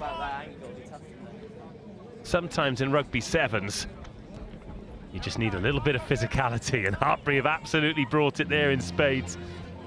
Rugby's a simple game. Run forwards, pass backwards. Yeah. Isn't it just? Well, now Millfield with a little bit of work to do. Don't just need a try, they need to convert that too. One thing it seems as though you do very well at Hartbury. So this is the, college girls, they're all under 18s. That's not quite going to go 10. So this will be a free kick on halfway to Millfield. I genuinely wouldn't be surprised if some of the names on this team sheet here, they'll stay on to university, they'll play for the Bucks team, they'll stay on after Bucks, they'll play for GH. You maintain players, don't you? You retain them very well. It's how we're set up. It's both sides, the women's and the men's game. We have similar pathways on both sides, and I think the beauty of it. Clean break. It's going to be a second score for this brilliant and dazzling 21, and she is keeping her team in the game. Not only that, she's going to take the drop goal to try and level things at 12-12 here, and she has snuck that on the inside. 12 each. So what do you do then? Do you sort of build a wall, an electric fence? Do you trap them in so they can't escape? Well, no, that is the answer. We have an end point. That's the main thing. We have an end point. We have a goal at the end. Gloucester Hartbury playing in the Premiership, Hartbury University Championship side playing in the Championship. So it's a genuine pathway, and it's a well-trodden one. So players can see that and celebrate that and move forward always. And also there seems to be crossover as well, doesn't there? I mean, you've got the likes of Mo Hunt and World Player of the Year in Zoe Aldcroft and people like that. But because they are there, and because it is almost like it is a campus, but because it's a small community, those players are almost within reach, aren't they? They're people you can communicate with and say hello to, and it's not an us and them. It is one big group, and that's quite a special thing. Yeah, definitely, and it's how you learn. You learn habits, you learn actions. Like Steph Else over the last 5 years has been learning of Zoe Allcroft, and now she's developing and growing into her own self, and it's amazing to see you rub shoulders with these people constantly, and it helps you build and grow. Now Millfield, they've not led in this game, but they're level for the first time since 0-0, and they've got a little bit of possession and territory, and they're skirting away, and Sky K has put them ahead. They have hung in the fight, and they've taken the lead here. And there is, 1 minute to go on the clock, and Hartpury up against it for the first time. Again, it was a lovely try. Ball to the edge, in, out, and around we go.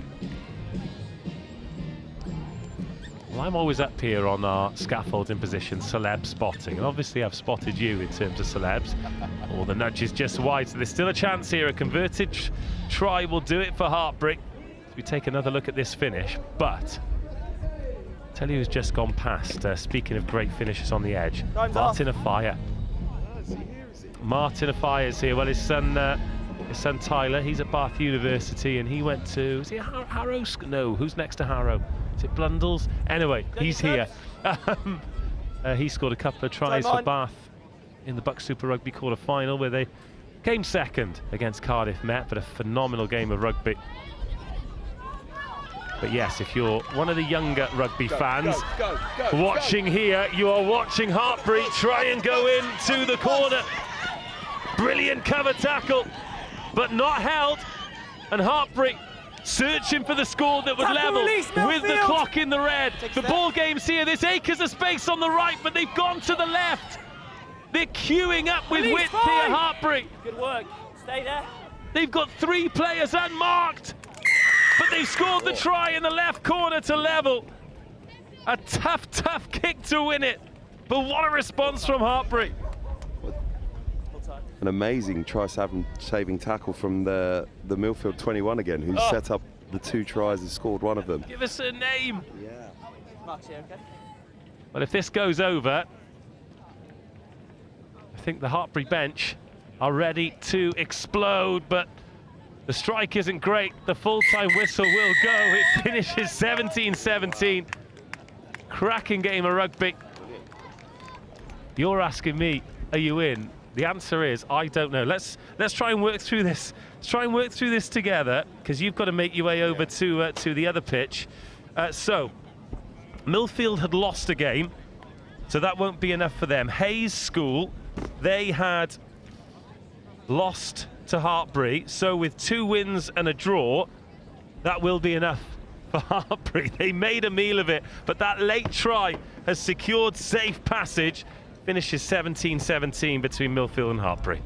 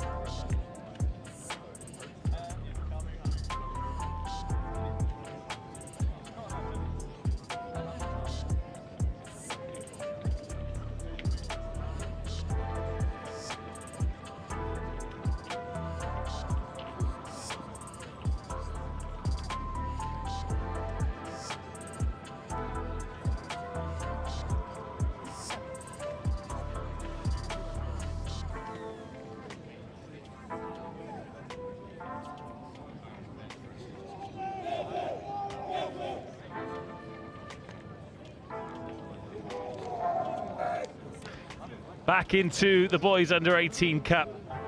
Two famous teams at this level, at any level of rugby.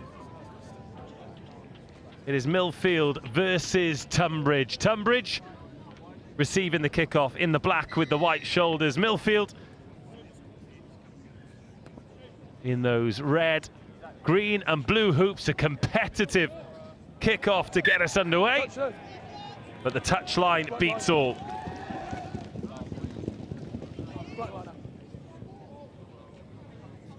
Black line out.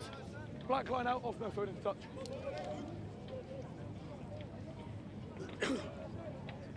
You're good there, you're good there. Black, step in. Millfield, you're on your mark. Black, step up. Thank you.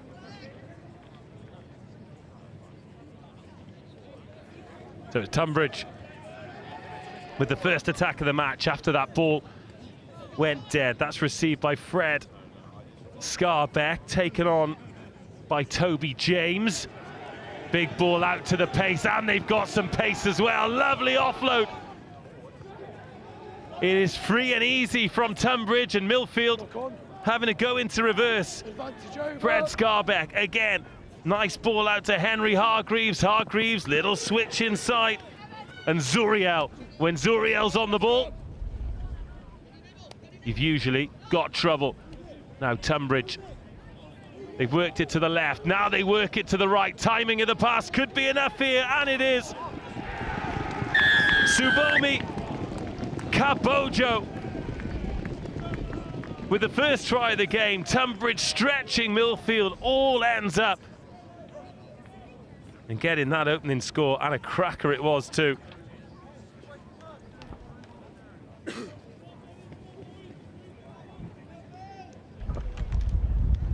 What a start as the wind picks up here. Oh, our team sheet's taking a bit of a pasting. This is a gamble. If anyone's got some paperweights.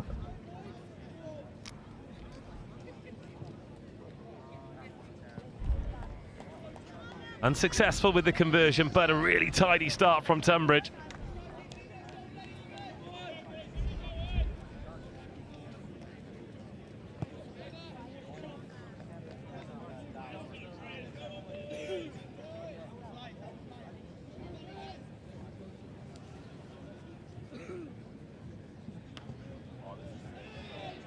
Oh, another tantalising restart, but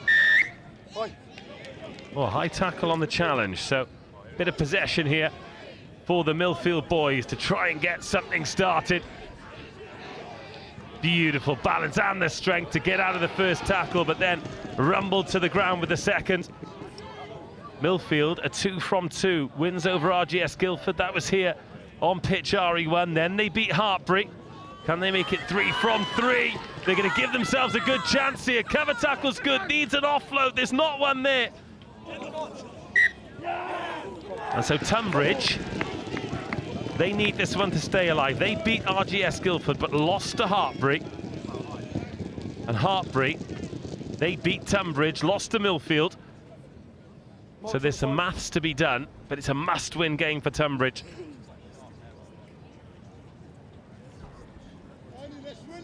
Crouch, bind, set.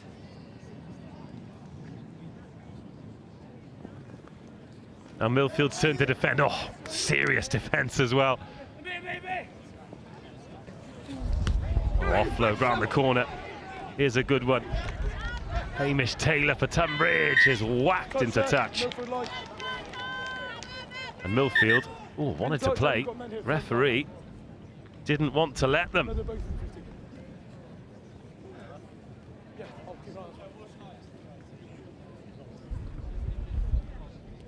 So they're going to have to make it a little bit more formal. 4 minutes gone here as the wind has picked up. Connor Donoghue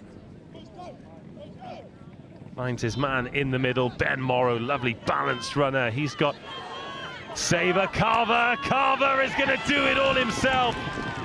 Carving it up, Saber Carver. After 4.5 minutes, that score under the post is going to give him a great chance to take the lead here. Ben Morrow will take his time over this kick. We've seen a few of them missed. but not that one. Ripped into the wind. Millfield lead for the first time. Saver Carver, straight from the line out. Connor Donoghue just gives himself some space, gets it into the middle. Morrow feeds Carver. Carver round the outside. That stop and go, those seeds of doubt planted in the defence, and he has the wherewithal to take it under the poles. He's got back in business, and he's brought a deck chair with him. Big fan of his work. Well, that one's knocked on. Advantage here. Tumbridge tossed back in field.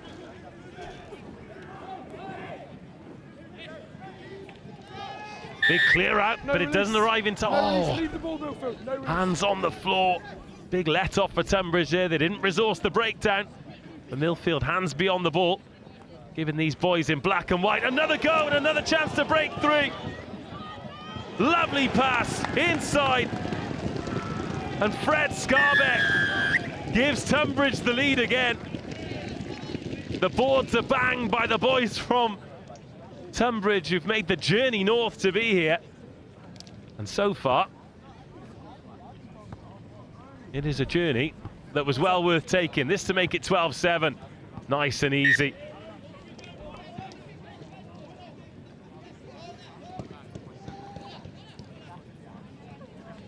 One second.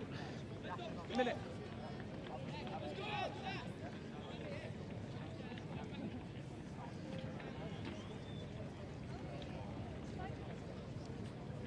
Fred Scarbeck on that trailing inside line. Millfield, no sooner have they taken the lead than they find themselves 12-7 down. I think Henry Hargreaves might have snuck offside there, and he is bouncing on that second ball. He's got an advantage too for the knock-on. And this good news for Tumbridge, 20 seconds until half-time, and the chance for a third score that would really stand them instead. Must-win game for them. If Millfield get it, they're through. If Tumbridge get it, then there's some maths to be done.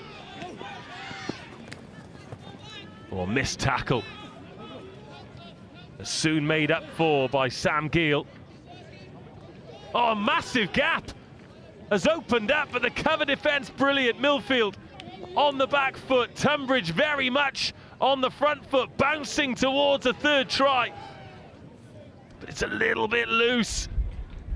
Clock now beyond 7 minutes. This will be the last act of the half. It's turned over by Millfield. They had the advantage. They don't have the knock-on advantage anymore, but they do have the advantage of striding into the Tumbridge half, where Evan Morris can pump the brakes, score the try, and kick Millfield into the lead just before half-time. He's handing the responsibility to Ben Morrow. And thus ends a breathless opening 7 minutes, where the leaders changed hands 4 times. It's Millfield 14, Tumbridge 12.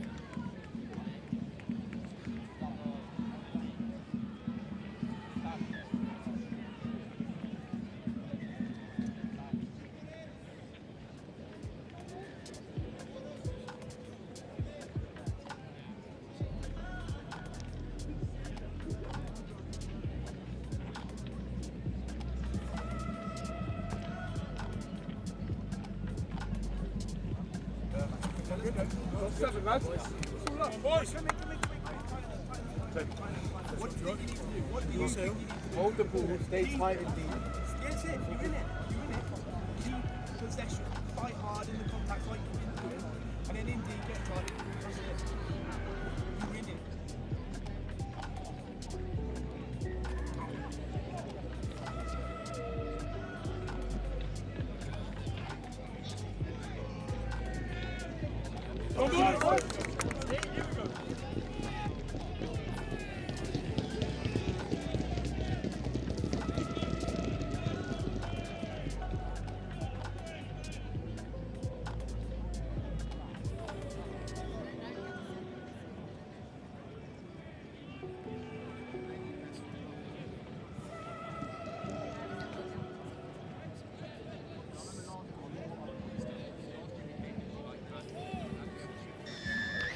It is a complex picture at the top of the pool. It makes it a lot easier if Millfield win. And at the moment, they're 14-12 up, but I get the feeling that this is not going to be the end of this saga. To go through a group like this, Millfield, Tumbridge, Hartbury, RGS, Guildford, if you can go through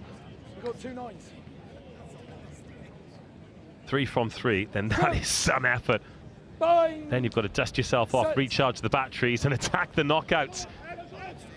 Evan Morris, he's had a really good tournament, the number 11. As has Ben Morrow, and Ben Morrow creates the space on the outside. A little shimmy back in field, Sam Gill. Shot tackle is missed. Big man gallops away. It was Matt Bowler. Still on it here at Millfield. Harry Bunting, beautiful ball in field, and Evan Morris finishes the job. That is some score for Millfield. Started deep in their half on the right, finishes on the left. Once again, it's the deadly inside line that is enough for Evan Morris. Oh, 12-19. The breeze has picked up, the temperature's dropped, and so have Tumbridge's chances of getting through this Cup A group. 21-12, 2-score game.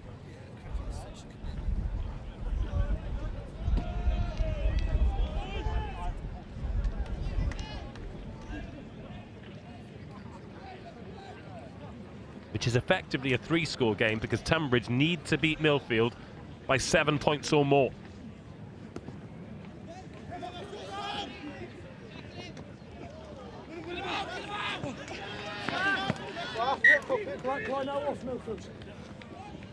No risk on the restart from Millfield.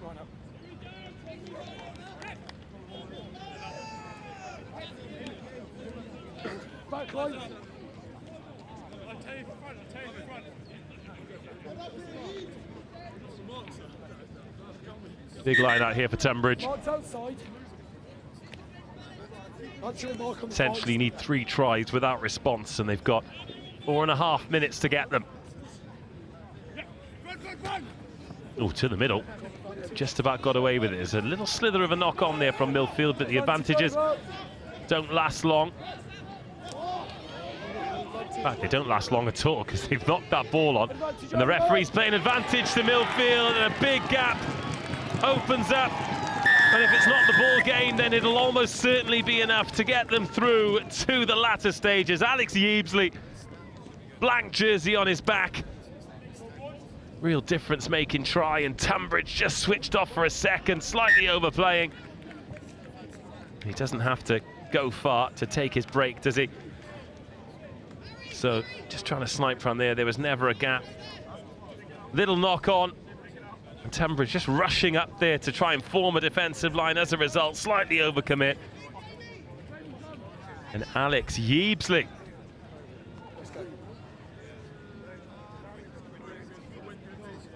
That's becoming a bit cruisy for Millfield now, isn't it? That's not going to go 10. 3 minutes to make a miracle for Tumbridge. Straight out to the edge, Luke Clayton. Oh, big pressure, great tackle. This is relentless stuff now from Millfield. Jamie Gregory was in there. Jamie Gregory diving on that ball and coming up with it. Oh, the backdoor offload, a beauty. The dummy, even better. One more will do it. Oh, it's sensational. Hands for days. Millfield with an absolute beauty. Absorbing contact, freeing hands. And the finish wasn't bad either. And they are taking Tumbridge to pieces.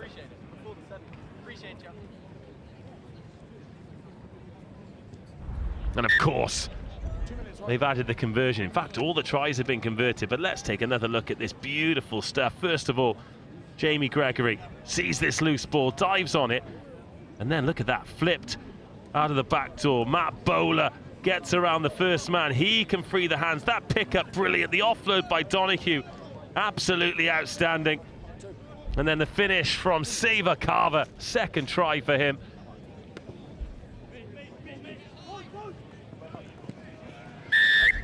Contact in the air. Taken out, contact in the air, 90 seconds to go. This will be the end of Tumbridge's campaign. High expectations for them at the start of the tournament. They got to day 2, but it was a tough old group.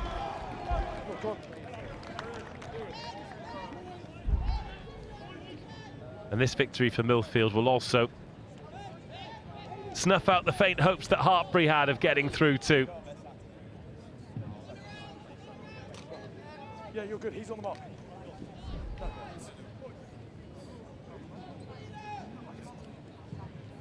Still so much quality rugby Crouch. to come between now and the end of the day. Set. Here at the Howden National School Sevens at Rosslyn Park. Next up, Dulwich versus Epsom. No advantage. Lost forwards by Millfield. It's a scrum. Scrum.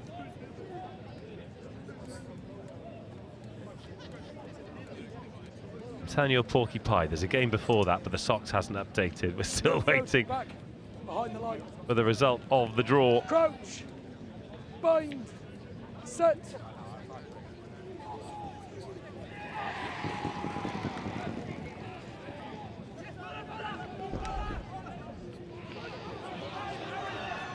In fact, I am right in saying that the next game will be Dulwich College versus Epsom College, but there's a little break before that. But before that, Millfield want more, and Carver can't go around the outside, but he can get the ball away. This is absolutely delicious handling from the Millfield boys. Just a couple of passes, they're already out with Evan Morris on the edge, so strong in contact. He puts in big Matt Bowler. And he puts the hat on it for Millfield. They have hit a brilliant Tumbridge team for 40. And they are building into the second day beautifully here on RE1. That is a message sent to anyone and everyone left in the cup competition. The full-time whistle goes. Millfield book their place in the latter stages. It finishes Millfield 40, Tumbridge 12. Cheers.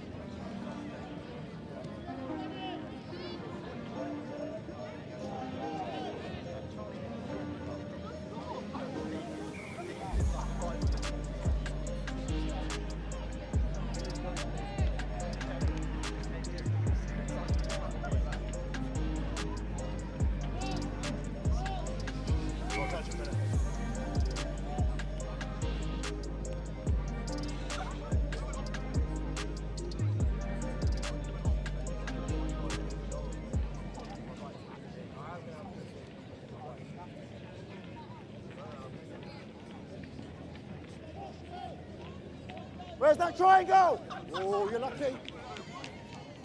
Touch there, come back a bit. Back here, back here. Come here, come here. Come to them. Triangle on. So this is T1 rugby. There. Bishop Wordsworth against Western Burt. As you can see, it's mixed. You go here, one. T1 Rugby, a new RFU initiative over the last 12 months or so. As you can see, a touch version of the game. No contact, but with adapted rules from the touch you might normally recognise. Touch there. Triangle on it. Well done. To try and make things a little closer to the contact version of the game that we all know so well and have been watching over the last 4.5 days. Backwards, go play on. Wait. Turn. Triangle on. Advantage, break through. Got a correct 3 in. Work hard. 3 5-minute games we're going to be playing here today. You go. Tap and pass. And it's really just about showing you what this game is all about. Touch, turn. Well done. No. There. Don't touch pass yet. As you can see, when the player takes it into contact, a sort of mini ruck is formed. Black has. And despite that kick not quite coming off, it does demonstrate that we are allowed to kick the ball too. There. Oh, well done. Black has. What touch there? There's your turn. No. Try in the corner, opening score. No, touch was made. Touch there. Touch was made. Fourth from the white cone. Well done. Right. Left there. Come out to the white cone. Come out. Oh, that's your space you're using. Touch there. No. Fifth is there. Come here. One more. Oh no, 2 more. Fifth here. Come to me. Come to me. The idea of T1 Rugby is to try and provide a pathway through to contact rugby. So it is a game in its own right, but if people want to use it as that pathway, it's very much the intention to allow it. Tap and pass from here. Similar kind of tactical format in terms of decision making, when to kick, when to play, when to go fast, when to wait. Developing similar skills, run, pass and evade skills that we all know and love. And includes elements such as the hooker throw in from the touchline. Well done. All building towards that contact form of the game. Fourth there. Work it, work it, work it. Well done. It's a World Rugby sanctioned format of the game. They're trying to roll this out in nations across the globe. Ball pass, scrum down. Mark's here. So just pat a cake. On the outside, yeah, well done. Crouch, bind, set, hold your space, well done. Western Burt looking to attack. Come back a little bit, well done. As you can see there, 3 players form around the breakdown just to try and create that space out wide. We're seeing Western Burt trying to use it. 1, 2, 3, well done. Third. They're getting close, still no scores. Been across the line, but the touch had been made. Will we see a score? Or the game is up. Right, no advantage coming. Knocked on. Scrum here. Ball lost forward. Swapping over. And it looks like that is the end of game 1. We get a rotation on the field. Now I think this is going to be Bishop Wordsworth against Bishop Wordsworth, because Bishop Wordsworth have brought a large squad with them today for this, wanting to get as many people experiencing this RE1 atmosphere and environment at the Rosslyn Park National School 7. So it's an all Bishop Wordsworth affair, I believe. Go! Don't bother waiting for the whistle! I guess we'll go with blue and red, won't we? Final game will be Bishop Wordsworth blue against Western Burt. Passing. One touch, turn, present, here. In 5 minutes' Present here. time, 5 minute Triangle games on we're you. playing. That's all right, it was lifted.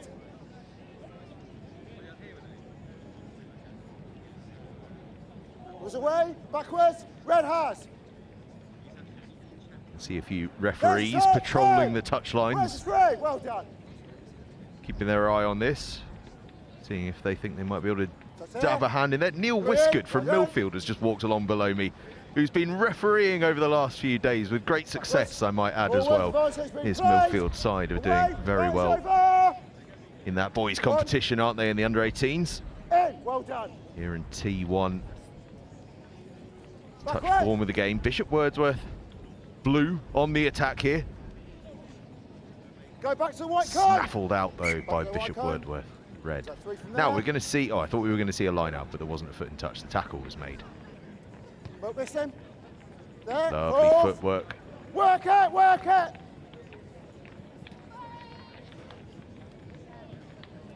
Oh! Knocked on, into touch, choice. Knocked on, into touch, choice. Want a line out? Yeah, let's have a line out. Good afternoon from Control. Are you ready? The 3 o'clock round of fixtures. Pass it? Yeah, well So done. Bishop Wordsworth red looking to go fast from their own try line. We're still yet to see a score, but we're not going to see one there either, are we? On RE1, the boys plate semi-final. Second. Dulwich versus Epsom College. Might be a bit of space here if we can get some fast handling. The boat. Defender drifted. Amazonian Barbarians. Third. Now, we should see 3 tacklers in here, which means if they spread the ball quickly, or we go for the kick in behind, now the chase is on. Oh, how's your bounce? Not quite going to work. Quick turn here, could be some space. Broken field. Touch one. Sonny Bill Williams-esque, the way that ball was being held. Oh, cross field. Red ball. Covered in the backfield by Bishop Wordsworth red. Well, we're seeing here some of these elements of the game, aren't we, in this T1 showcase that we're familiar with from the wider game, those kicking elements. Don't touch pass. You felt it. Triangle on. Triangle on, that's what they refer to as the ruck in T1, where you've got to get 3 players from the opposition, the tackler and 2 secondary defenders, secondary and tertiary defenders, I suppose, to cover the breakdown. Now is there some space here? Oh, pass just went forward. Come on, sir, we want a try. Stood in the right position to see it. Come here. Nice pat of cake. I'll call the coach Brian set. Right, we've got about 2 minutes left in this one, and then on to the third and final game. Another little crossfield. How's that one? Just a bit too much on it. Bishop Wordsworth 15 couldn't quite pluck that one into his grasp. Right straight out, right out here.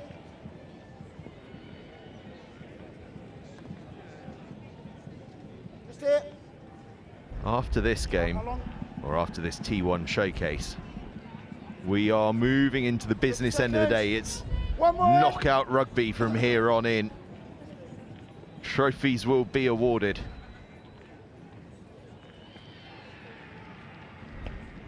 Little grubber through. Just done himself a little bit of a niggle there, just as he stabbed the ball through. Unfortunate there. Now is there some space? They did the first tackle, now we've got a 2-on-1 here. Oh, he's just thrown the dummy. Maybe the pass was on. Still, we play on. Good fast ball here for Bishop Wordsworth Blue. Just lost it backwards, but still the chance goes on. Backwards. They can spread this one. There might be an opportunity. No, tied up.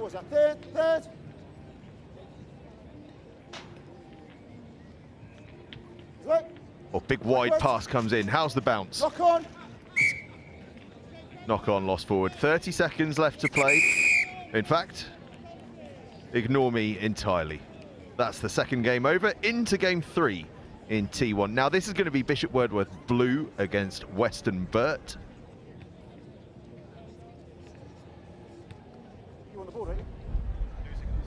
I believe this is the final game of this T1 showcase.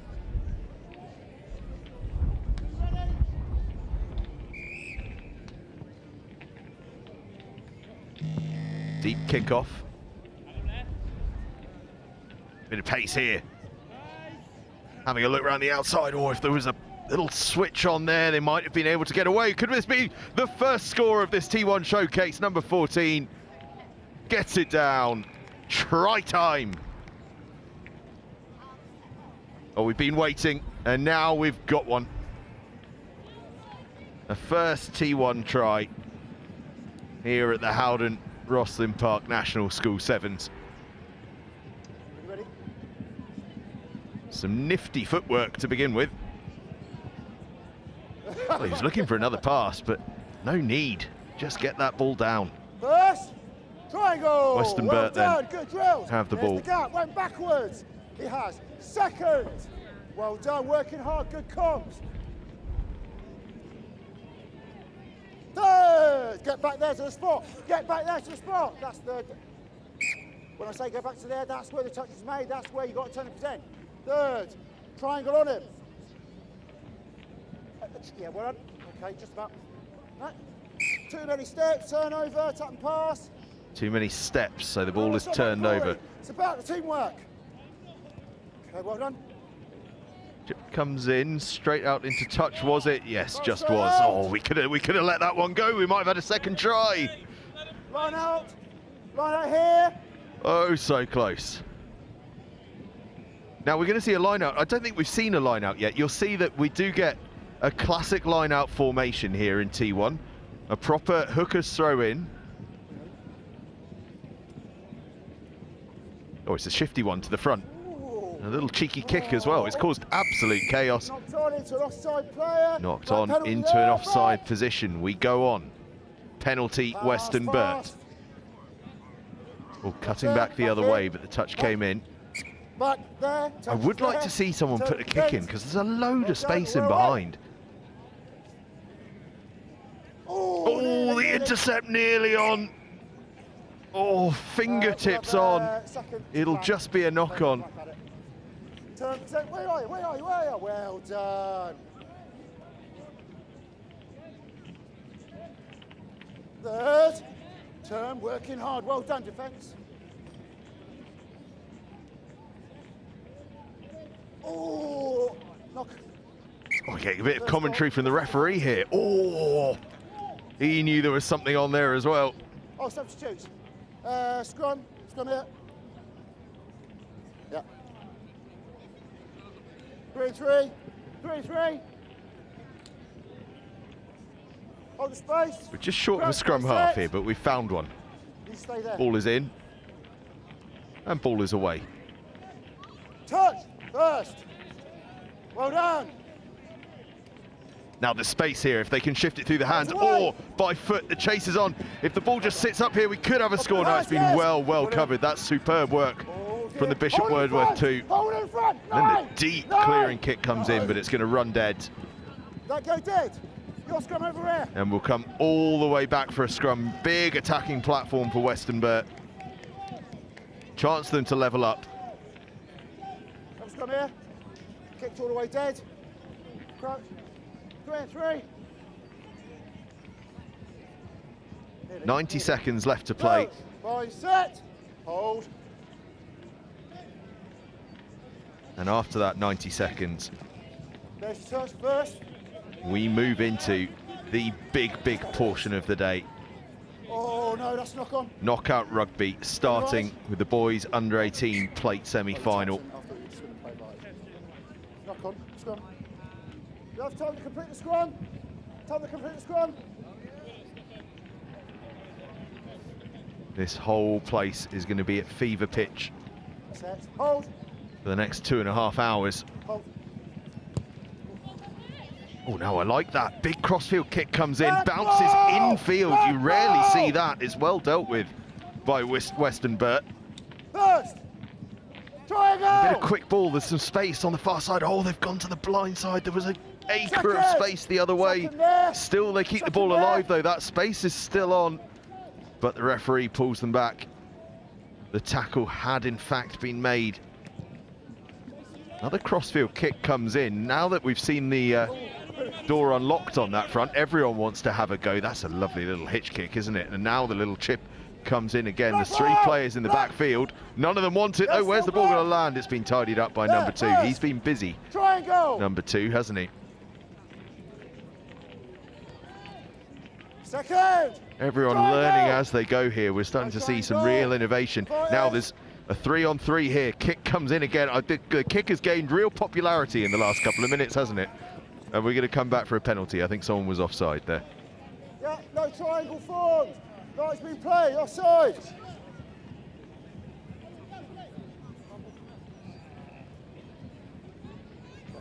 Right, we'll restart with a penalty, Western Burt.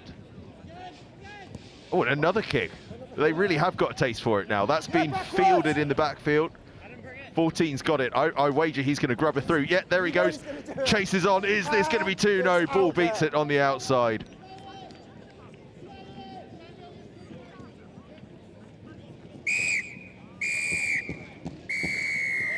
And that's that. Final whistle goes. Are we going to squeeze in another game, or are we tidying up cones? Real-time commentary on what's happening out there. We're tidying up cones, that's what we're doing. Which means that we are heading back to the Howden Rosslyn Park National School Sevens competitive element after that fantastic T1 showcase. Well done to everyone at Western Burt and Bishop Wordsworth School for displaying to all what T1 rugby is all about. Fantastic stuff there. Right, now we move on to the boys under 18 plate. As I say, we're into semi-finals and final stage now. It's just the boys under 18 cup, girls under 18 cup, boys under 18 plate, and girls under 18 plate remaining. 4 trophies on the line, and we've got 4 finals in a row coming up after this semi-final block. It's going to be a big afternoon of action here at the Howden Rosslyn Park National School Sevens. And that boys under 18 plate semi-final is coming up any moment now.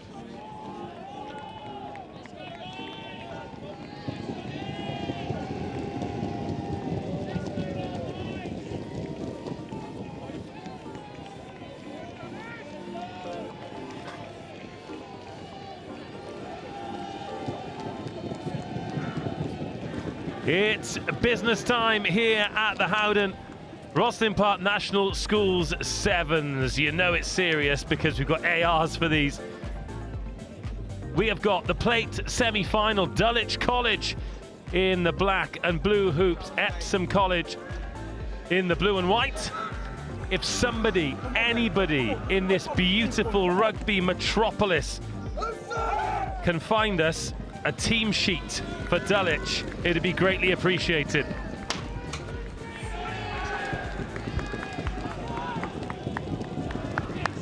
We've got Epsoms, we need Dulwich. These boys have earned the right to be here in the semi-final.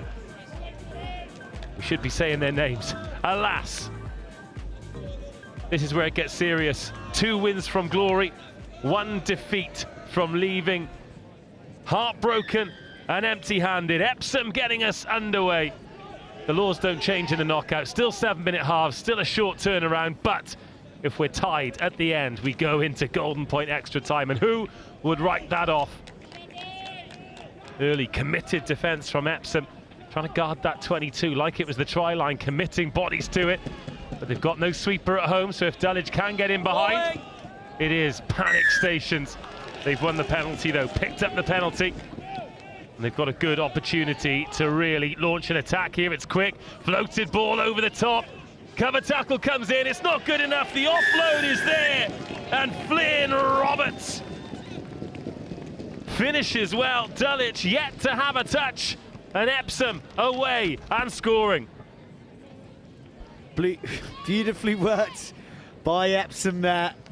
Just a patient broke it down, and Flynn Roberts, fine finisher. Used to teach him actually back in the day when I had a whistle around my neck, and a very good athlete, fierce competitor, and good try. Arthur Garfield, oh, he snuck that one into the Cardiff Blues under 18.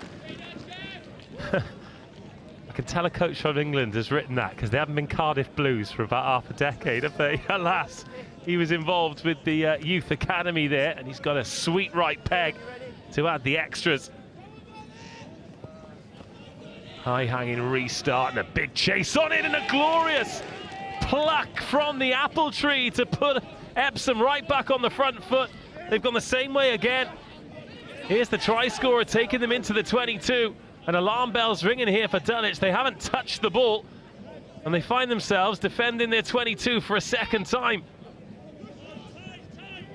Arthur Garfield, he is the playmaker in the middle of the park.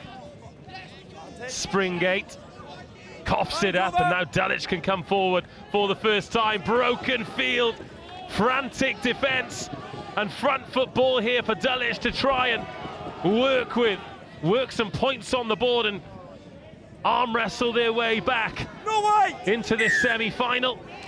Overcommitted at the breakdown, penalty conceded. Dulwich tapping and going. The left side looks the strong side here. Gone for the miss pass, the dummy thrown. They've gone man for man in defence of Epsom, but driven off, not able to contest that breakdown. And Dulwich perhaps guilty of throwing the miss pass when they've got numbers. No. And passing through the hands is the best way to go. 2 on 2 now. Little stamp and a step and a maul called. And Epsom could spoil this and have great defence. Actually love that call from the referee, who just went early, and he rewarded the muscular defence. 2 men holding up the runner, called it as it is, no hanging around, and that's real strong D from Epsom. Well, that's the first one I've seen here, and the referees have actually shied away from the maul quite a lot. They've shouted tackle release when there are a few that could have been called maul, but as you say, rewarding the strength. But Epsom are now in coffin corner, and this is not an easy exit. Looking comfortable on the ball though, and these are the kind of passes that would give the coaches kittens in the 15 season. But it is not just encouraged but necessary here at the National School Sevens. Now more space to attack, more pace to burn. Ben Quinton, oh, the ankle tap, the saviour, but he's back and balanced and away. Ben Quinton, the escapologist, and Epsom over for try number 2.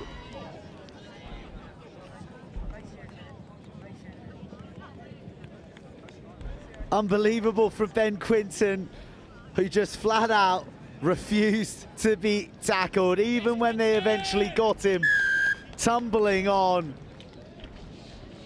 And with the determination and desire to make sure his name was on the team, the score sheet. And this kid has gone from serious range, 80 metres. Oh, we love a tap tackle, and that's up there with the best. And then the fight to get up and fend. He is going to be absolutely goosed. Little 360 for flair points as well. We're getting to the point in the tournament with just these semi-finals and finals to go. A few games on the outside pitches, but all concentration, all eyes will be on pitch RE1 as we work towards the last one, the men's under-18 cup final. Before that, 4 finals, 4 trophies to be awarded at the climax and conclusion of the Howden National School Sevens here at Rosslyn Park. Finally, some time on the ball here for Dulwich College. Chop tackle, serious chop tackle. But now a gap to attack. A little bit lazy at the base there from Epsom, and Dulwich putting down the hammer, but not able to drive the nail home. Play the ball! Oh, Epsom have somehow won that breakdown. I thought the referee had called Epsom off it, but he rewards them again, defending bravely in their 22. Oh, they're just hungry for time on the ball, aren't they? Consumed by the tentacles of the number 11 of Dulwich. I think that was knocked on when he went to ground. Well, 2 commentators versus a referee and an AR. It's 2 on 2, and they get the deciding vote, but it's not going to matter. Oh, yes, please. Hands like shovels for Ollie Waugh. Pops it out, brings it back, goes over in reverse, and beep, beep, beep. Epsom are 3 scores up.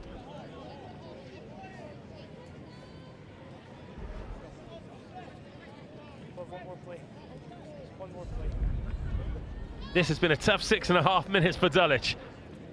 3 chances, 3 tries for Epsom College. And Arthur Garfield does it again. Epsom 21-0 up. Well, it's a good job they've kept some new rugby balls for Friday here, because if there wasn't much grip on that, Burnsy could have gone slipping and sliding out. Instead, he's kept the big sticky paw on it and gone in from downtown Ollie Waugh.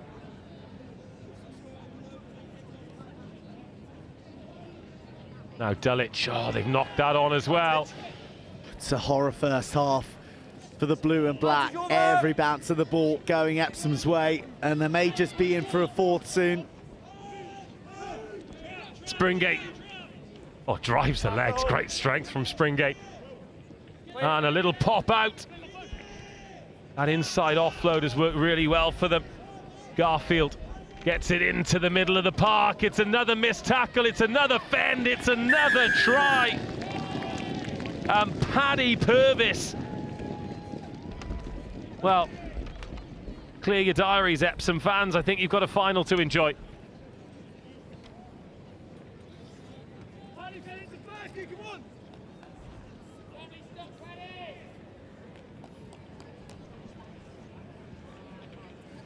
Got 4 tries.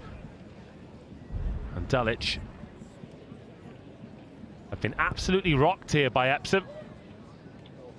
Another good strike. Everyone can take a breather, but Dulwich have got serious work to do. They are 24-0 down here in this plate semi-final.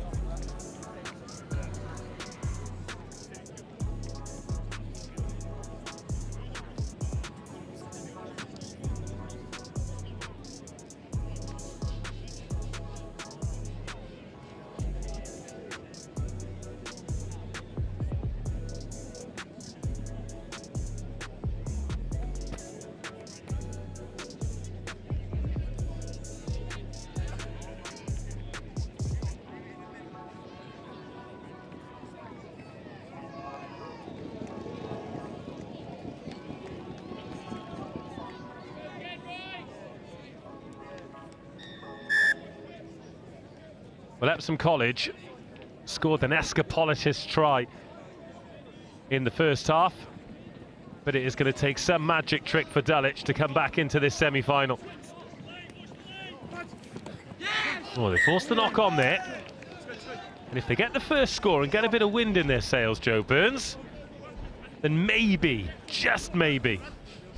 You often find that the plates is grittier. Like, yeah. It's a bit more fearsome because they've sort of been down, but they're not out, they're in, and then they're scrapping for that silverware, and it's that highs and lows, the peaks and troughs emotionally. And Dulwich are going to want this, but they've got to strike first. They may just get round the outside. Wow. Yeah, nice offload. Beautiful once, offload. then twice, and a lovely bouncing step. Oh, and a knock on there. Yeah, this is almost like the it's the slugfest between the 2 journeyman boxers who were once champion prize fighters, and now they've got their last chance, having picked themselves up off the canvas one too many times. I think that's a complimentary analogy. Of course it is. Of course it is. 5, 6. Just here, Wellington College celebrating behind us.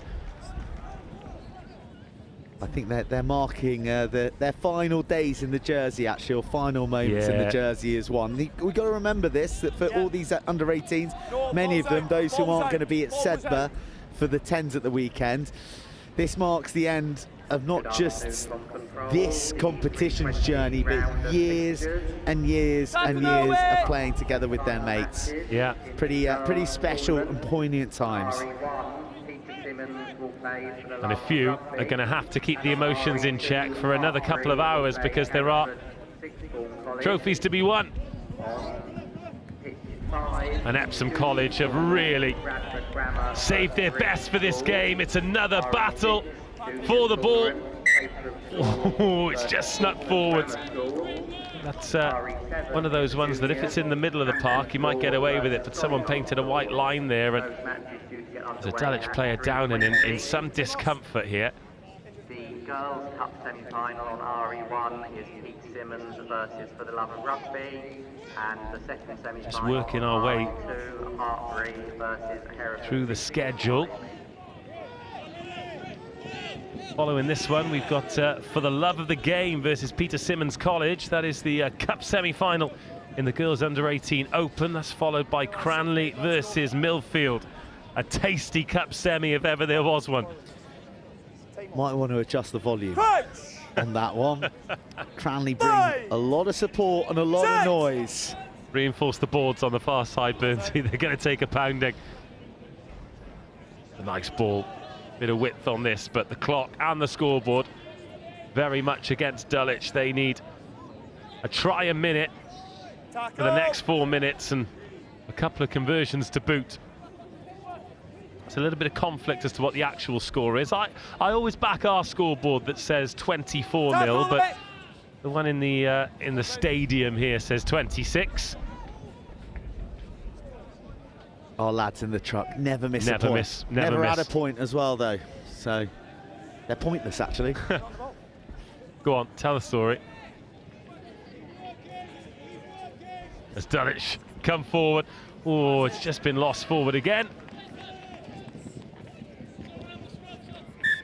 Oh, we'll have now, this is the moment where a little bit of emotion boils over there for Dulwich, and the Epsom player there who's been dumped down, that was Ben Temperley, has done well to keep his Temperley in check. Now I reckon that he is Kit Temperley's brother, who is the Dutch under-20s captain, who is playing at Loughborough University and will be in a Bucks Super Rugby semi-final next week. There is a Dutch connection all across Bucks Super Rugby because they're starting outside half. Vikas Meyer is at Cardiff Met. They have also got a Bucks Super Rugby semi-final on Wednesday. Tough trip to Hartbury. Well, Dulwich are having a tough semi-final against Epsom College here. And so far, they have got a big fat egg on the scoreboard. Largely down to very resolute defence and razor-sharp attack from these Epsom boys who, with no sweeper home, probe the 22 with a kick in behind. Swept up. And dealt with. Down, away.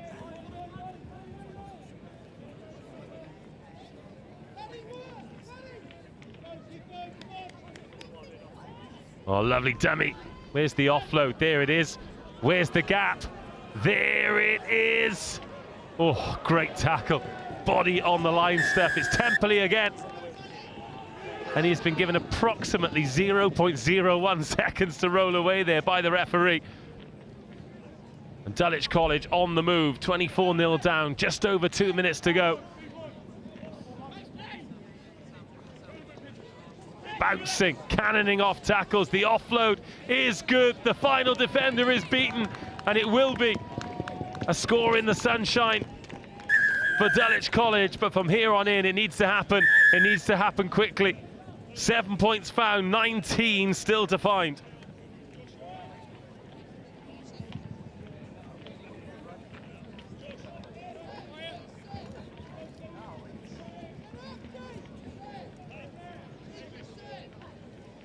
Just wait for your guy to get back the height. Yeah. Well, they're going short here, needs to go, does go. Oh, forward, so close, but so far. Scott.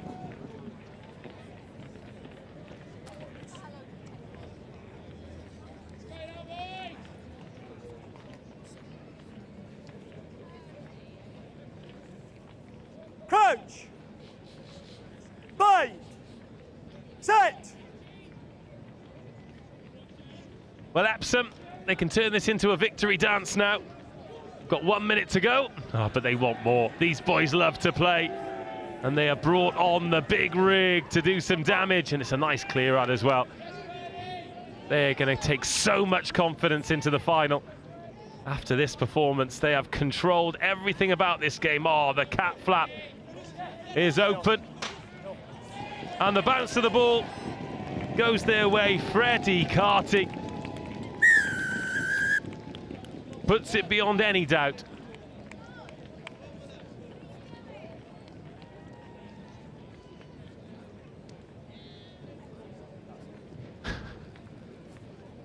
Well, you've got to move the coat, haven't you?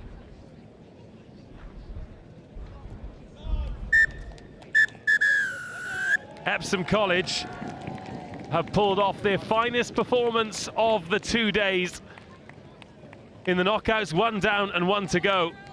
They have dispatched Dulwich, and they've done it in style. It finishes Epsom 31, Dulwich College 7.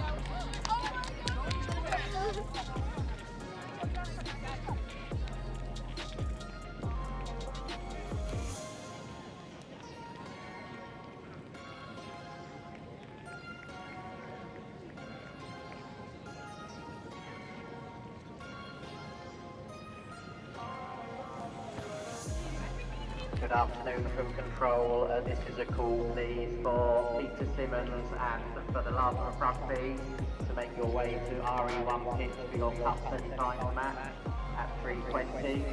That's Peter Simmons and for the love of rugby. Please make your way to RE1 now for your cup semi-final match.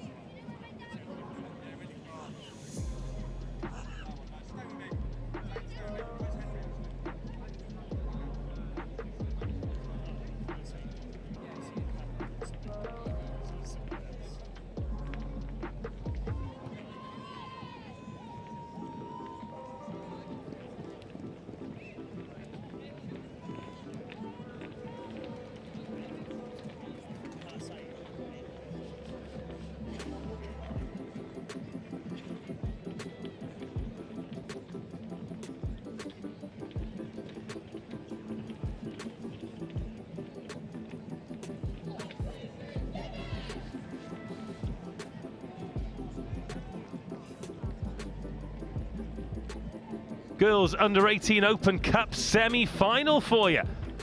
For the love of the game against Peter Simmons. For the love of the game, our friends from Canada in the red jerseys. Peter Simmons College, we've had them here on pitch RE1 already. They got off to winning ways and they have continued that form. Come a little bit of rain and a whole lot of shine. But now, it is knockout time. You win, the chance at glory. You lose, then it is just a case of what could have been. But Peter Simmons looking confident on the ball early on. Shirt tackle, forces the offload that bounces to ground. And these short-range passes from Peter Simmons working nicely, but nearly in over that ball for the love of the game. But a turn of pace now and a handful of jersey is all that stops the try going in from range.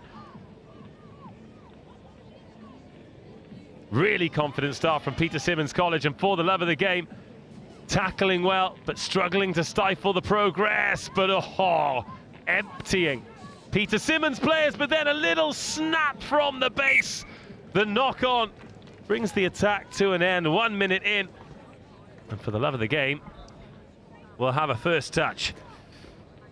D-Rog, we are super neutral up here. We just love good rugby and we love good stories.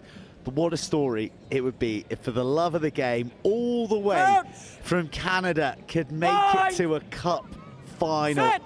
It would be remarkable, and it wouldn't be out of step with some of the international performances that we have loved all this week. Jess from Dubai, Clandary College from Wales. We've also enjoyed the journeys of those from America, Belgium, Luxembourg, but to name a few. But it's Peter Symonds College. Oh, another knock on in a key area. Still scrum advantage. Coughs up the ball. And for the love of the game through Abigail Flores. Well, we'll go for the scrum here. It's been a very, very good start from Peter Symonds College. Guys, if you aren't ready, you need to say so before we bind up, okay? Who've beaten Gordon School. That was here on pitch RE1. They beat Hereford Sixth Form College by the same score, 26 points to 7. And then bind. Trinity Croydon decided to go local for that win, 36-0. So they've only conceded 2 tries in the entire tournament so far. Penalty one at scrum time. For the love of the game, well, they beat Collega Camoy, the Welsh team, 35-10, then 31-14 against Whitbread Academy, then Cardiff and Vale College. So Canada have definitely got the better of Wales today. And now they're looking to get the better of Peter Symonds College. Tevi Eramolu is away, is home, is over. And it's the Canadians who strike first in the sunshine.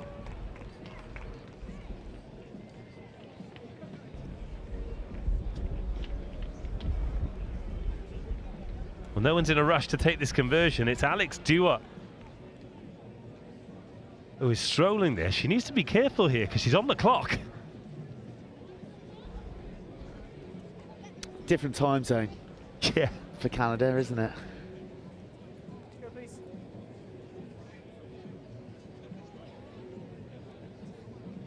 She's done very well not to get timed out there. That felt like an eternity, but the referee didn't give her any hurry along, did he? Well, she made it count as well. Yeah. Used that time wisely. It's another pair of points. Brilliant try.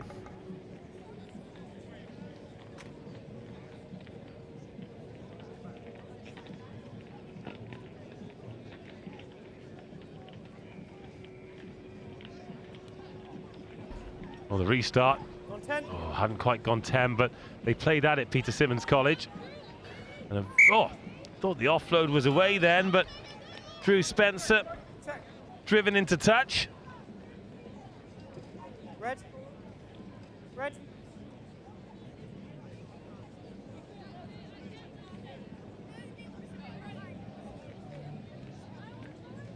Three up in the line out, uncontested.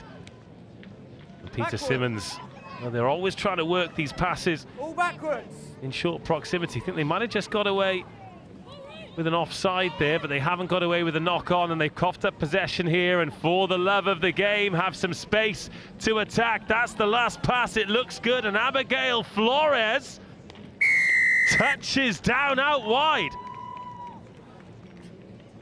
Well, that great story you talked about, Joe, is one score closer. Abigail Flores, who on the team sheet is described as a crazy cat lady.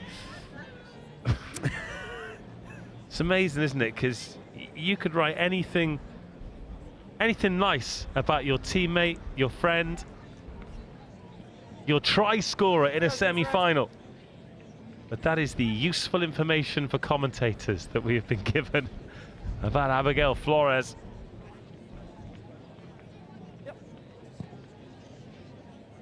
Well, she might be. I can say that Gwyneth King is the key cog of the operation, though, because she is the team hair braider. So if you're admiring the woven locks of the girls from Canada, then DM Gwyneth King for inquiries. Of Terry Epamolu, who scored the first try. That takes some serious platting. Good solid contact on the tackle. 1 minute to go until half-time. Another little switch move for Peter Symonds College. It's intricate, but it's not really getting them go forward, but it might get them some space on the outside. Good offload, it's off the boot, but into the hands of Michaela Lord, who's taken out into touch. Mark's here, guys. That's fine, that's your mark. I like the numbers in the back of the maple leaf. Works for me. I like the jerseys as well. Yeah. I like that old school feel. Clear, like tall jerseys as well. I think they've got the nicknames on their backs. I tell you what, Peter Simmons. Wow, they've got a penalty. This is handy. Like really, really important to make the most of this. Taking some points into those half-time huddles. It's just going to be the boost that they need when they're geeing each other up at the half-time. Yeah, they're all offside in midfield. That one's gone backwards. It's a little bit lackadaisical from Peter Simmons College at the end of a long day of rugby. But a big direct carry, another decent offload. Oh, and all of a sudden, the defence parts like the sea. And Peter Simmons College are over.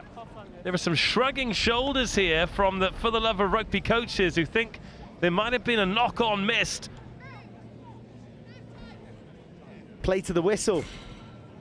Play to the whistle. Rule number 1 when you're learning the game.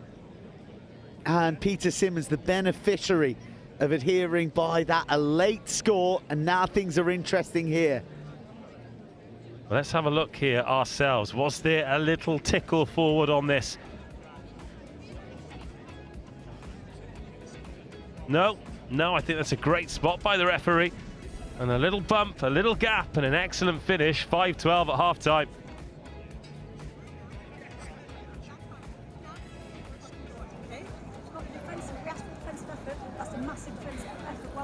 When we're flooding through, when we're chasing each other's tails, we're on each other's backs, we're offensively attacking them, brilliant, okay? Let's just keep switched on momentum. Mental strength's going to win this battle for us, okay? Yeah, get off onto your feet, get off the line and make those tackles. Attack was after itself, it's all about defence, yeah? Stay connected, push up, mental strength, really good. Yeah, let's go. Whoever's willing to work harder is going to come out with the win, okay? Let's dig deep here, okay? For each other. Let's go. Dig deep, look around the circle. Nice and tight, girls. For the love of the world! For the love of the game! Let's go, guys. Come on. Let's go. Last 7.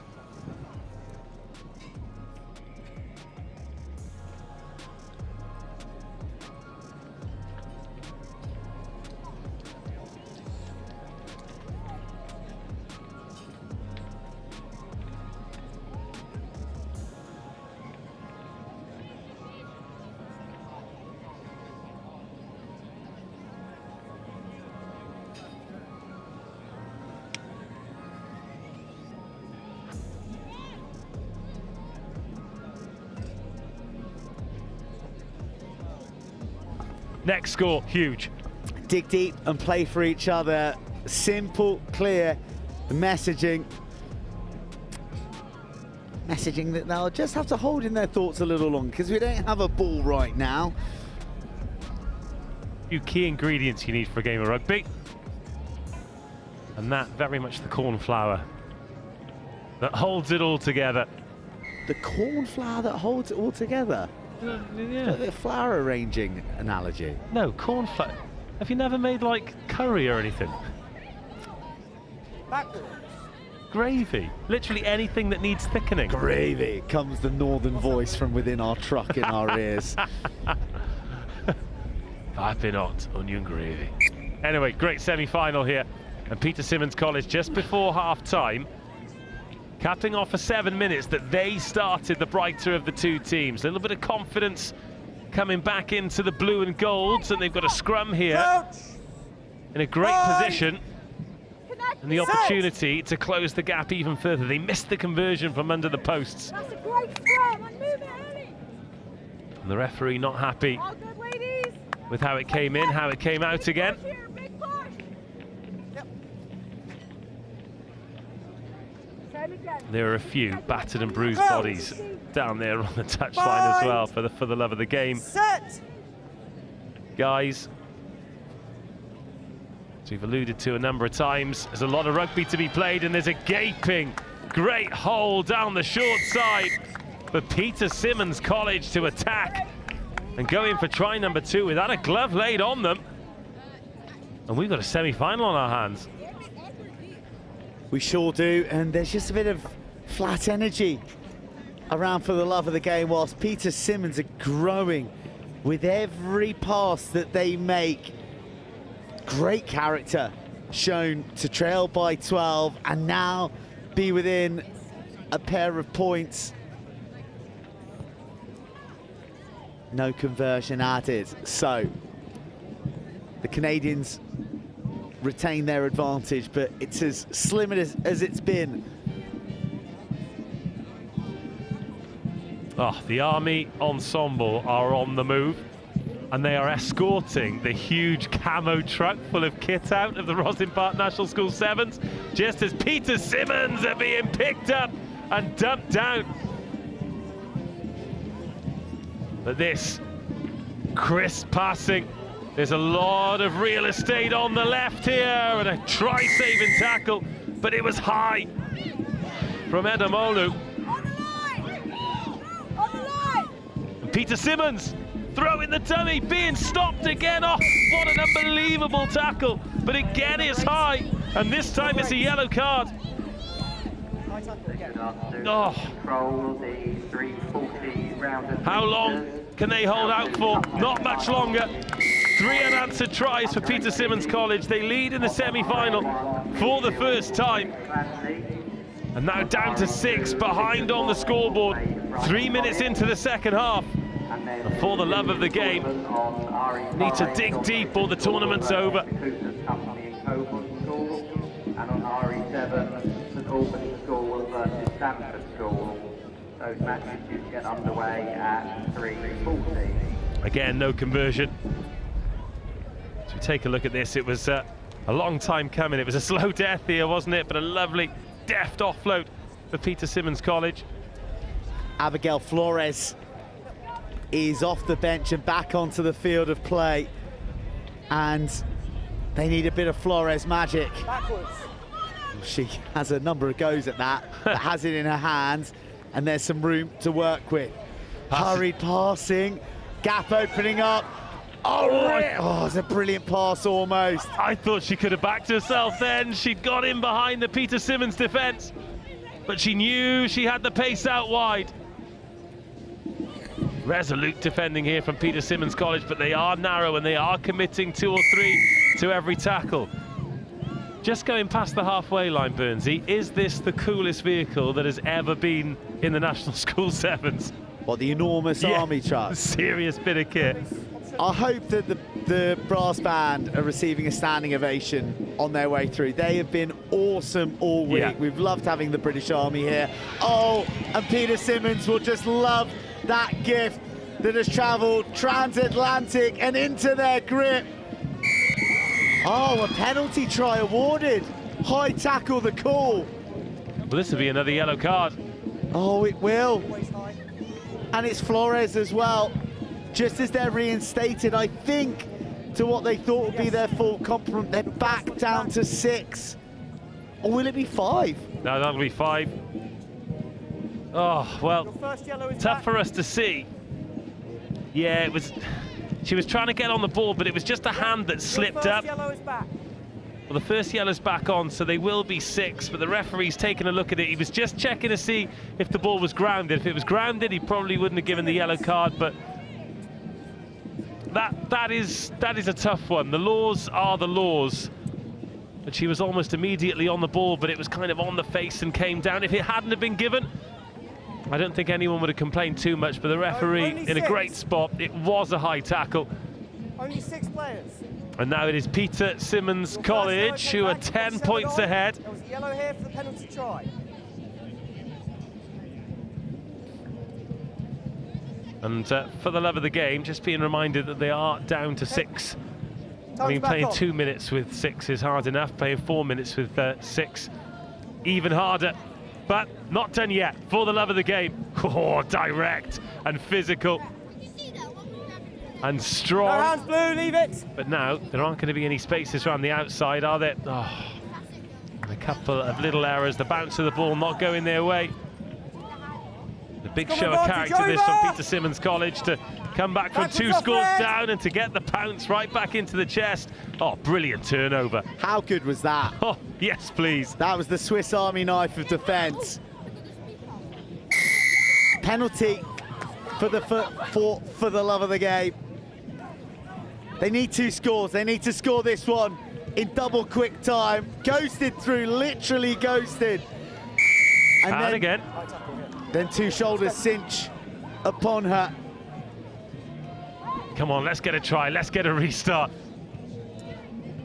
The match deserves one last gasp. No, roll blue, leave it! Whatever the Canadian equivalent of Hollywood ending is. Oh, the counter ruck though, superb. Another penalty.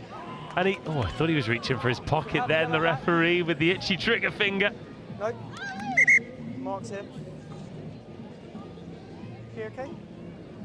Are you okay? Let him play, sir. To the line. Oh, goodness me.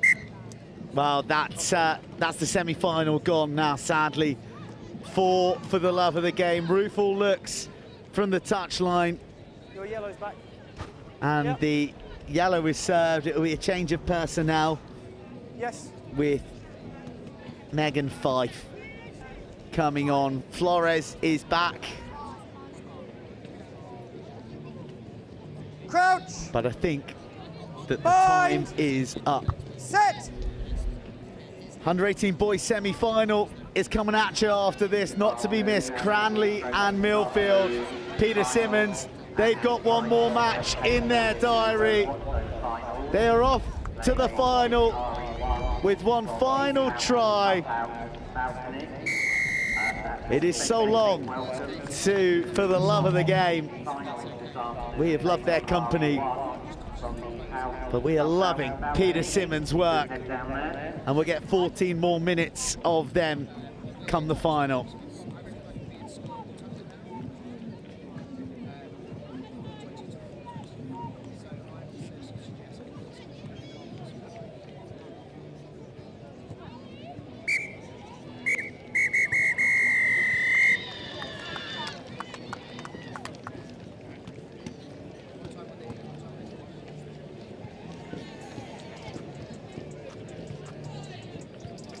Good afternoon. The call please for Millfield and Cranleigh. That's Millfield and Cranleigh. You should be at RE1 now for your cup semi-final match. Thank you.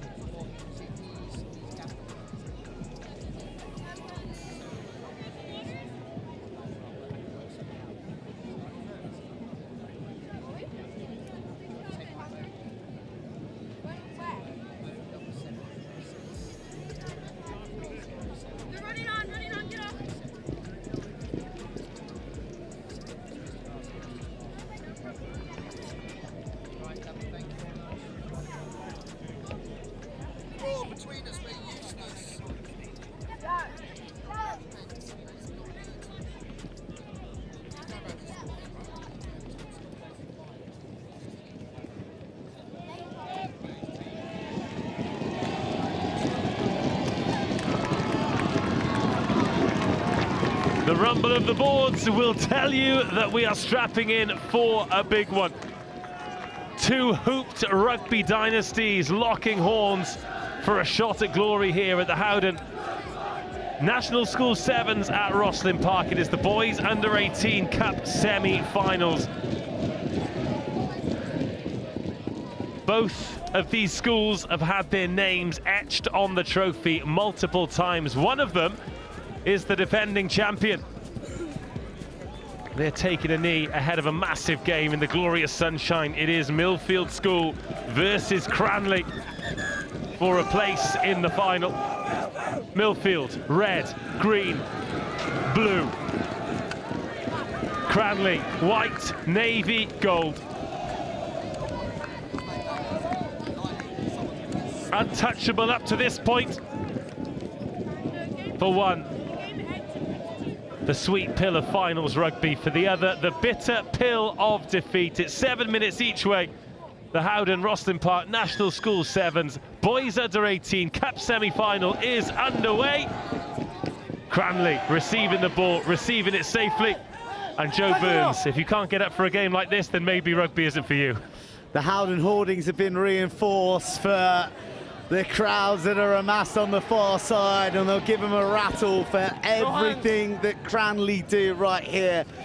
They've not been to a final in some years, but they have the imperious Millfield ahead of them, and look at the hunger from the no-named jersey of Alex Yeasby racing across. Somehow the ball isn't out of play, and even more alarmingly now for Cranleigh, it's in the hands of Morrow, and already it's to Carver. Back inside, Morrow, all the good stuff goes through him so often. The captain Heffron tackle away now, heaving his way.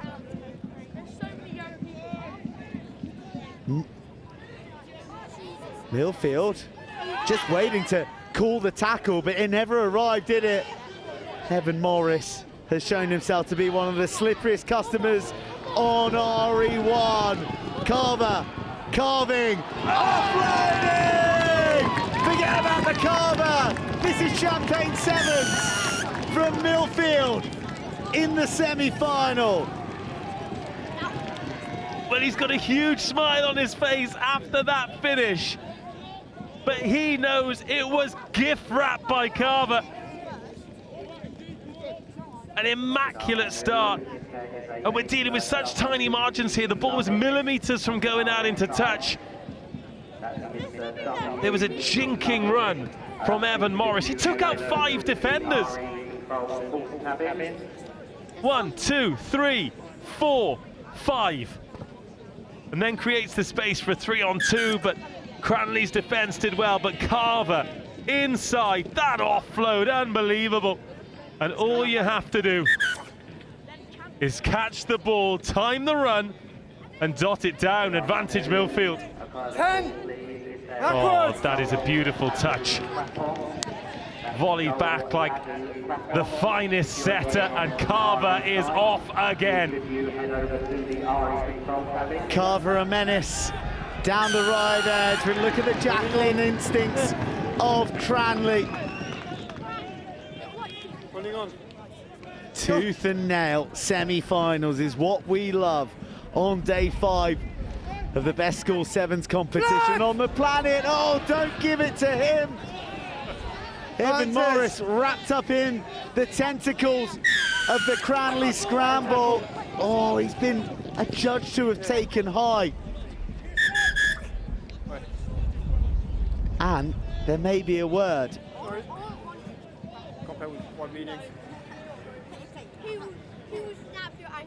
It's for blood replacement here.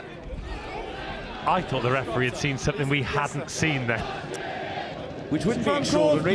No, but Jason Spears, who's one of 5 lower sixth, all making their debut at Rosslyn Park, is removed for blood. There are 2 who have been here 3 times. Previous plate winners, Will Friedlander, Alex Washington. They know what the silver feels like in their grip. But they want the cup, not the plates. Oh, Morrow on the wraparound. Exquisite from Millfield. And Evan Morris, who can finish from 100 metres, only has 5 to go. It was all about the slick hands of his teammates.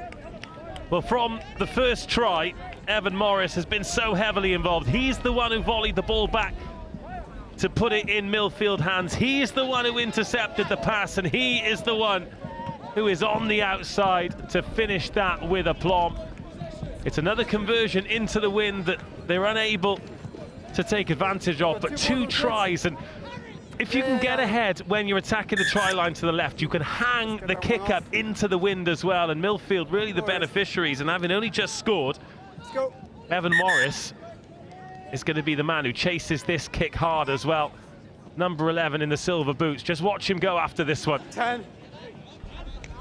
Backwards. Wow, well positioned. In behind enemy ranks, Charlie Rowland. The ball breaks. Morris. Oh.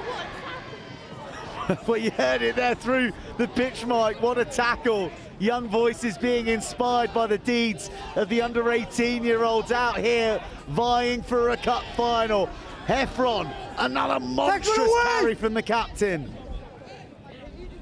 Morrow, he's everywhere. The bouncing feet now of Donoghue. First bit of looseness. But Millfield, just everything sticking at the moment. So much time. Heffron, the battering ram. Morris, the lightning rod. And Usby. No number on his jersey, but his name may well be one to remember.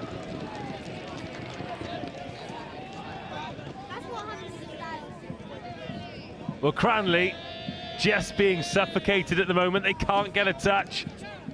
And this is where it can be a really cruel game, but it's only a cruel game because Millfield are executing so well. They got the first score, and Cranleigh haven't had a touch since. Highly contestable restarts. They get the ball on it, they get their hands on the ball, but it's all too brief, and then Millfield just turned the screw. They've been so accurate. 3 tries, 1 conversion. Another restart that is going to be charged with nightmare fuel to come, but that one a slight miss hit and a bit of relief here for Cranleigh, and they need to get something before half-time. They've been bouncing all day on RE1 to the delight of their travelling support, but now it is the sternest examination of their character. That was forward, and the referee agrees. Even their partisan supporters who were bang in line couldn't rouse an argument. I think you've got to boo there. If you're Cranleigh, you have to boo. The game's gone. I think there's a few teachers dotted in this year round, so I think they're on best behaviour. Speaking of, though, Joe, just take a look around here. Crouch!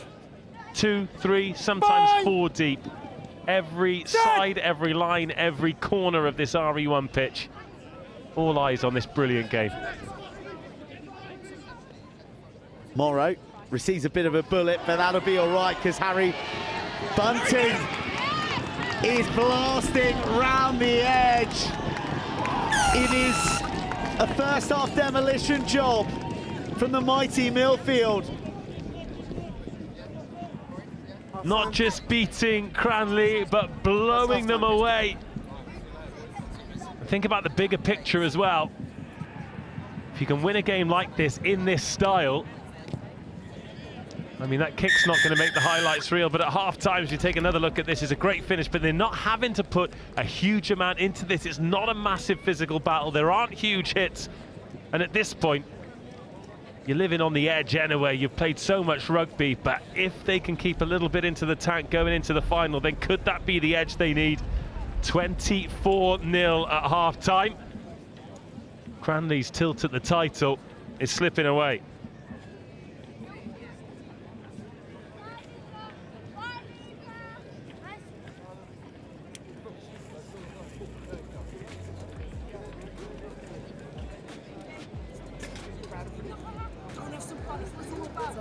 Big crowd, lovely weather, show how good we are. Let's go. Come on, Same starting team.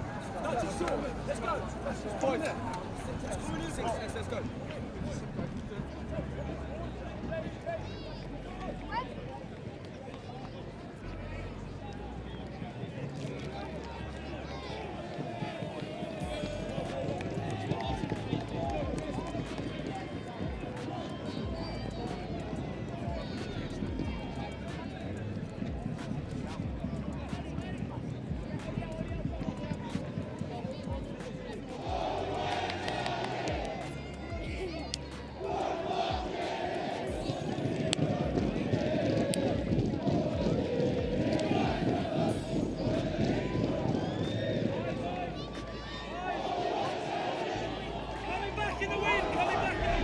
They may be second best on the scoreboard, but they are top of the log when it comes to getting behind their boys.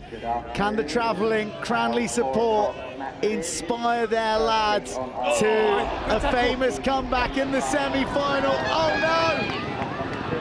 Harry Bunting breezing by once more. And it's curtains for Cranleigh. 2 touches either side of half-time to put it beyond any doubt. And then 3 matches in the juniors tournament. Well, you can hand the bunting out because Millfield are heading into a final. Big chase on that, but they over-chased. It was the outside man who was challenging for the ball, so there was no one covering the short side, and Harry Bunting, not to be denied. It might have been a 60-metre finish, but it's one of his easiest finishes of the day. Cruises home.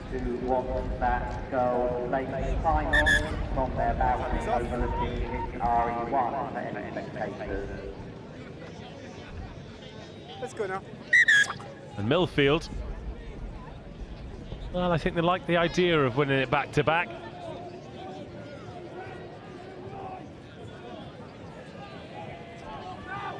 Cranleigh came into this semi-final with so much belief, so much hope for a famous Friday.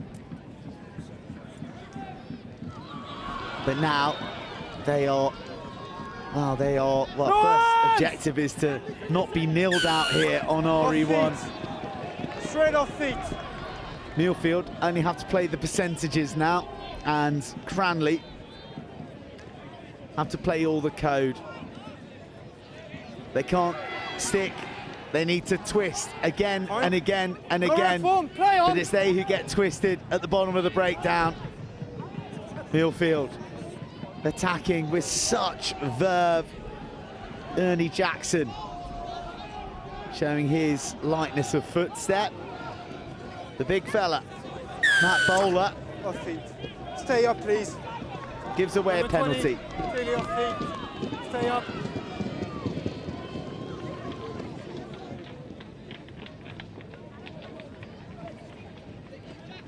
Cranleigh back on the ball, weaving around. Henry Pryor engaging the shoulders of the Hoops Millfield.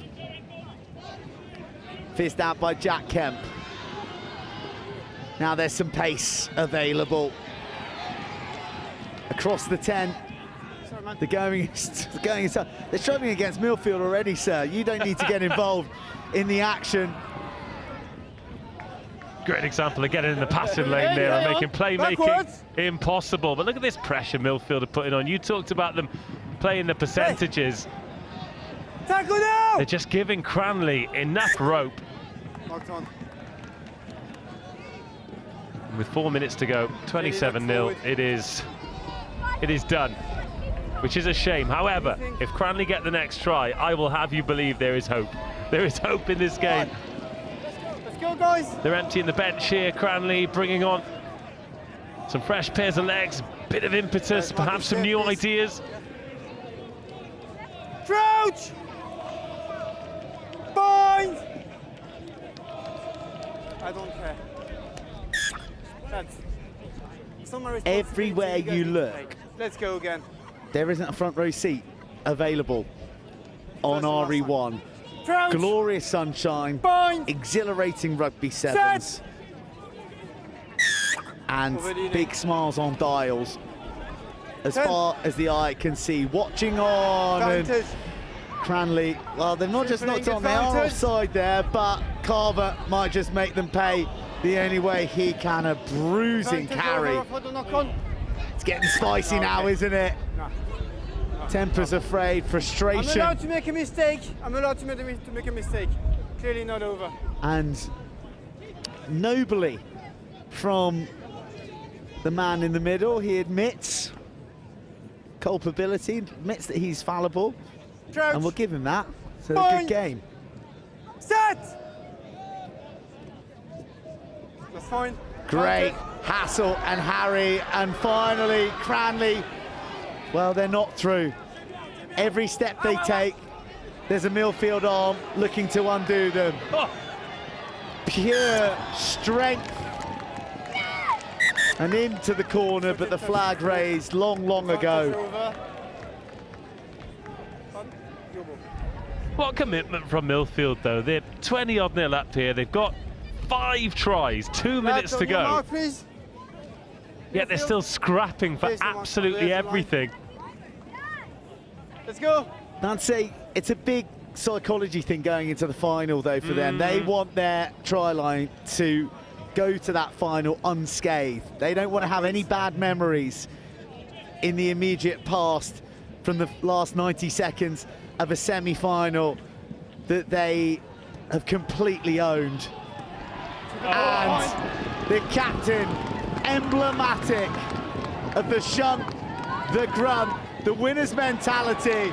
But Cranleigh chasing to the death. Heffron holds on. Backwards. Penalty advantage. Cranleigh can go the length. Is there a moment to savour late in the day? Oh, lungs are going to be burning.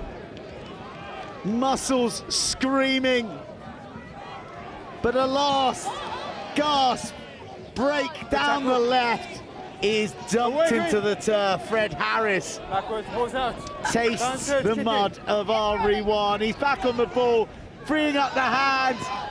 Cranleigh, at long last, break down the stubborn resolve of Millfield in the dying embers of the semi-final. Too little, too late. There are very few tries that teams have had to work quite so hard for. 2 full lengths of the pitch from one try line to the other and back again. Millfield fully committed in defence, but Cranleigh giving us a little glimpse of the quality and the potential that took them all the way to this semi-final. It's not going to be enough on the day, and pretty devastating 14 minutes here for the boys from Cranleigh. It's done and dusted. Millfield are in the final.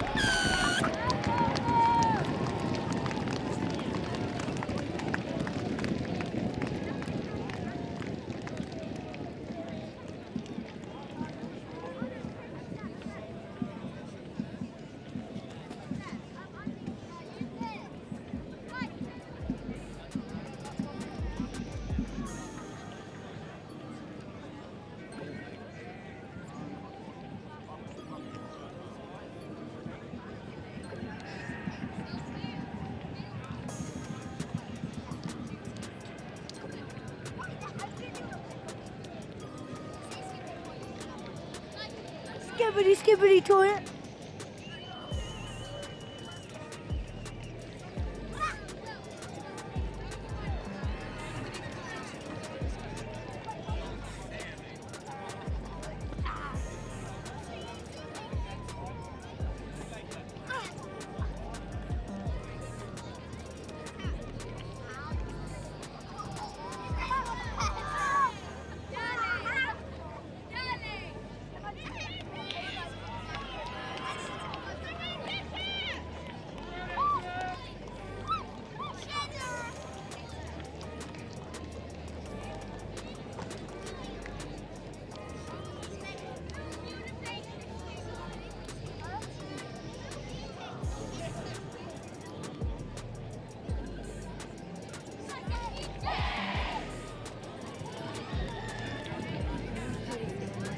It is final time. Trophies up for grabs. Glory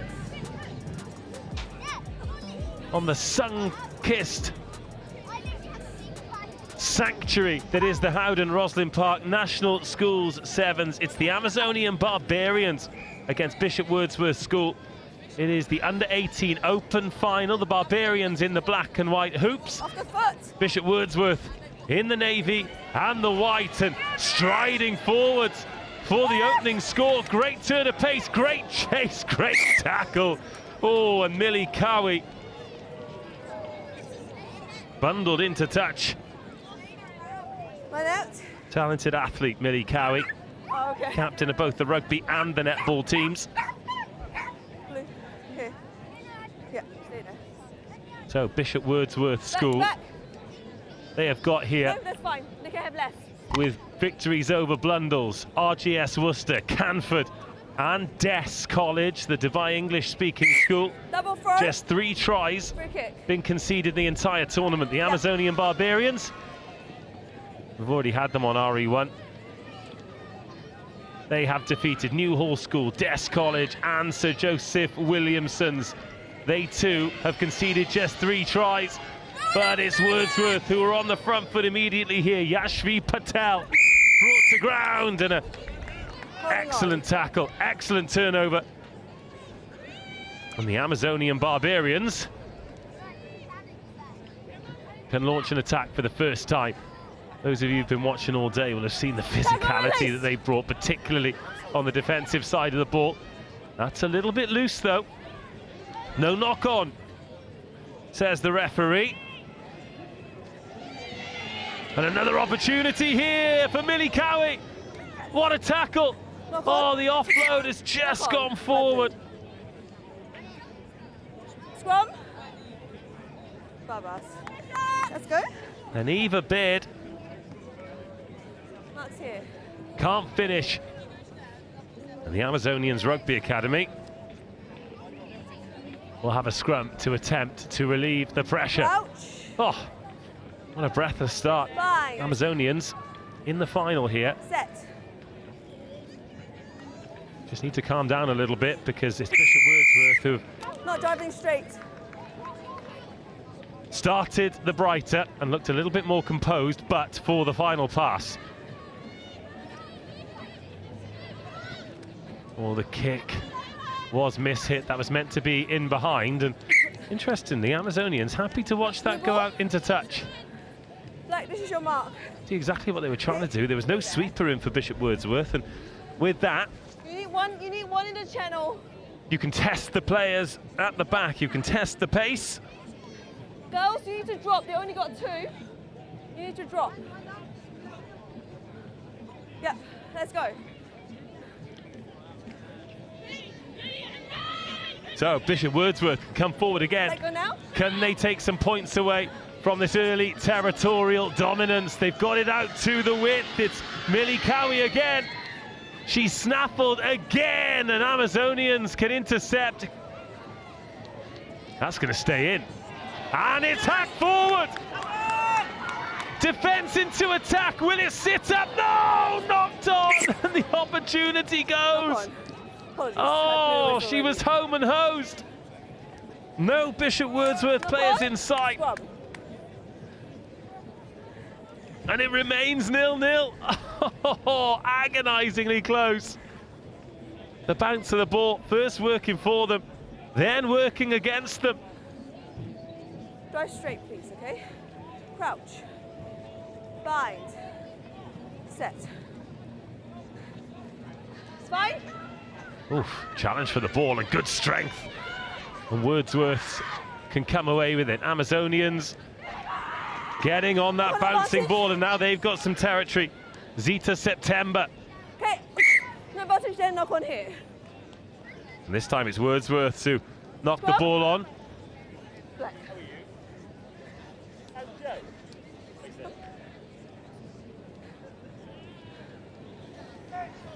Crouch. Bind. Set. In it comes then. Amazonians, oh, forcing the knock on. The advantage is over, it's picked up well by Marnie Vaughan. But knock-ons just stifling the progress of this opening half. It is a tense one. You're right. No score yet. You okay? All right. Matt's here. Let's go. Crouch. Bind. Set. Barbarians ball. Early hook. Well, the early hook means it's a free kick to this Barbarians team. Danrika Jahoma gets them on the way. Endinako Umbunye. She's gone forward all day. It's been ripped. The referee's lost the footing, and it's back with the Barbars. Lovely pickup on the half volley. Gemma Thomas wrestled to the ground. Bishop Wordsworth going after the ball, winning the turnover. And a tap and a go. And Eva Baird. Oh, ball into touch, and once again, no luck. And the longer the scoreboard continues to tick,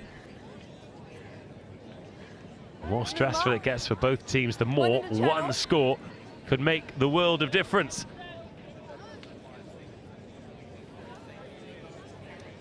I'm sorry? Couple of great opportunities for Bishop Wordsworths early on. West of England winners 3 years in a row. Runners-up in the Hampshire Sevens as well. They would love a Rosslyn Park trophy to add to that burgeoning trophy collection, but it's Amazonian Barbarians on the ball into the last minute of the first half. Around the outside goes Tamarin, and there is the deadlock broken. Tamarin buoys it. South African under-18 100-metre sprint champion. She is sub 12 seconds, and she is as fast as lightning on the RE1 pitch. Oh, speed kills. And the conversion's good. Just before half-time.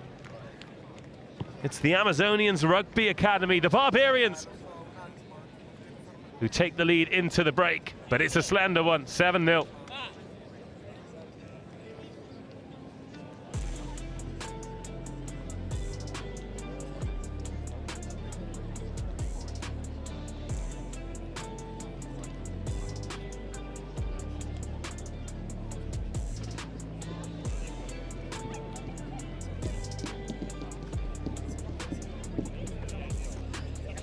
Good afternoon from control. The 16-20 schedule on this RE1. We have the boys under 18 state final. That will be Epsom College versus Sedbergh. On RE5 in the juniors tournament, Bradford Grammar versus Solihull School. On RE6, Caterham School versus Hampton School. And on RE7, Portsmouth Grammar School versus Reed School. Those matches at 4:20. The boys under 18 state final on RE1, Epsom College versus Sedbergh. And all spectators are welcome to watch that match from the clubhouse balcony.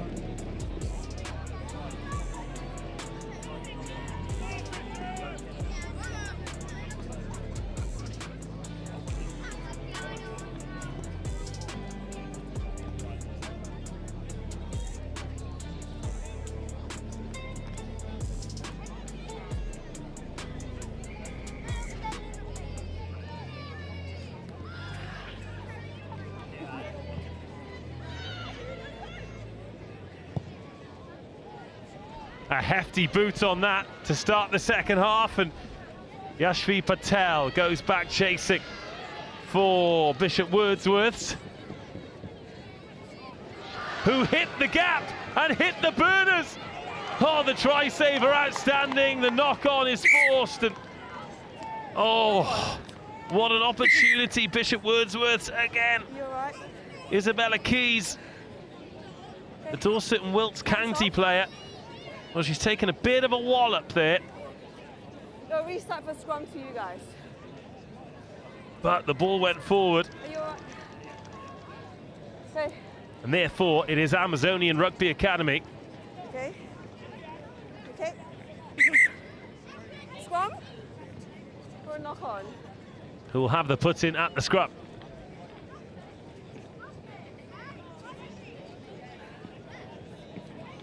Crouch. Bind. Interesting, they're happy to pump the ball long. Same channel. Just watch your time when I hook. And allow Bishop Wordsworth to come on to them. Crouch. But they have been Bind. extraordinarily good in defence of the Amazonians throughout the tournament. And that is a nice pick up and pass into space, because they know they've got Zita September there, the silent assassin who's slung down by her jersey. Roll away! Big effort from her. Not rolling. And look at the tempo here on the Amazonians Rugby Academy. Well, the step back inside. And that's the reason why Endinako Mbunye, the Terminator, doubles the lead.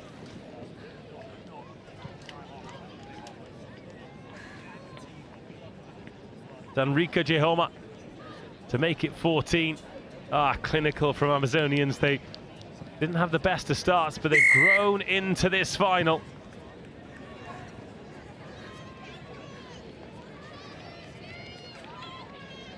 Wouldn't it be incredible for one of the touring teams, another of our international teams, if they could go home with a trophy? This is the plate final, still the boys plate final, the girls cup final, and the boys under 18 cup final to come.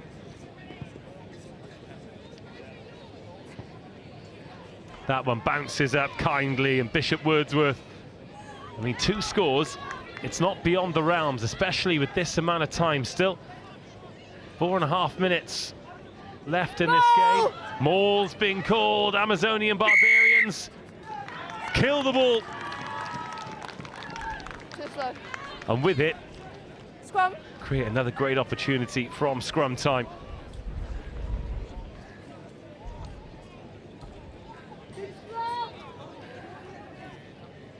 Sorry, dear. Crouch. Bind. Set. Go. In comes the ball. Oh, there's pressure Okay, there you go. on the scrum half, but Gemma Thomas drops that one off for Tamrin Buizen. Oh, intercepted though. And Yafshi Patel is quick. Oh, she is stopped though. And can she find an offload? No, Millie Cowie was there. But they couldn't get the ball into her hands. Offside. Amazonians Number 5, offside. Offside. Okay.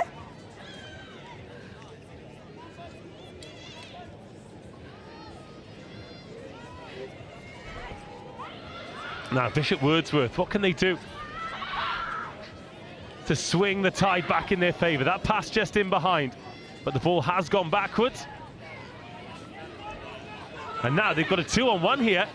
Oh, just needed to look outside. Lily Patience was there. 14, not rolling. And they need patience, but unless they score soon, they will run out of time. Still 3 minutes to go. Don't just need the 2 scores, they need the conversions that go with them as well. The ball needs to move, give it a tap, go on, but nice and quick. Fast game's a good game, especially when you're chasing. Good carry. Oh. Knock on advantage. No advantage there. Knock on by blue. Scrum.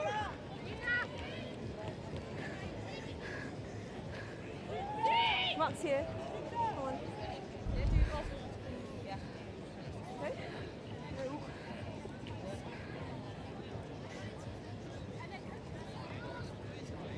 Crouch. Bind. Set. It's fine. Oh, it's a lovely little goosey. And the kick forcing Yafshi back. The chase a little lackadaisical though. And Bishop Wordsworth can come forward again, and this might work on another handful of jersey. Stops Millie Cowie, who's been agonisingly close on a number of occasions. Again, it's Yafshi Patel. Lovely offload, really patient handling. Libby Byam. And good footwork here on the offload. Didn't look before it went, and again the Amazonians dropped it on the toe. And it's a lung-busting jog back for Bishop Wordsworth. Play on, ball still alive. Let go. Still time here for Bishop Wordsworth. 2-on-1 on the outside, pass the ball, feed the speed, here we go. Needs to go under the posts, really. Try scored. And Bishop Wordsworth need to go quickly here, need to make the conversion. There's no urgency.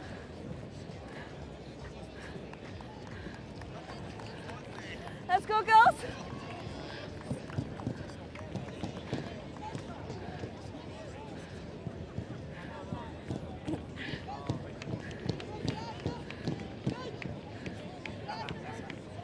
To kick, let's go.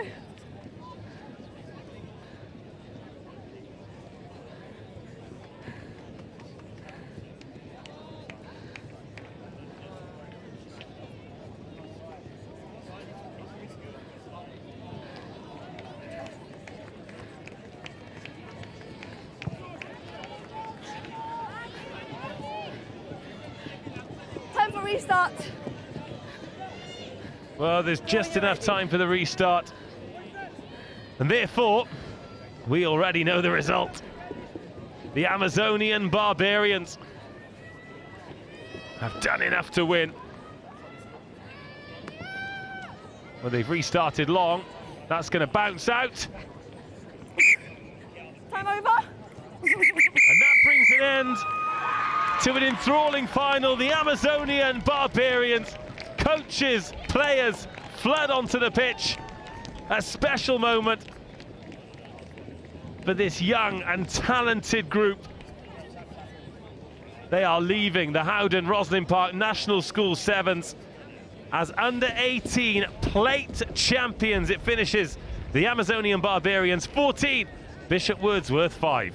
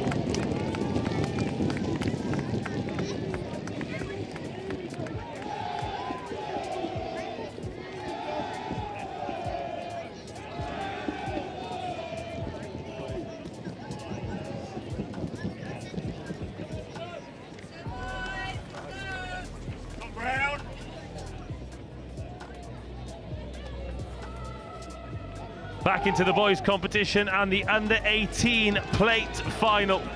Two teams who would probably have thought at the start of yesterday that they might well be in the cup final. They do, however, have one final shot at glory. It is Epsom College versus Sedbergh School. It is the under-18 plate final. Incredible conditions, capacity crowd here around pitch RE1. Two of the most recognisable jerseys in the competition too. Sedbergh in the brown with the gold numbers. Epsom College, it barely seems like 5 minutes since they were here before to book their place in the final. But now it is winner takes all. Sedbergh are at the races. And Burnsy's back. Hello. Yeah, the Brown looking to deliver a bit of consolation as well for their head of rugby, who is passing from the north, but they've been separated from the ball, but tucked under one arm. Not protected enough by Ben Quinton, who was right in the mix, wasn't he, in that semi-final that we did earlier. Scrum called. Lost forwards by White, scrum down, Bramble. He scored a brilliant try that helped them seal their place here. But first scrum, always an intriguing contest. Crouch. Matthew Cook. Bind. Ball in hand. Arthur Garfield, the Cardiff man, here's opposite. Penalty awarded, and away go Sedbergh. Wow, fizzing forward, aren't they? There's real intent to the way in which they're attacking, attracting the interest of defenders, freeing up the space, releasing the speed. Elliot Marshall. Oh, a little bit of afters there from Epsom as they're trying to disrupt the ball. But Elliot Marshall on the end. Intent is a word that you used there, Joe. and everything is just so deliberate, and something they do so well is the speed of ball out of the hands. No pass in an attack like that is ever floated. It is drilled into the hands. No option for the defender to drift across. They just have to get there and get there quickly, and if you don't get there quickly, then you're going to be behind on the scoreboard. That was a very, very close conversion attempt, but it is advantage to the boys from the north. They, like many, many teams in the play, came here dreaming of so much more and are so capable of being in a cup final. The quality of the play is extraordinary, and we see an explosive return from Paddy Purvis. Well, now what can Epsom do? They'll have been stung by that, but they've been behind, and the first score, not always the decisive one. It's how you respond. And look at this defending. Ollie Hines over that ball, just buying his team a split second, and they just come up in unison, don't they? It is a terrifying brown wall, slowly suffocating and strangling Epsom, who are fighting for every inch just to be, what, 6 or 7 meters from their own try line at the breakdown. It's like rugby Tetris, when you're running out of room at the top and the blocks keep coming. But they're brown blocks, they're Sedbergh blocks. Oh, wow. Oh, but Epsom quite brilliantly have escaped the clutches. It's put to the floor from flying Flynn Roberts. That is a finals footy special. 100-meter finish. Dancing through, the balance unbelievable. So gets the offload there, loses the first defender. Just would have been so easy to just eat dirt, but no, stays on his feet. The final step as well, gets rid of Jack Boulanacker, the young Bristol Bear. Oh, a miss-hit conversion. He's hit some good ones today, Arthur Garfield. That wasn't one of them. The lucky bar watched on, and 2 pretty special tries, and this one's level. Time is off, 2.5. Love that shot that our cameras picked up, the reverse angle, and then the home straight. 100-meter dash worthy of Sports Day, let alone RE1. Oh, just the faintest of fumbles from Ollie Hines, but now safely in the hands of his fellow back row numbered Elliot Marshall, who scored that try. He's the reason it's 5 apiece. Release! To a man, they're just so nuggety, aren't they, these Sedbergh boys? They drift, and when they decide it's not on, they just clatter you. They live and breathe code up in Cumbria. Such good defending, though. Freddie Carty gets his hands on it. They just ghost in brilliantly. It's the captain, Williamson, the Sale Shark under 18, after Epsom were at full stretch to stop it the first time. Garfield tried, Carty tried. But try as you may, Sedbergh just keep on coming. 20. Oh, still a tasty 2.5 minutes of this first half. Still just the first half. And how much has happened in that 4.5 minutes? It's been all quality. And speaking of,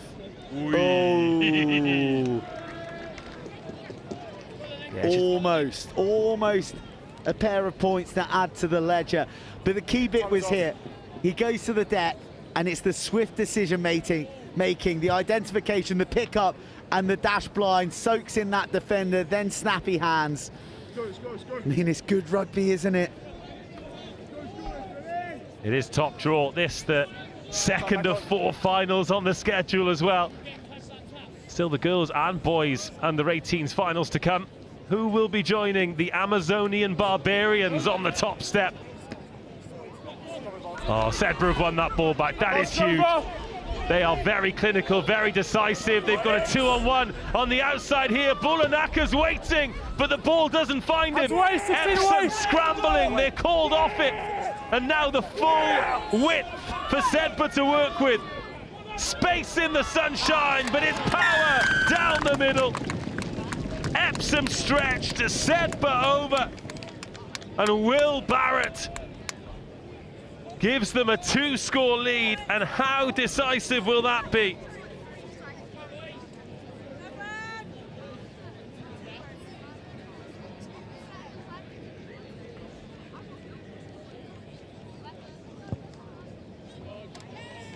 Snuck inside the left upright. A bit of Sedbergh salt rubbed into Epsom wounds. Late in the day in the first half, 17-5. Tall task ahead for Epsom in the second half.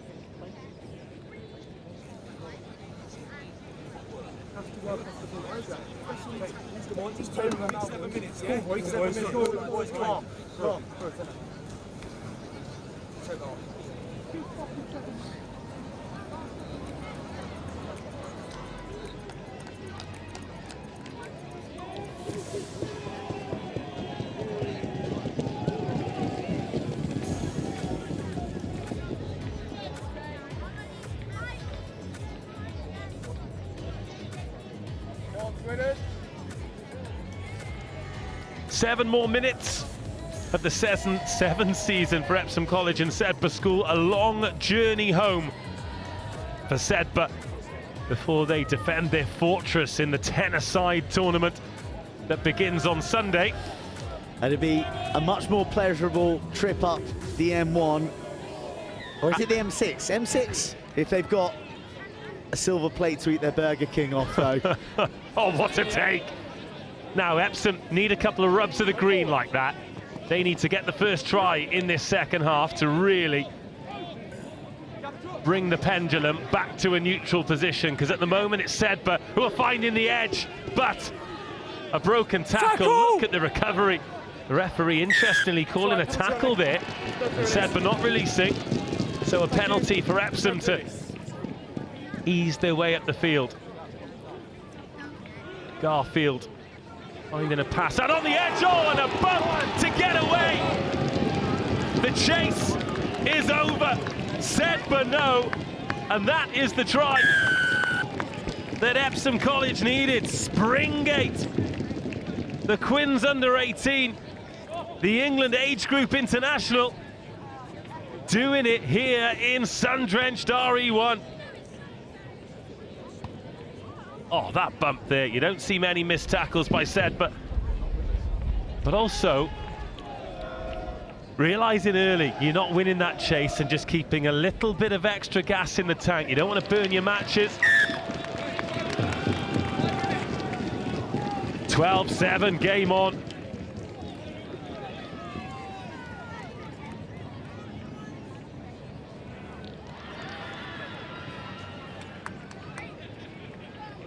Not a lot of space up there.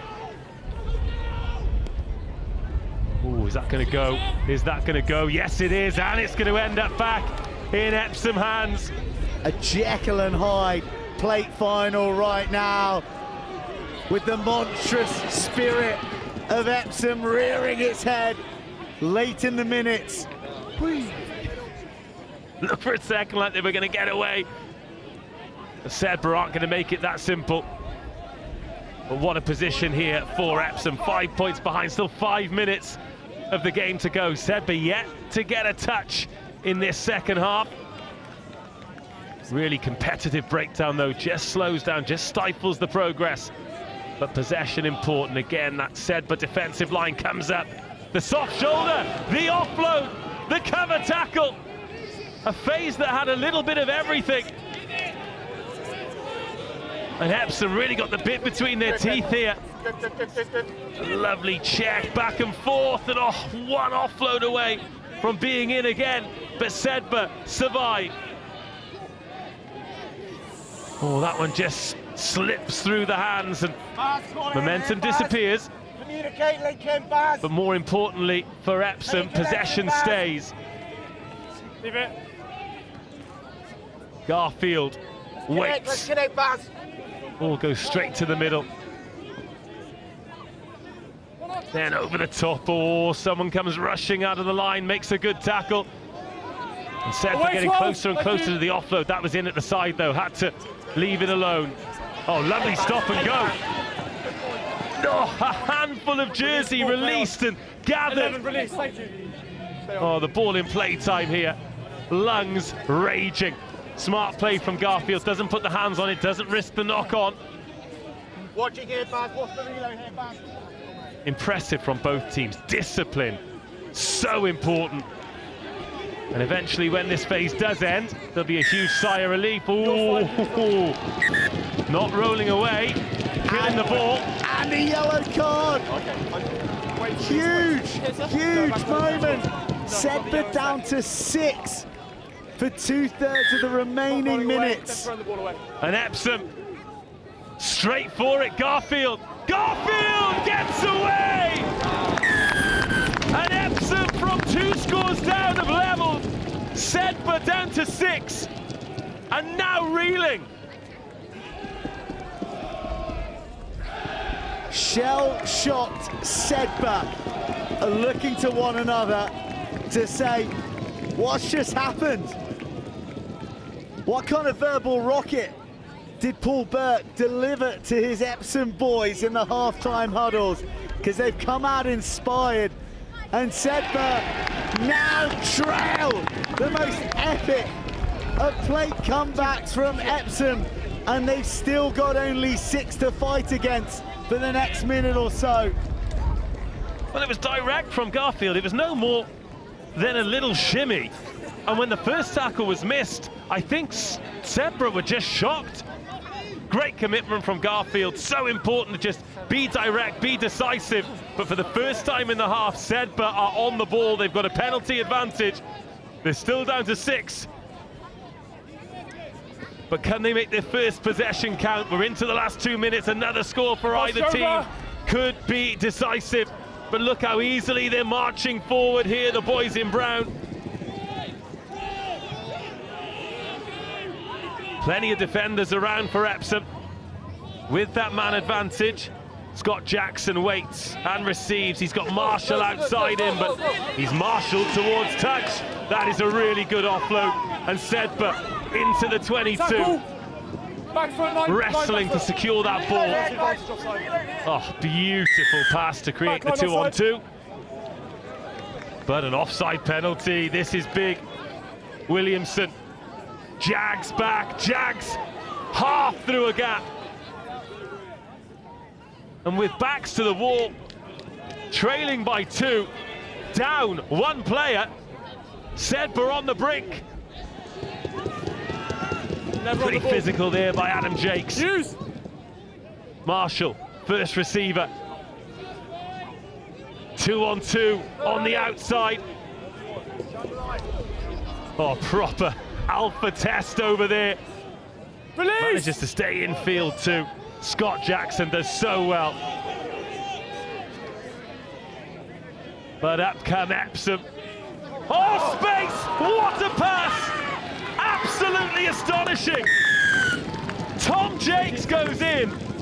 Sedbergh score. They've created a 2-man overlap with 6 on the pitch. And they've danced back into the lead. That'll be it. It's the game anyway. And they snatched it at the death. Bullenutha saw a pass that no one in the city of London had seen. Give me 1 second. And with 1 less player, Sedbergh have dug deep. They have gone to the well. And at the bottom of it is a plate. An extraordinary final. Epsom College gutted. They thought they'd done enough, but they just didn't legislate for the 6 hearts of Sedbergh and Bullenuther's brilliance. Sedbergh take it at the death. Jack's the hero.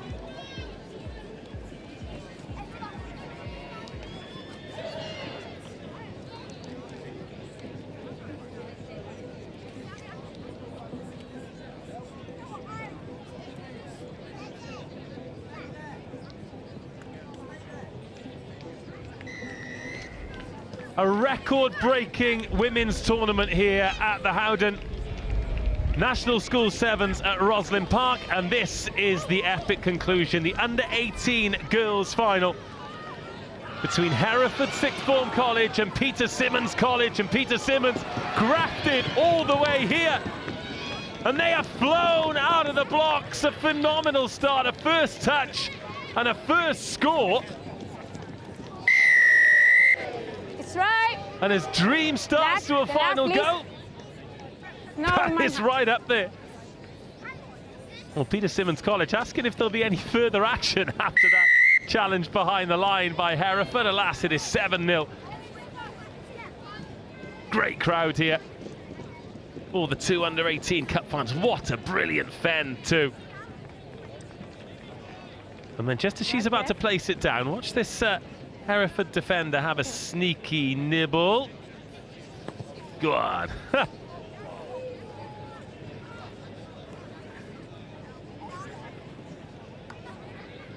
It's back.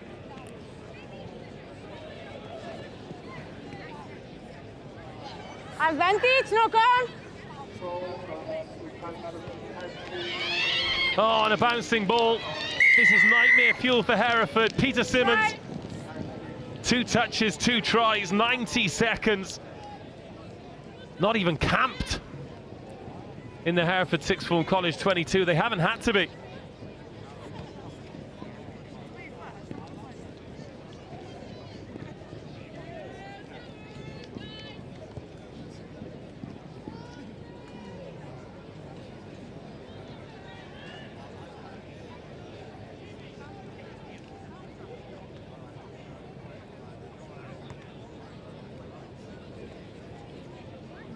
Oh, disaster stuff for Hereford. Yet to have a touch now. They've got to dig deeper than they've had to dig.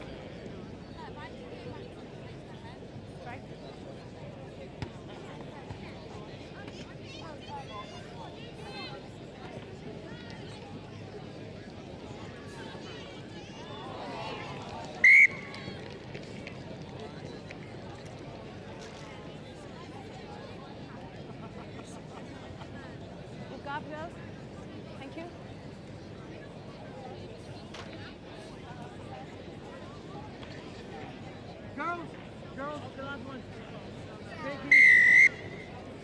Oh, referee saying that one not straight, so Hereford Sixth Form College will have a free kick. They need to be flawless from here on in.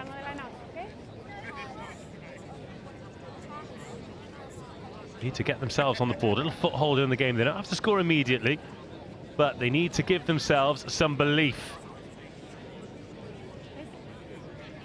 Crouch. Burn. Set. Ball firing out of the back, more pressure from Peter Symonds College, and everything going their way. An opportunist score of the highest order. Pressure at scrum time, loose ball, a delicious, perfectly weighted kick to chase. And Peter Symonds College almost out of sight. We're only halfway through the first half. Peter Symonds College 17, Hereford Sixth Form College 0. You can add a conversion to that too. 19 points in less than 4 minutes. And this was nigh on perfect. So the scrum, it's always a little bit scrappy in 7. The ball goes in, ball pops out, and there, just a little toe on it, and then this touch here, that is perfect. Just need to watch it, 'cause it's not rolling end over end. Chase it, dot it down, try time. Right. Hereford Sixth Form College are going to have a bit of a lucky break as that one bounces long.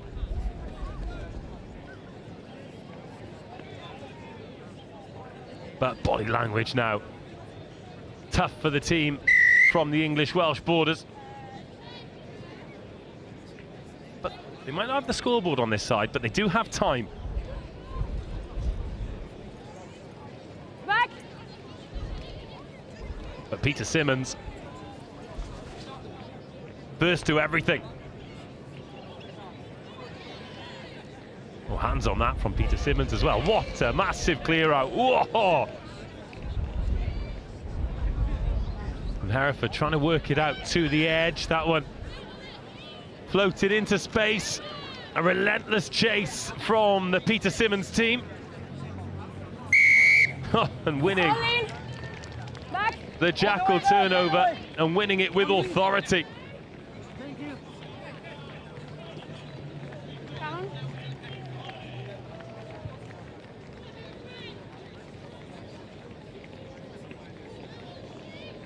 Now, can they get a fourth try here? Attempting to dance through.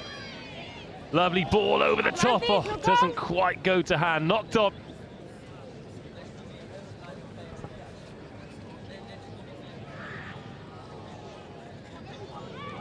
And here we go. Hereford Sixth Form College. Big chase coming on here from Peter Symonds. They might need a little bit of support. The tackle made well. Bundled towards the touchline, over the touchline, and Peter Symonds. Oh, they look like a cup final team, don't they? It is vicious, it is relentless, and they have got one hand on the trophy.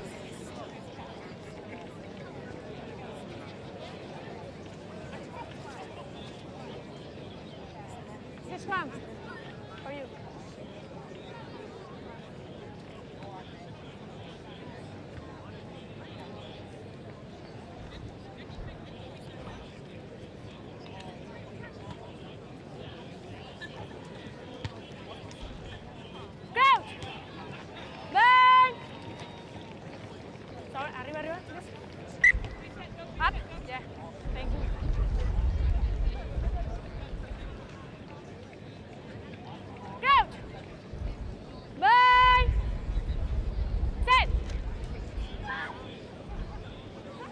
Another scrum has been turned over against the head and scored on the first phase.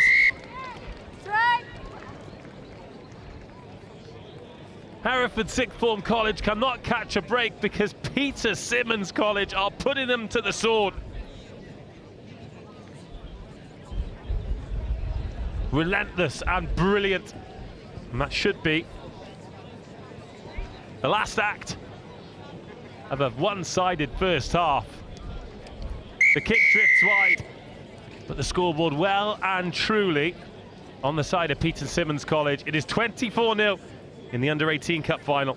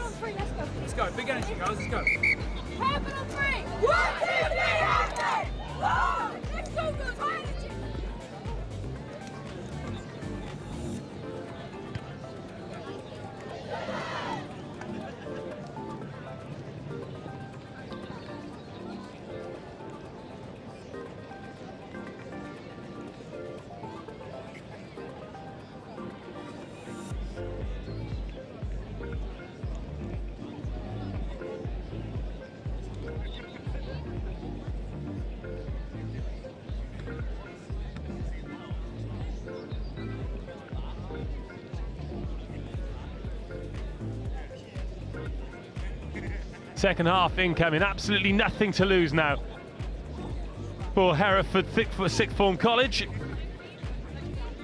With the coach there, he said we need to get one score and then we're back in this game. And they're absolutely right, they don't need to overplay. It wasn't overplaying that got them this far, but that is a brilliant restart. Chance for Peter Symonds to challenge, and straight away our referee spots a knock on. And that is a nightmare start.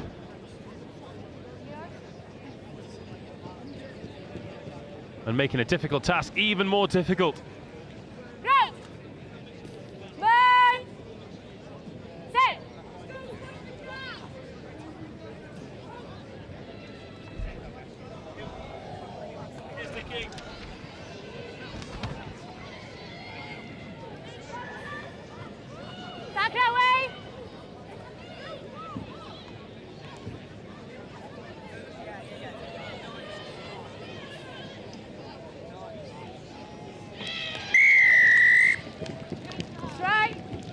Well, they can't stop scoring, can they? Peter Symonds College, complete dominance. It's been an outstanding performance, and they saved the best till last. I mean, they've been the best team in the tournament throughout, but to do this on the showpiece pitch in a final, remarkable.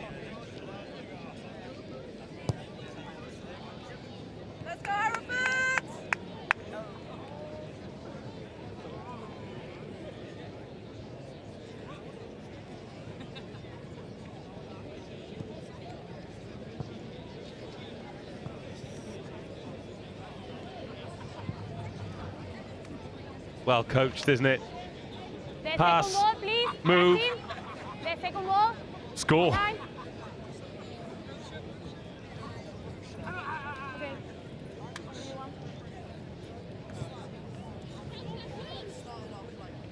Oh, that one slipped through as well.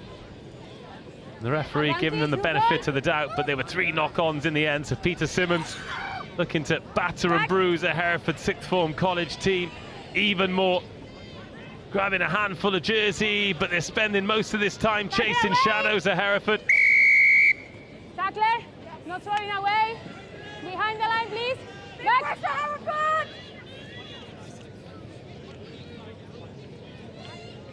Tap and go. It's going to go direct as well. Oh, held up. Good bit of defending there from the Hereford Sixth Form College.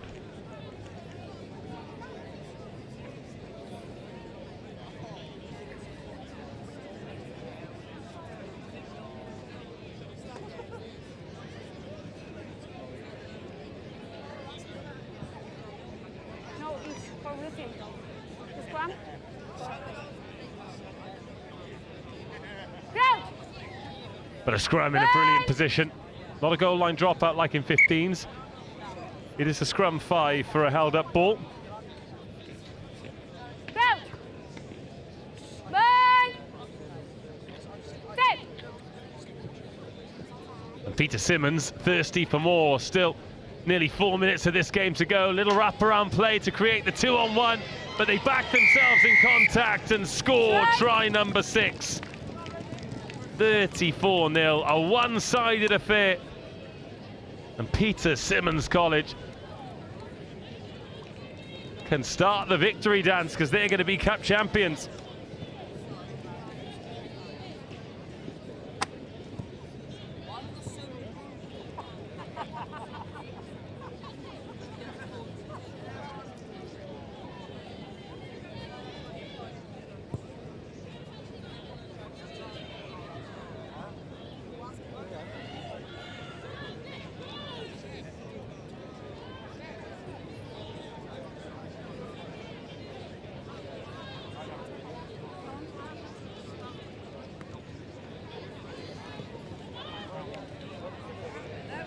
Oh, here we go. Hereford Sixth Form College trying to get something to take back to the borders.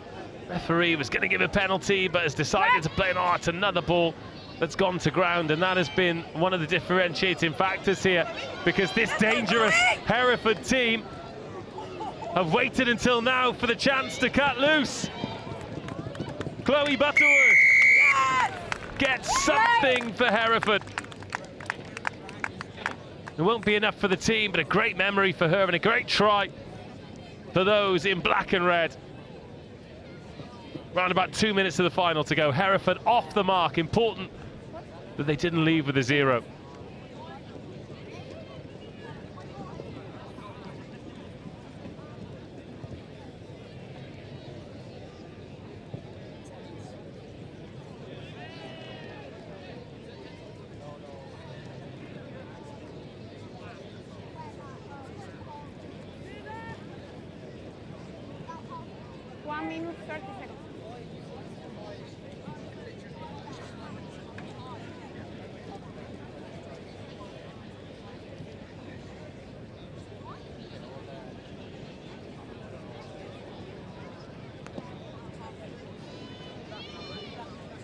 Advantage, no goal. Right, Hereford Sixth Form College playing for pride. Back away. Although credit to them, the pride of getting to the final. A pretty decent return. It's a scrum for black team. Still 60 seconds. Yeah.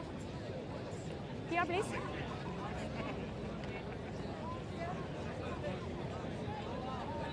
One step back, please. Look. Go. Burn. Set.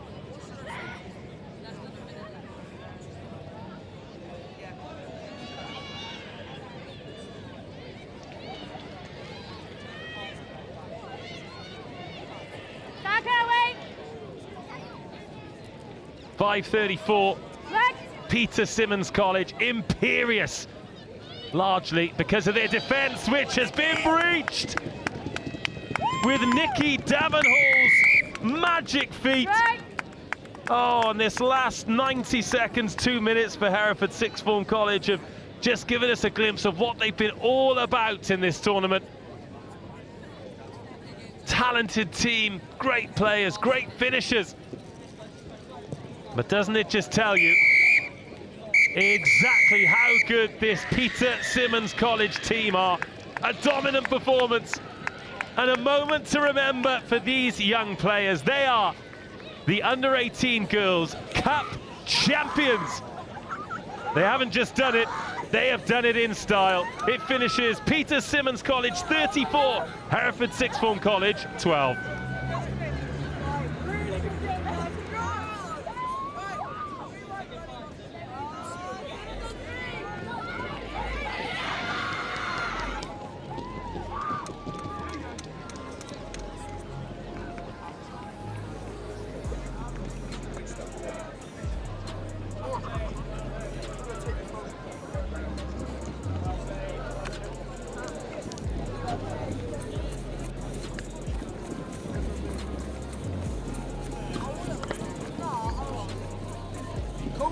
crowd.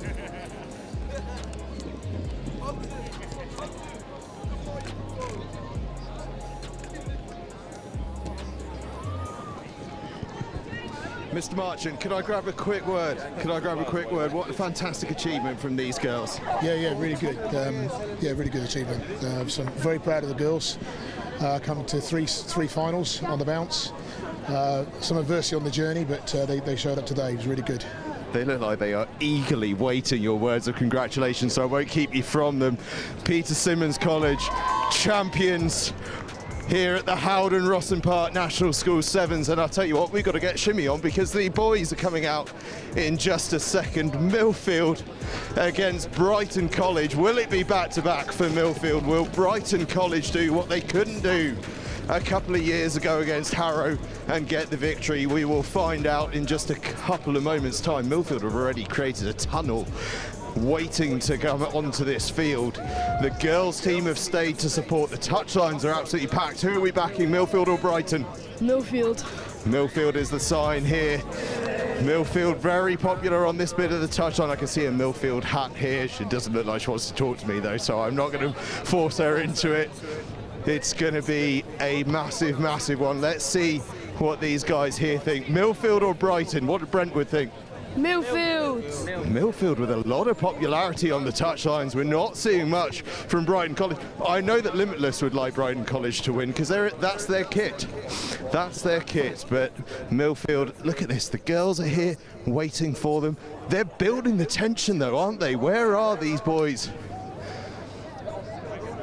I thought we were rushing to get them through, but here they come. I can see Brighton on the slow march.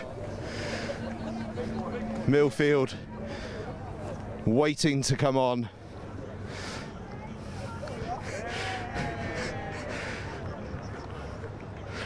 The tension is building. Let's see if we can get one more little touchline reaction before I throw things up to Dave Rogers and Joe Burns in commentary. I've spotted the perfect man to ask the question, so I'm going to ask it here of this lad from Whitchurch High School. Who's winning, Millfield or Brighton College? Millfield.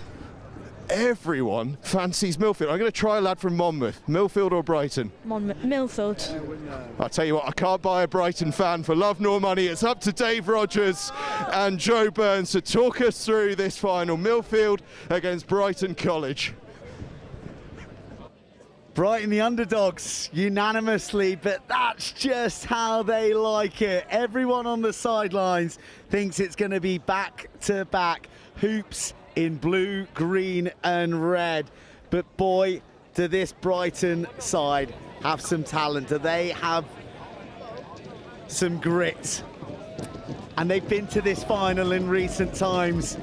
They went to the well against Harrow in the mud and the sludge 2 years ago, a game where you couldn't even determine who was who come the conclusion, and they fell agonisingly short. They've been the nearly men over so many of the last few years, but will destiny deliver on day 5 of the greatest schools rugby sevens competition on the planet? They were dealt defeat by the Bishop 1 Church of England school 24-17 on this very pitch earlier today. But over on RE2, they exacted the sweetest of revenges in the semi-final. 12-7 they triumph. While for Millfield, they've been at their imperious best, but they haven't had it all their own way. They've had to dig just as deep. And a good old-fashioned bit of rock, paper, scissors gives the early edge to Millfield. For Dave Rogers, we've seen so many incredible finals, not just this week, but over the years, and this one has just as much promise. Oh, doesn't it just? Listen to that noise echoing off the billboards here around the RE1 pitch. Over 100 games, over 5 days. Everyone an epic, but this one, the jewel in the crown that everyone looks forward to. Come the end of the week, but it is the Ruby Sapphire Emeralds who take a knee, looking to go back-to-back. They've been pretty comfortable, dare I say. I mean, they've had two relatively close games, a 19-7 against RGS Guildford, a 26-14, but it was a 40-12 against Tumbridge, and Tumbridge a very good side, and then 29-7, an imperious message against Cranleigh. Couple of 50s, a 40 and a 38 yesterday. I think the key for Brighton College here is to try and make it a dogfight, stay in the fight, stay close. Their last 3 games have been decided by 1 score. They've been there. They've been in the arm wrestle. They've exacted that revenge that you talked about with Bishop Wand. And they've got 2 phenomenal schools coaches behind them. Mr. John Mallet for Millfield. It's the Nick Boy of Brighton, 2 of the brightest schools rugby brains, but which has written a master plan for greatness today. On day 5, the final game of the Howden Rosslyn Park National School Sevens 2025. Millfield kicking into the arms of Brighton College. The cup final is underway. Scrum advantage. Scrum advantage to play with Millfield, get the ball back, and look how quick and decisive they are as they sweep forward. Oh, are errors like that going to be key? That ball stayed in, and it is already Burnsy fast, furious, frantic, and we're 20 seconds in. And all under the energy and the voices of the Brighton bench, who roared that decision. It's not often you see Ben Morrow and one of his passes not go to hand. Some early nerves jingling and jangling maybe, but let's not forget that Millfield won this last year. Carver hopping, skipping, selling. Back inside. Morris, not enough room. Morrow, another loose ball. Oh, Jackson gets slotted. Heffron, who's been talismanic. Heffron finds the touchline. Line out formed. Just trying a bit too hard at the moment, Millfield, aren't they?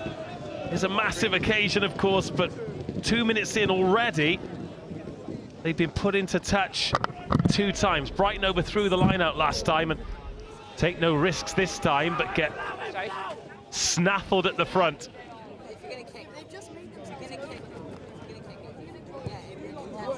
Off the outside of the boot, I think Brighton wanted that to stay in play, but they'll settle for clearing the decks. Cagey stuff.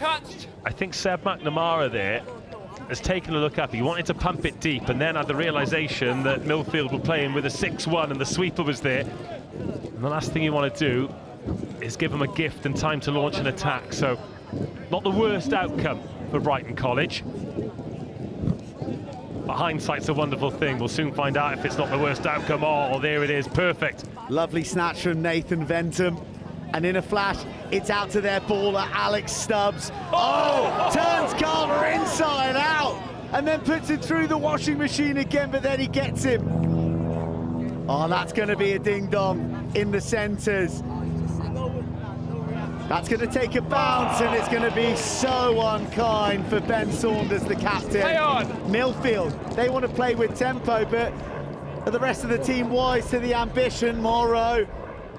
Brighton looking for that intercept off the offload. They know that Millfield like to avoid contact and breakdown work. Carver, who is a mountainous man. Oh! Dismisses Seb McNamara. And then McNamara can't quite get his mitts on the man, Evan Morris. Step back. Freakishly powerful. Evan Morris, he's won so many collisions. And look at the position he's created. The bouncing feet of Millfield's mega man Morrow splits the Brighton defence. And they make their way underneath the uprights for a doddle of a conversion. 7 points to the good, Millfield with the early initiative. Well, it was a lovely piece of individual brilliance, just bouncing in and then bouncing off the left, leaving the tackler off balance, but no surprise in the build-up. Morris and Carver both involved in that field position. Ben Morrow, the recipient of their hard work, and did the decent thing and finished it off right. Brighton College, this is where they need to hang in there. They can't let Millfield get momentum because they have hit the gas and disappeared over the hill with everybody so far. RGS Guildford arguably have given Millfield their biggest fright in the tournament. Have Brighton been studying that blueprint? Bind! Harry Eastman surfing the shoulder of Ben Morrow. Set! Oh, it pops out like a gift. How on earth did Dylan Bettle hold on to that offload? Rifled into his chin, played to the whistle. Ooh. That was close for Brighton, who are living by their wits in their half at the moment. Well, just a word for the conditioning of these lads. It is no surprise that we're seeing the odd knock on when it's on the bootstraps, because this is game 9 of the tournament for these young men. So the backs and the hamstrings will be raging. Riley Marshall, who's just come on, wearing number 15 for Brighton College. Watch on. Crouch. He's moving into the Bind. scrum as Millfield. Set. Go again. Morrow manipulating Brighton, mesmerising Morrow without a shred of defensive DNA from Brighton College upon him.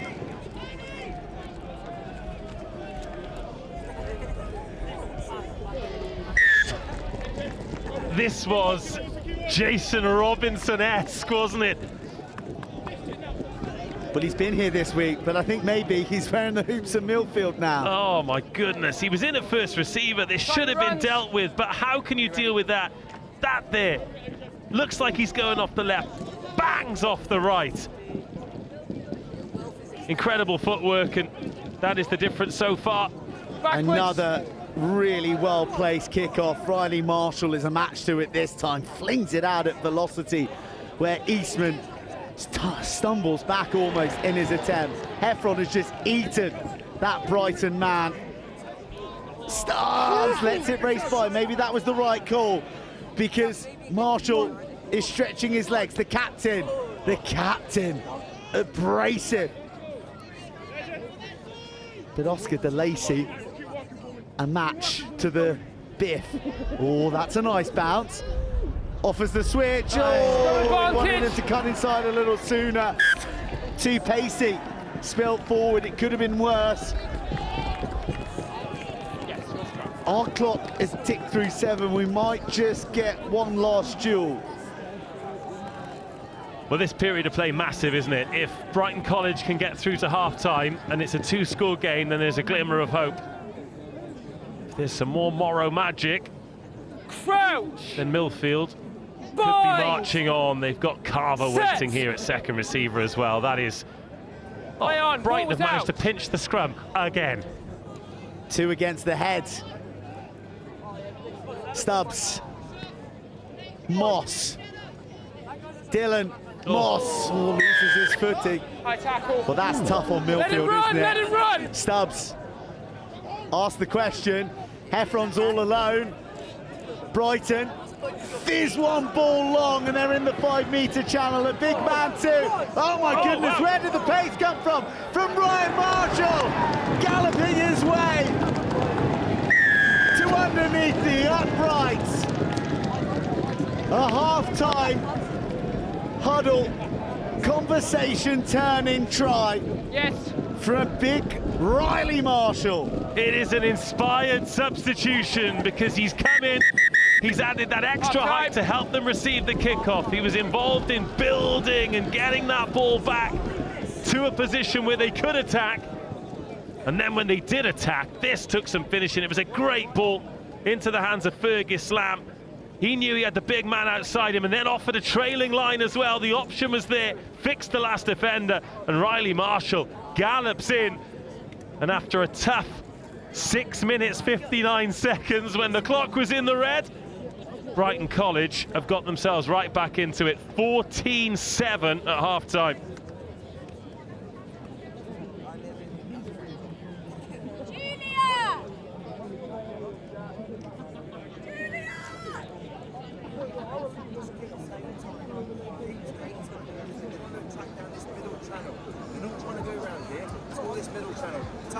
Tuck in tight. Last thing, get in tight. Let's really believe. I fucking believe, boys! I believe!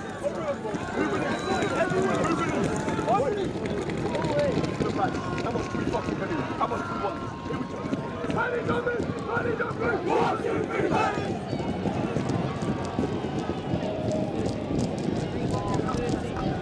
Well, fittingly, being so close to the fictional home of Richmond AFC, how much do you believe, Brighton?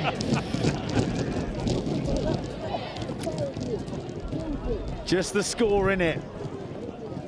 How many times across this week have we seen a buzzer-beating try before the break be the difference? There's no pressure on the kick-off chase from Brighton. They're happy to defend, and it's a curious thought because, oh goodness me, Harry Bunting, who came up with 2 tries of his own either side of the break in their semi-final, is on. Morrow dictating terms in the middle. Donahue is there too. Evan Morris, he's hardly had a step of room to do his thing, has he? Morrow doesn't need a step, doesn't need a millimetre, but he does deliver another wonky pass off his left that scrambles into touch. Just a bit of a wavelength issue, isn't there? He wants to put that into space, and he wants Harry Bunting to attack it at full tilt, but Bunting is just waiting for it to be in the breadbasket before he decides when he's going to hit the burners. A little let off. Watch us on, fellas, let's go. Now Stubbs. Takes all of the length on offer from Ventum, and Brighton targeting the midfield, applying their footwork. That looked high, but there's nothing coming. Not for me. Not for me. Not for me. The gentleman is not for turning.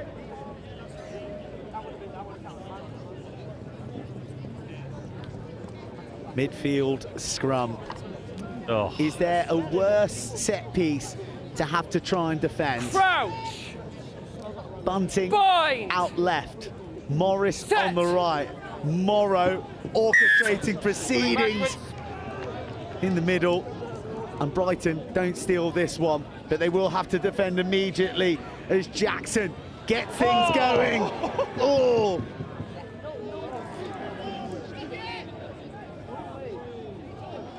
Morrow, there's a looseness to this now. There's opportunity. Morrow finds a Brighton man clinging round his hips. Oh, the pass from Gregory was almost released. It's a little knock on. It's feathered forward. Suddenly the rhythm and the flow has deserted Millfield, and the longer this goes on, the more oxygen that is breathed in to the concept of hope for Brighton. It's a little bit like the first half, isn't it? Millfield looking like they could explode at any time, but it's a little bit rushed, it's a little bit inaccurate. As you say, then the belief comes. Stubbs fishes it out, throws a horror to first receiver, and somehow Brighton have baked a cake out of the crumbs. Oh, the dummy, out the back door. Harry Eastman, forget about East. It's coast to coast, north to south. And Harry Eastman, the hero, in the left-hand corner. Oh my goodness me! He has fallen into a pile of dirt and come up smelling of the most delicious roses. Harry Eastman, look at the mess he's in. That little insider there.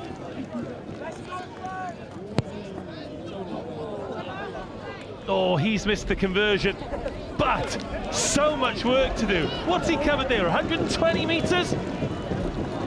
He's gone the long way around, that's for sure. Oh, he's out, he's off for a breather, I can tell you that. Goodness me.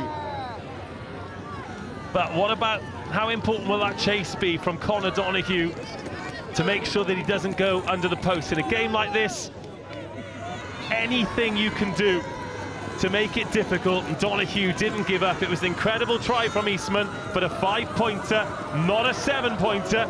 So Millfield still edge ahead. Oh, it's world class. And now Millfield, little bit of space on the right-hand side. Brighton can't let Millfield bounce straight back. They can't miss tackles like that. The clear out, a little bit beyond the ball. Referee happy to let it go. Oh, and Carver wants to have some fun on the sun on the left-hand side. Lassoed round the ankles. The quality's just stepped up one more gear. 2 minutes in the match. Yeemsley looking to free those telescopic limbs, but stripped in the contact. Oh!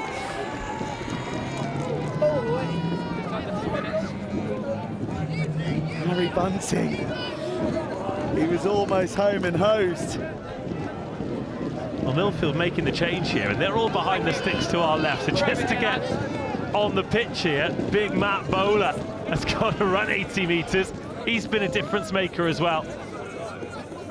There was a lot of fancy footwork. There's a lot of great, everyone's of a high skill level for Millfield, but sometimes they need a bit of direct biff, and he has brought them that. And just in time for scrum time, Stubbs is going to have to reach deep into that one. It is an absolute hold the shove. mess. I told you to hold the shove, you kept pushing through. Free kick here for Brighton. This will work for Millfield though, because the clock keeps ticking. They've got 1 minute. It's a free kick. It's a free kick. Next try wins. Love it. It's boiled down to that. Oh, that is so high risk on first play. Planets colliding and sparks flying on RE1 in the dying embers of the final. The culmination of a week's work. It's brilliant from Brighton. It's magic from Marshall. And it's Dylan Moss to maybe, just maybe, snatch the crown at the death. Absolutely outstanding. And what about that man, Riley Marshall? He wrestled them back into the game with a bit of brilliance just before half-time. And he was imperative to creating that tiny bit of space. And it's done!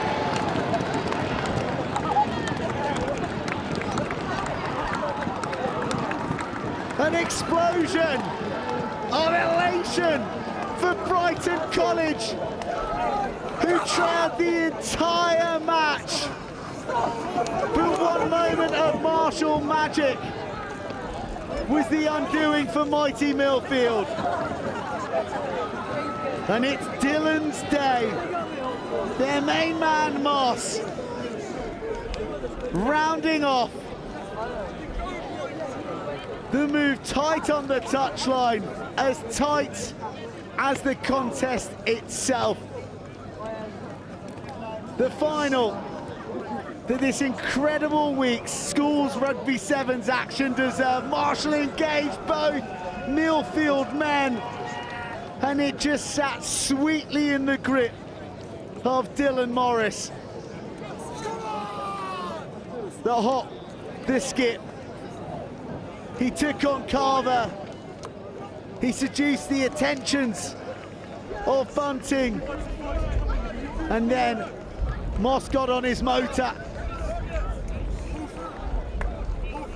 And he didn't know it then, but that would be the last play. And Brighton College, or the Howden Rosslyn Park National School Sevens Under 18 Cup champions at long, long last.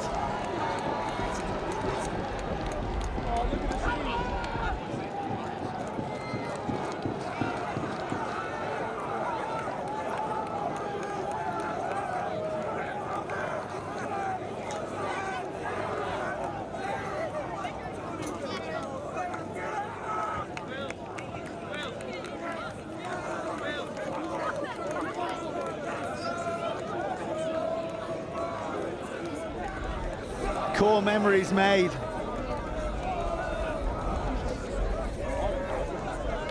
Oh wow.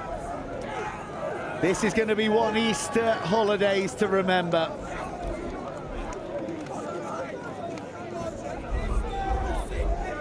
Let's get some hot reaction right down from the thick of it from Angus and the winning coach Nick Boy.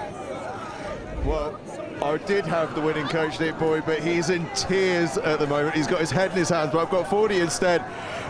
40, wow. The emotion is pretty clear here for everyone at Brighton College. Yeah, I think that's our 5th final. 2 years ago, we lost in the last play to Harrow in the mud. Lost the Sedbergh 10s final last year in the last play to Sedbergh. So that means a huge amount to the boys. They've worked so hard. They've been, you know, credit to the school. We're just so proud of them. 2 tries down. Looking like you were stretched. Where did the boys dig that one out from? Because I know after that semi-final you were gassed, you were shattered. Yeah, I think they've gone 3 games back to back there where they've had to really dig deep. We talked all day about heart and how much they wanted it, and I think just the heart showed there and just their determination to succeed under huge pressure and a credit. I mean, it's a fantastic Millfield team. You know, I think they're a really great team. They've won all year. I think we just managed to, you know, a little bit of luck went our way in the end and managed to run one in from deep. Talk me through the emotions a little bit, because as you say, you've been here a lot. I remember Marcus Smith here well before COVID, going down to Cranleigh. You had battles at St Joseph's as well, trying to get that one over the line. You had Harrow a couple of years ago in the dark. You couldn't tell each other apart. What a journey it's been to get to this point. Yeah, I mean, the philosophy is the same every year. We try and use rugby to make better people. So we really focus on playing rugby, but also trying to look after them as human beings as well. And obviously they're very successful in their exams and that kind of thing as well. But this just means a huge amount. It's the best rugby tournament in the world. You know, you guys do a great job all week in promoting it. It's been great to be here. Yeah, pretty speechless really.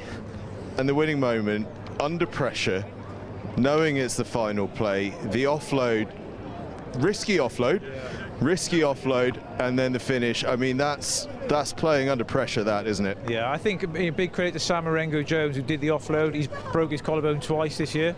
This is his first tournament back since November. So the sort of, you know, his fight to get back probably, you know, epitomised by the whole team really. So proud of him, proud of all the boys. Yeah, I think we'll celebrate tonight. Certainly will. Cheers, mate. Yeah, no. Congratulations. Let's see if we can have a word with some of the boys, because what an achievement this is from Brighton College. Let's see if we can grab someone from the Brighton College ranks. We're going to get a bit of a skip on and see if we can catch up with a few of them. We'll see if we can find Dylan Moss, the try scorer. I think I can see Dylan Moss. If I speak loudly enough, he might come towards me. Dylan Moss. Talk to me about that. What were the emotions going through the head as you were running that one in? Just, I wanted to know how long was left, to be honest, but when I heard it was 15 seconds, unbelievable, it's magical. The comeback, the comeback, we've done it so many times, we've had so many knockouts, like in quarterfinals and under 16s, it's just great to get it done. Unbelievable. Yeah, unbelievable. And we spoke to 40 there. There's a huge amount of history for you boys. You've been in these scenarios as a school time and time again. Did you feel the weight of expectation there? Yeah, definitely. We just had the momentum. We're going through, beat Bishop Wand after they'd already beaten us. We just took it through and it was amazing. Unbelievable. And a word on your teammates, because boy, did you guys have to dig deep, not just in the semi-final, but in this final as well, you've had to go to the well a couple of times, haven't you? Yeah, no, we just keep working at it. Trust each other all the time. But we're also like homegrown. We've all been here for so long. We just trust each other and we make it happen. Make the magic happen. Make the magic happen. Go and get yourself a trophy, my friend. Well done. What a stunning comeback that was. Absolutely fantastic. Brighton College, a wonderful, wonderful side. They have had to dig so deep. I think I find myself, I don't think we want me getting a round of applause, but here I come through this tunnel anyway. Well done, everyone. We'll see these celebrations in just a couple of moments' time. Tournament director Andy Higgins just on the side here as we get ready for these celebrations. The girls are going to be up on stage in just a couple of moments' time. Peter Symonds College with that fantastic victory. So it is almost time for the presentations. What a performance from Brighton College. And I believe we are going to hear from the esteemed Dave Rogers, who talked us through those two finals, to lead us through the presentations. Good afternoon, everybody. If we could have your attention, please, for the final presentations at the conclusion of the Howden National School Sevens here at Rosslyn Park for 2025. An epic tournament over 5 days has come to a conclusion with two brilliant finals at the end of two brilliant competitions. As always, the tournament has been bigger and better than ever, particularly on the women's side of the game, where we have had more competitors than ever. Two under-18s competitions, and the under-18 final today, the Open, was quite remarkable. Can we please have a round of applause before we get the teams up here for everyone who has participated? Players, coaches, the referees, the tournament organisers, all of the partners. And of course, the weather. We have had fun in the sun from Monday to Friday. Let's talk about this under-18 Open final then. It is a very, very busy tournament, and having spoken to our runners-up, their main pit stop is to get some ice for their battered and bruised bodies that took them all the way to the final, where unfortunately they fell one short. Please give them a Rosslyn Park welcome to make sure they come back next year and try and go one better. The brilliant runners-up, Hereford Sixth Form College.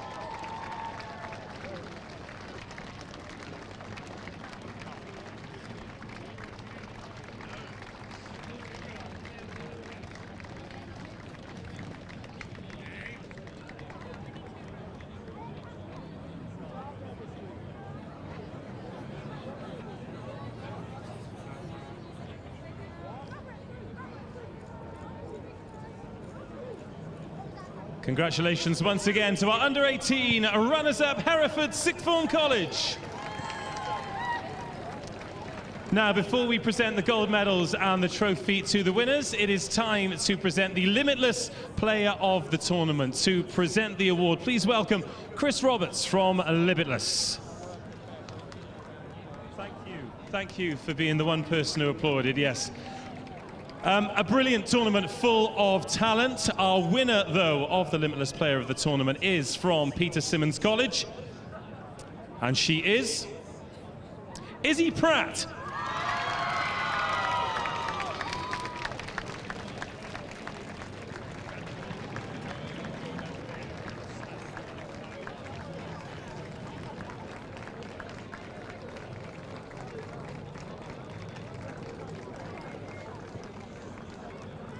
And now it is time to welcome the winners to receive their medals and trophy. A high-level tournament with some of the best under-18 players in the country. To go through a tournament like this undefeated, absolutely remarkable. And to win that final in the manner that they did, saving their best performance until last, even more remarkable. An incredible team, and our champions for 2025, Peter Symonds College.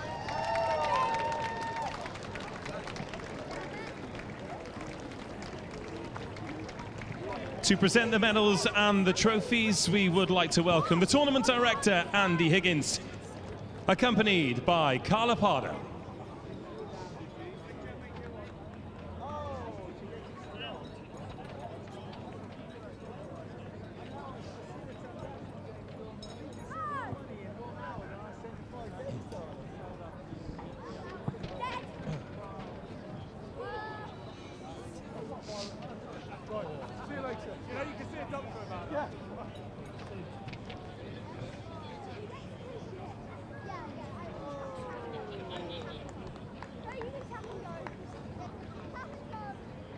Ladies and gentlemen, your Howden National Schools Sevens here at Rosslyn Park, under 18 Girls Open champions are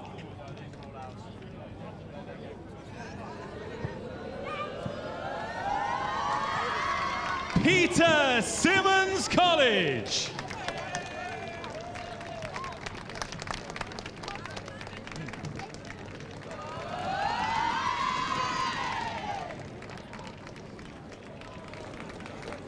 Huge congratulations to Peter Symonds College. We do have a couple more presentations before we bring the boys forward in the under-18s.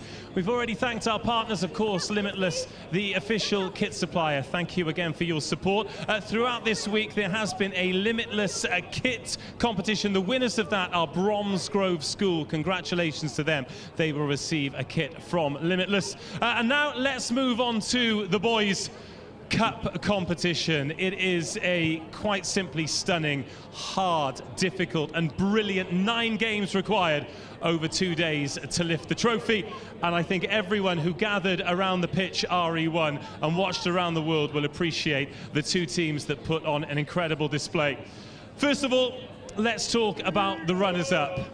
They gave it absolutely everything. They won 8 out of 8 games to book their place in the final. They took the lead, but they showed exactly how hard it is to defend this title. They've been absolutely incredible, so let's make sure that they know it as they take their position here as runners-up. Please, Rosslyn Park, give it up for Millfield.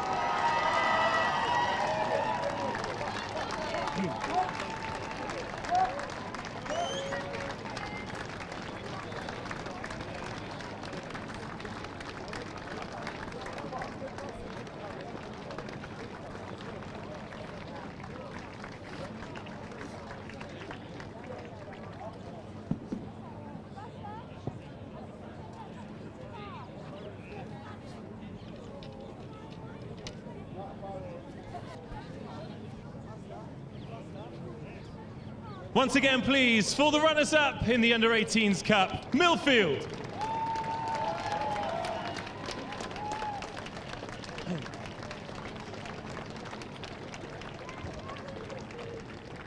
Now, champions do not just require quality, they require character, and this team embodied that a number of times throughout the competition. On day 2, they bounced back from defeat against Bishop 1 to avenge that in a hard-fought 1-score semi-final. Then they get to the final in the sunshine. They're 12-0 down. A remarkable score just before half-time to drag them back in, only to snatch victory with the final touch of the tournament. The champions of the Under-18s Cup for the very first time, Rosslyn Park. It's Brighton College.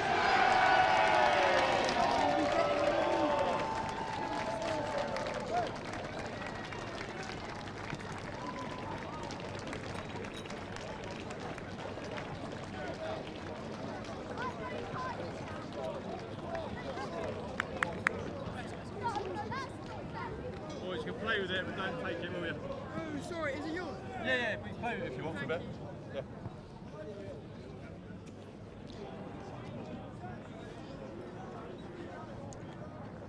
Now, before the presentation of the cup, it is time for the Limitless Player of the Tournament.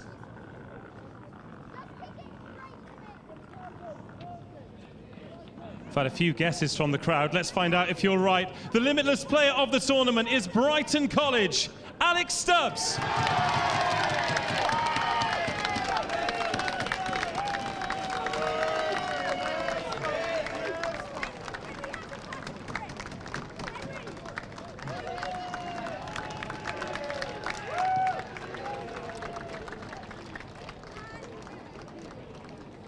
And now the trophy presented by Tournament Director Andy Higgins, accompanied by Carla Pardo, to your Howden Rosslyn Park National School Sevens Under-18 Cup champions, Brighton College!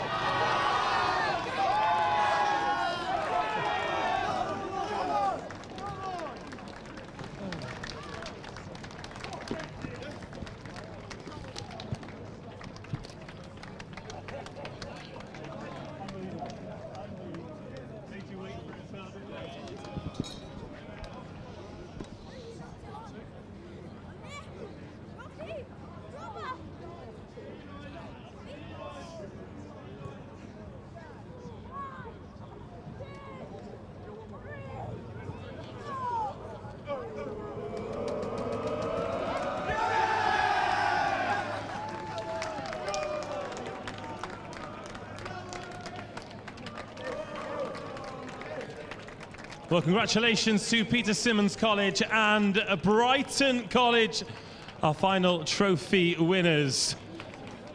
Andy Higgins and Nick Boyd there discussing a fine vintage at the end of what has been another record-breaking, brilliant, bigger than ever Howden National School Sevens at Rosslyn Park. For all of you here who've joined us, whether it's been for this Friday afternoon or throughout the week, thank you very much. Have a safe journey home and keep supporting this brilliant competition and these brilliant young players who continue to impress us, and whatever they do next, whether they're leaving or whether they'll be back next year, huge congratulations. We will continue the debrief on the live stream. In fact, Angus, I'm going to hand over to you because you've got an interview to do right now. Everyone else, have a safe journey home, and we'll see you next year. Thank you very much, Dave. Nick Boyd, emotional one, that one? Yeah, really emotional. First time the school's ever won this tournament. Personally, 19 years at Brighton College and been runner-up twice, semi-final twice. I think it's about 10, 11 quarter-finals, and finally we've got one over the line. And you've had to work seriously hard today. I mean, I watched that semi-final against Bishop Wand, who you'd had in the groups as well. It was a big old performance that you had to dig deep. Had to dig deep again in the final. The boys showed not just quality, but a hell of a lot of character. Yeah, we sort of came up with a phrase earlier in the day that we just believed that we were prepared to go to a place that no one else was prepared to go to, and they sort of made that decision early doors, and then that phrase just stuck with us before every game. And I think we went to that place against St Michael's at St Joe's, if you remember that fixture, and we were just prepared to go to that really dark place, and they like going there and they believe in each other and themselves, and phenomenal. The composure of the lads, I mean, it would have been very, very easy in that last play to panic, but they took the risk with the offload, paid off in style. Yeah, again, we just made a decision this morning as a squad that we were going to win the tournament, and we said there's 5 games to go, there's 4 games to go, there's 3 games to go, and we just sort of believed the whole way through. And they were that was sort of what they'd agreed to do, and they made that decision early doors, and they just knew, it's just one of those things where you can just feel it in the camp, feel it in the way they played. And I think we were last play win on the game before, maybe penultimate play was it, and again there was never any worry, it was not going to happen, it was always going to happen, and sometimes you just get in that zone, and I'm really proud of them. Double on Sedbergh this weekend? Well, I mean, they've just been given 2 bottles of champagne. I might be struggling to make the bus at 10 o'clock in the morning, I know that. But yeah, we'll go up there, and as you know, we love going there. We'll bring the energy to the tournament. We'll have fun for the last time together, and we'll make each other proud again. Just a word on that, because really this is what this tournament really is all about. This is pretty much, bar the weekend, the last time these boys will ever play together, last time you'll ever get to coach them. That's what this is all about. Yeah, our measure of success is always spending quality time with each other for the last weekend, looking after each other, having fun with each other, enjoying every moment, every minute. Because some of these boys have been playing for the school for like 4, 5, 6 years old, and this will be their last ever weekend. It's pretty big when you think of it like that. And they've been together for a long, long time. And we'll make the most of every minute, as we always do. And as I say, whether we win or lose, we will always win, because our measures of success are just in looking after each other, having fun and enjoying ourselves, and that will always be our measure of success. Right, go and get that open. You've got some celebrating to do. Thanks for all your support as well. Thanks. Thank you. Absolute pleasure. Right, we're going to go and do the wrap-up. I'm going to collect some of our commentary team as we go. In fact, look, I can spot 3 of them here. Wilf comes, he's got a microphone in his hand, so we'll speak to him first. Wilf, reflections on that? Sorry. Reflections on that. What a spectacular end to the day. Well, look, we watched the semi-final over on RE2, and Brighton gave everything. And I had a quick conversation with Saunders, the captain, Ben, after the game, and he just said, look, we're just going to collect ourselves, we're going to give everything, and that's what that kind of level of side does. And he said they're a tight-knit group. Those guys have been playing together for a long time. And, you know, a lot of those guys have been playing senior rugby for 3 years, and this is finally the end of the road for them. McNamara, Stubbs, Orengo Jones, they've played a lot of rugby for Brighton College. They've come so close You know, sort of, they had Sedbergh 10 stolen away from them. You know, 2 years ago they were again in the semi-final here at Rosslyn Park when the weather was nothing like this. They've been an Ely side so many times, and for them to take that victory today, it was emotional. Me and Sam watching it from the Howden VIP tent, which was pretty nice, wasn't it? I'm so sorry. Oh yeah, snuck in there, but it was emotional in there, and everyone was on Brighton's side. I've got to be honest with you. By the time that last offload went away from Marengo Jones, the whole place lit up, and that's what Rosslyn's about. There are people in that tent from all walks of life, from South Africa, from Canada, referees and officials from Rosslyn Park, and every single one of us were on our feet when that offload was thrown. And to get that level of engagement, commitment, passion from an under-18 side is remarkable. And that highlights exactly why this is probably, in my opinion, the best tournament, maybe in sport, maybe in rugby, maybe in the world. It was fantastic. And Sam, your thoughts on what's been, as you say, an emotional day. The rugby continues here on RE1. We've got Buster Burns out there with the ball in hand. We've got all sorts going on. What a stunning day. Well, I tell you what, Angus. I watched Brighton on Thursday. One of the first games of the day. Sun was shining on RE2. And I said, that is a team who have got heart and togetherness, and they're so compact as a unit. I'm going to do it again, and I'm going to highlight Alex Stubbs.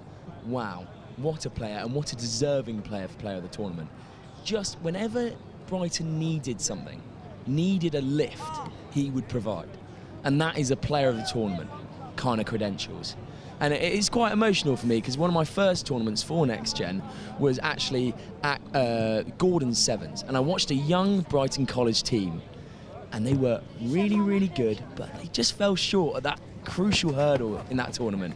And now, watching them come out and watching the guys that I commentated on my first time, like Marengo Jones, like Stubbs, like McNamara, come out and win this Rosslyn Park Howden National School Sevens, it's a nice moment for me, nice moment for everyone. And as Wilf said, we had the Barbarians dancing outside, we had everyone enjoying themselves, and it was really nice to see.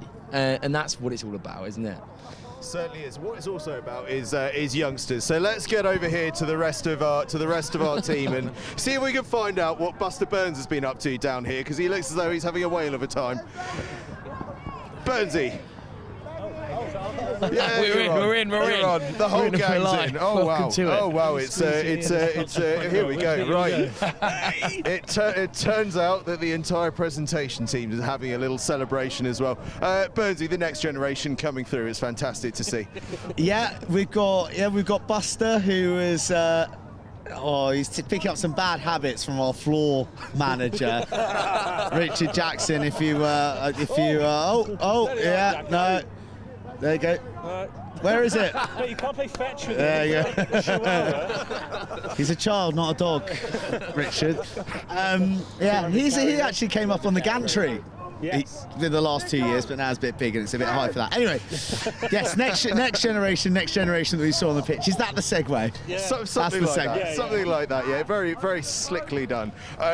Reflections on the week as a whole and that climax, that fantastic performance from Peter Simmons in the girls' final, that brilliant comeback from Brighton College in the boys' final, just the perfect end to a stunning week here at the Howden Rosslyn Park National School Sevens. Yep. Pardon? Oh yeah, I'll come with you in one second. Just let Danny do this bit. And look, I think that final between Brighton and Millfield summed up the tournament, didn't it? No lost causes in Rugby Sevens when it comes to the Howden Rosslyn Park National School Sevens. Delighted for Brighton because they came so close a couple of years ago, and they've kind of been in and around finals over the years. Millfield are just a behemoth, aren't they? They'll be absolutely gutted. That's 2 showcase finals that they've just missed out by a whisker, and the manner in which that one would have been heartbreaking. But yeah, the quality, the commitment, the touchlines jam-packed with people, it's just been awesome, absolutely awesome. Loved every second of it. It's a privilege to get to watch so many matches. It certainly is, and do you know what? The touchlines have been packed this afternoon, and it's been really special to see, because sometimes at tournaments you can sort of see things as teams get knocked out and go away. You start to get a bit quiet towards final time. Not so today. It was absolutely busting at the seams, wasn't it? I was going to ask you, Burnsy, before you go and Dad, that felt like it might have been the busiest final 4 games that we've had in the last couple of years. Yeah, so I think that's actually been across all the days, because usually people do think, God, it's a long way home, I better get on the road. But now I think that everyone knows that the best games are at the end, and you're staying as a rugby fan. Yes, you come here as a competitor and you haven't got there, but now people are staying as a fan, and then all the kind of jamboree around it. I mean, why wouldn't you, you know? So yeah, like it's heaving on our touchline for both the finals over the last couple of days. It's been awesome, and it's a testament to the growth of the competition and the event as a whole, because it is an event. It's a festival. Yes, it's competition on the field, but the whole event is an experience. It's the Glastonbury of rugby, I think. It's absolutely superb. The Glastonbury of rugby. I love that. They're going to have that on the sales pitch next year to sponsors, I think. Dave, talk to me about Peter Symonds College, because they've been knocking in and around at the top end of this girls' competition for a little while, but that was some final performance. I'm just thinking about Higgy as Michael Eavis now, to be honest. They're very similar. Does that make you Emily Eavis, Angus? Well, we bear a certain similarity, I'm sure. Yeah, I'm sure you do. Do you know what? We were lucky enough to have them very, very early on, and we kind of charted them today at the beginning and the middle and the end of the journey that felt like it was only ever going to end one way. They were, God, look at this dog chasing the thing. Dickie, you play fetch with him, not Buster Burns. Sorry. So they were one of the first games here on RE1 where we weren't sure what the weather was going to be like on the final day. Little bit of rain, greasy surface, but they just look well organised, super quick. They've got a little bit of magic sparkled, not just out on the edges, but through the middle.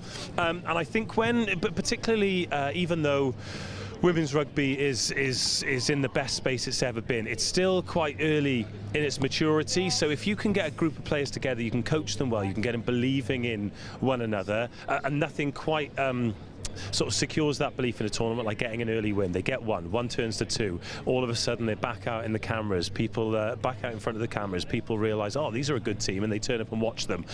But then in the final, some people can get that far and then they're like, oh, we could win a cup here, and it changes. And we saw it a little bit with Millfield. I think we'll come on to that as the conversation develops, I'm sure. But nothing from them at all. They flew out of the gates. They got the early try. Hereford Sixth Form College, we saw right at the end with those 2 consolation tries what they're about. They've got some really talented players, but they gave them no chance at all. Defensively organised, yeah, they scored 6 tries in the final, but they did not give Hereford Sixth Form College anything to work with, and they're a really, really good team. And look, they've been here for a while. As the competition's grown, they've grown with it, and now they've shown they're the team to beat in the Under-18s Open. They certainly have. It was a superb performance in that final, superb competition. I want to touch on the girls' plate, actually. Amazonian Barbarians with the victory there. And Sam, I think with your, well, this is your first tournament here on commentary duty, and I think it very quickly at the end there provided you with your favourite moment. Yeah, this was my cherry, and I've loved every minute of it. Being alongside such superstars as these boys has been a real pleasure, and it's been absolutely wonderful. At the end, what was particularly pleasing was, as the Amazon Barbarians were given the plate, the group of people making the most amount of noise were Bishop Wordsworth, the guys that they'd beaten, and they were the ones cheering. They stayed around. They had a big dance at the end. It was glorious. Yes, rugby is about this level. When we get down to Friday evening, it's about winning, absolutely, and obviously, end of a competition, it's about trophies and all of that. But I want to be old and say, rugby values and all of that, and getting together and making sure that that everyone enjoys themselves. Those girls did, and there's some wonderful footage floating around the internet, just showcasing it. It's great to see, really, really good to see. Great end to a fantastic week. Certainly was, and fantastic performance from them throughout the 2 days and in that final. It's been spectacular. The boys' plate final, Sam, Epsom College took on a big team in the form of Sedbergh. and managed to get the ball done. The ball done? The job done. Where are we off to? Everyone's gone for a walk and no one told me. This is what happens all the time to me, on and off screen. Epsom College getting that plate victory. They've been in the Vars for a really long time. They've come up to this cup competition amidst a bit of pressure, come up trumps against a really, really big team there in the form of Sedbergh. Yeah, we were lucky enough to watch Sedbergh throughout the tournament on RE2, and my God, they were fantastic.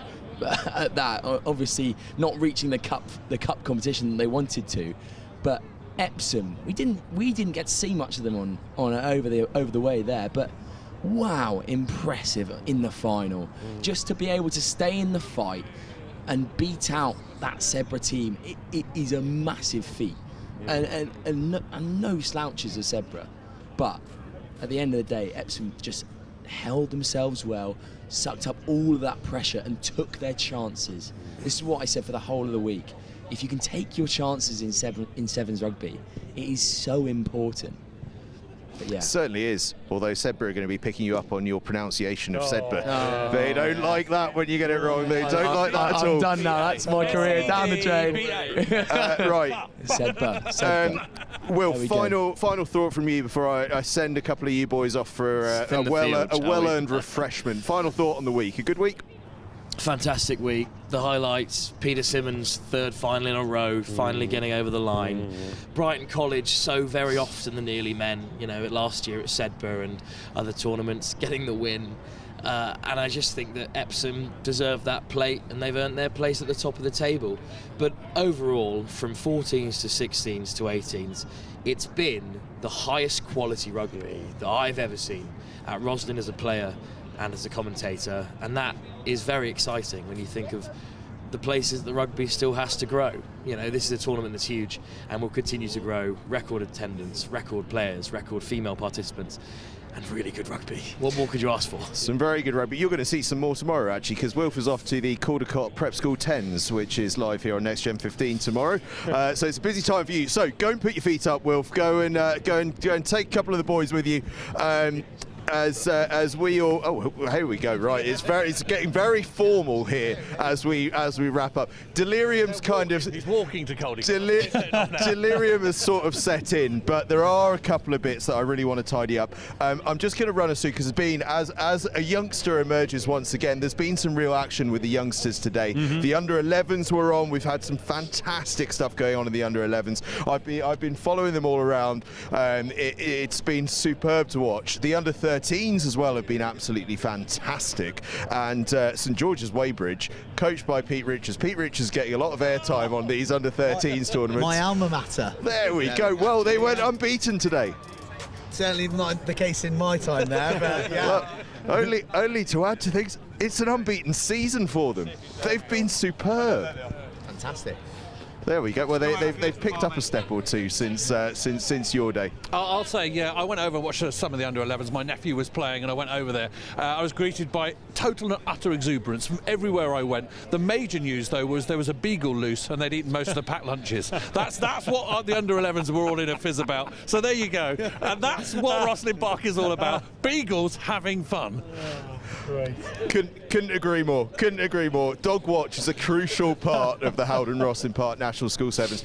Right, things are winding down, and everyone deserves to celebrate at the end of this. So we're gonna move towards a wrap up. But Dave, sort of bringing ourselves back to that boys under 18 cup final. Wow. You know, the longest running part of this entire tournament's been going since the 1930s. Brighton College have never done it before.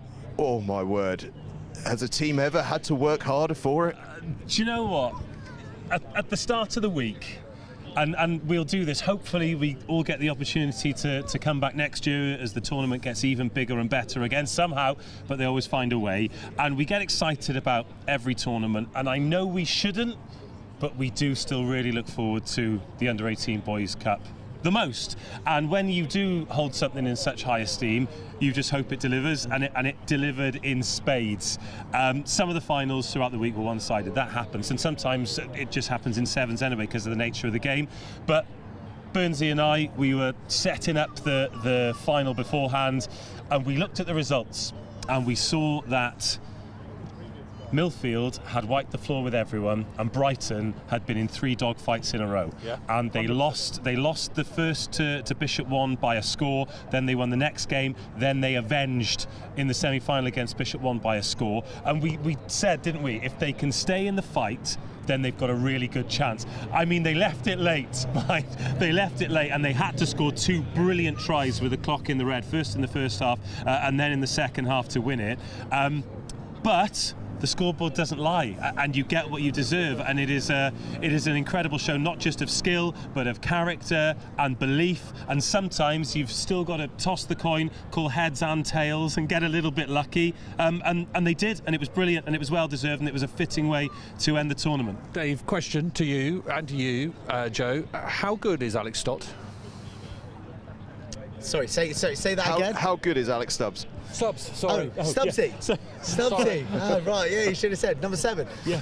Yeah. He's pretty decent, isn't he? I thought that was a really nice battle of the playmakers, the bouncing feet of him against Ben Morrow. Obviously, Morrow had a dream first 7, a couple of passes going astray, but individual brilliance and footwork.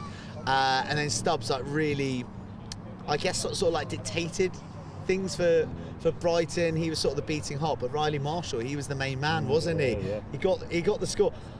He sort of just kept on. I thought he was going to get caught 7 times on that break down the left, and he just kept on going. Then he galloped through the last tackle, and then the backdoor boogie to release Dylan Boss, and it's all she wrote. It was a fabulous ending, and really one that the whole week deserved. Yeah. We talk about Morrow there. He scored 1 try. We thought it was Jason Robinson. Yeah. Oh, he's sensational. The feet were absolutely sensational. Feel for Millfield. Feel for Millfield. You know, they're looking to go back to back, and every player, every coach will always say, oh, you know, we take it one game at a time, but they took it 1 game at a time, then they won it, then they won the next one, and the next one, and the next one, and it's 8 in a row, and all of a sudden you're talking about back-to-back championships, and in between games they'll be getting downtime, but they'll be hearing people talk, and they'll also, come Millfield, go back-to-back, and these are, you know, 17, 18, sometimes 16-year-old lads who are playing up, and they'll be absolutely gutted, but who can begrudge Brighton?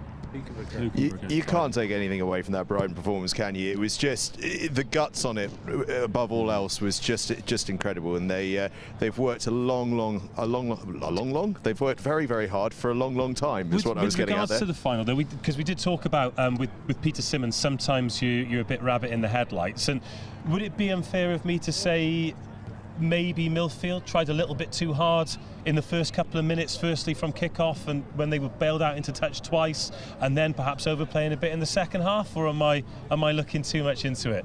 I mean, they were 14 up, weren't they? So they weren't playing that badly, you know? I think he's a tough taskmaster, is Dave Rogers. Well, no, it was the score right at the death of the first half. That was the difference, wasn't it? That gave Brighton hope, and they went on to win it. So I don't think it's like anything that Millfield did wrong. Don't think it's anything that anyone does wrong in a final. I think that it was just 2 fabulous sides, tenacious to the end, and Brighton and just edging them. Right, Sam, first tournament here at Rosslyn Park on duty.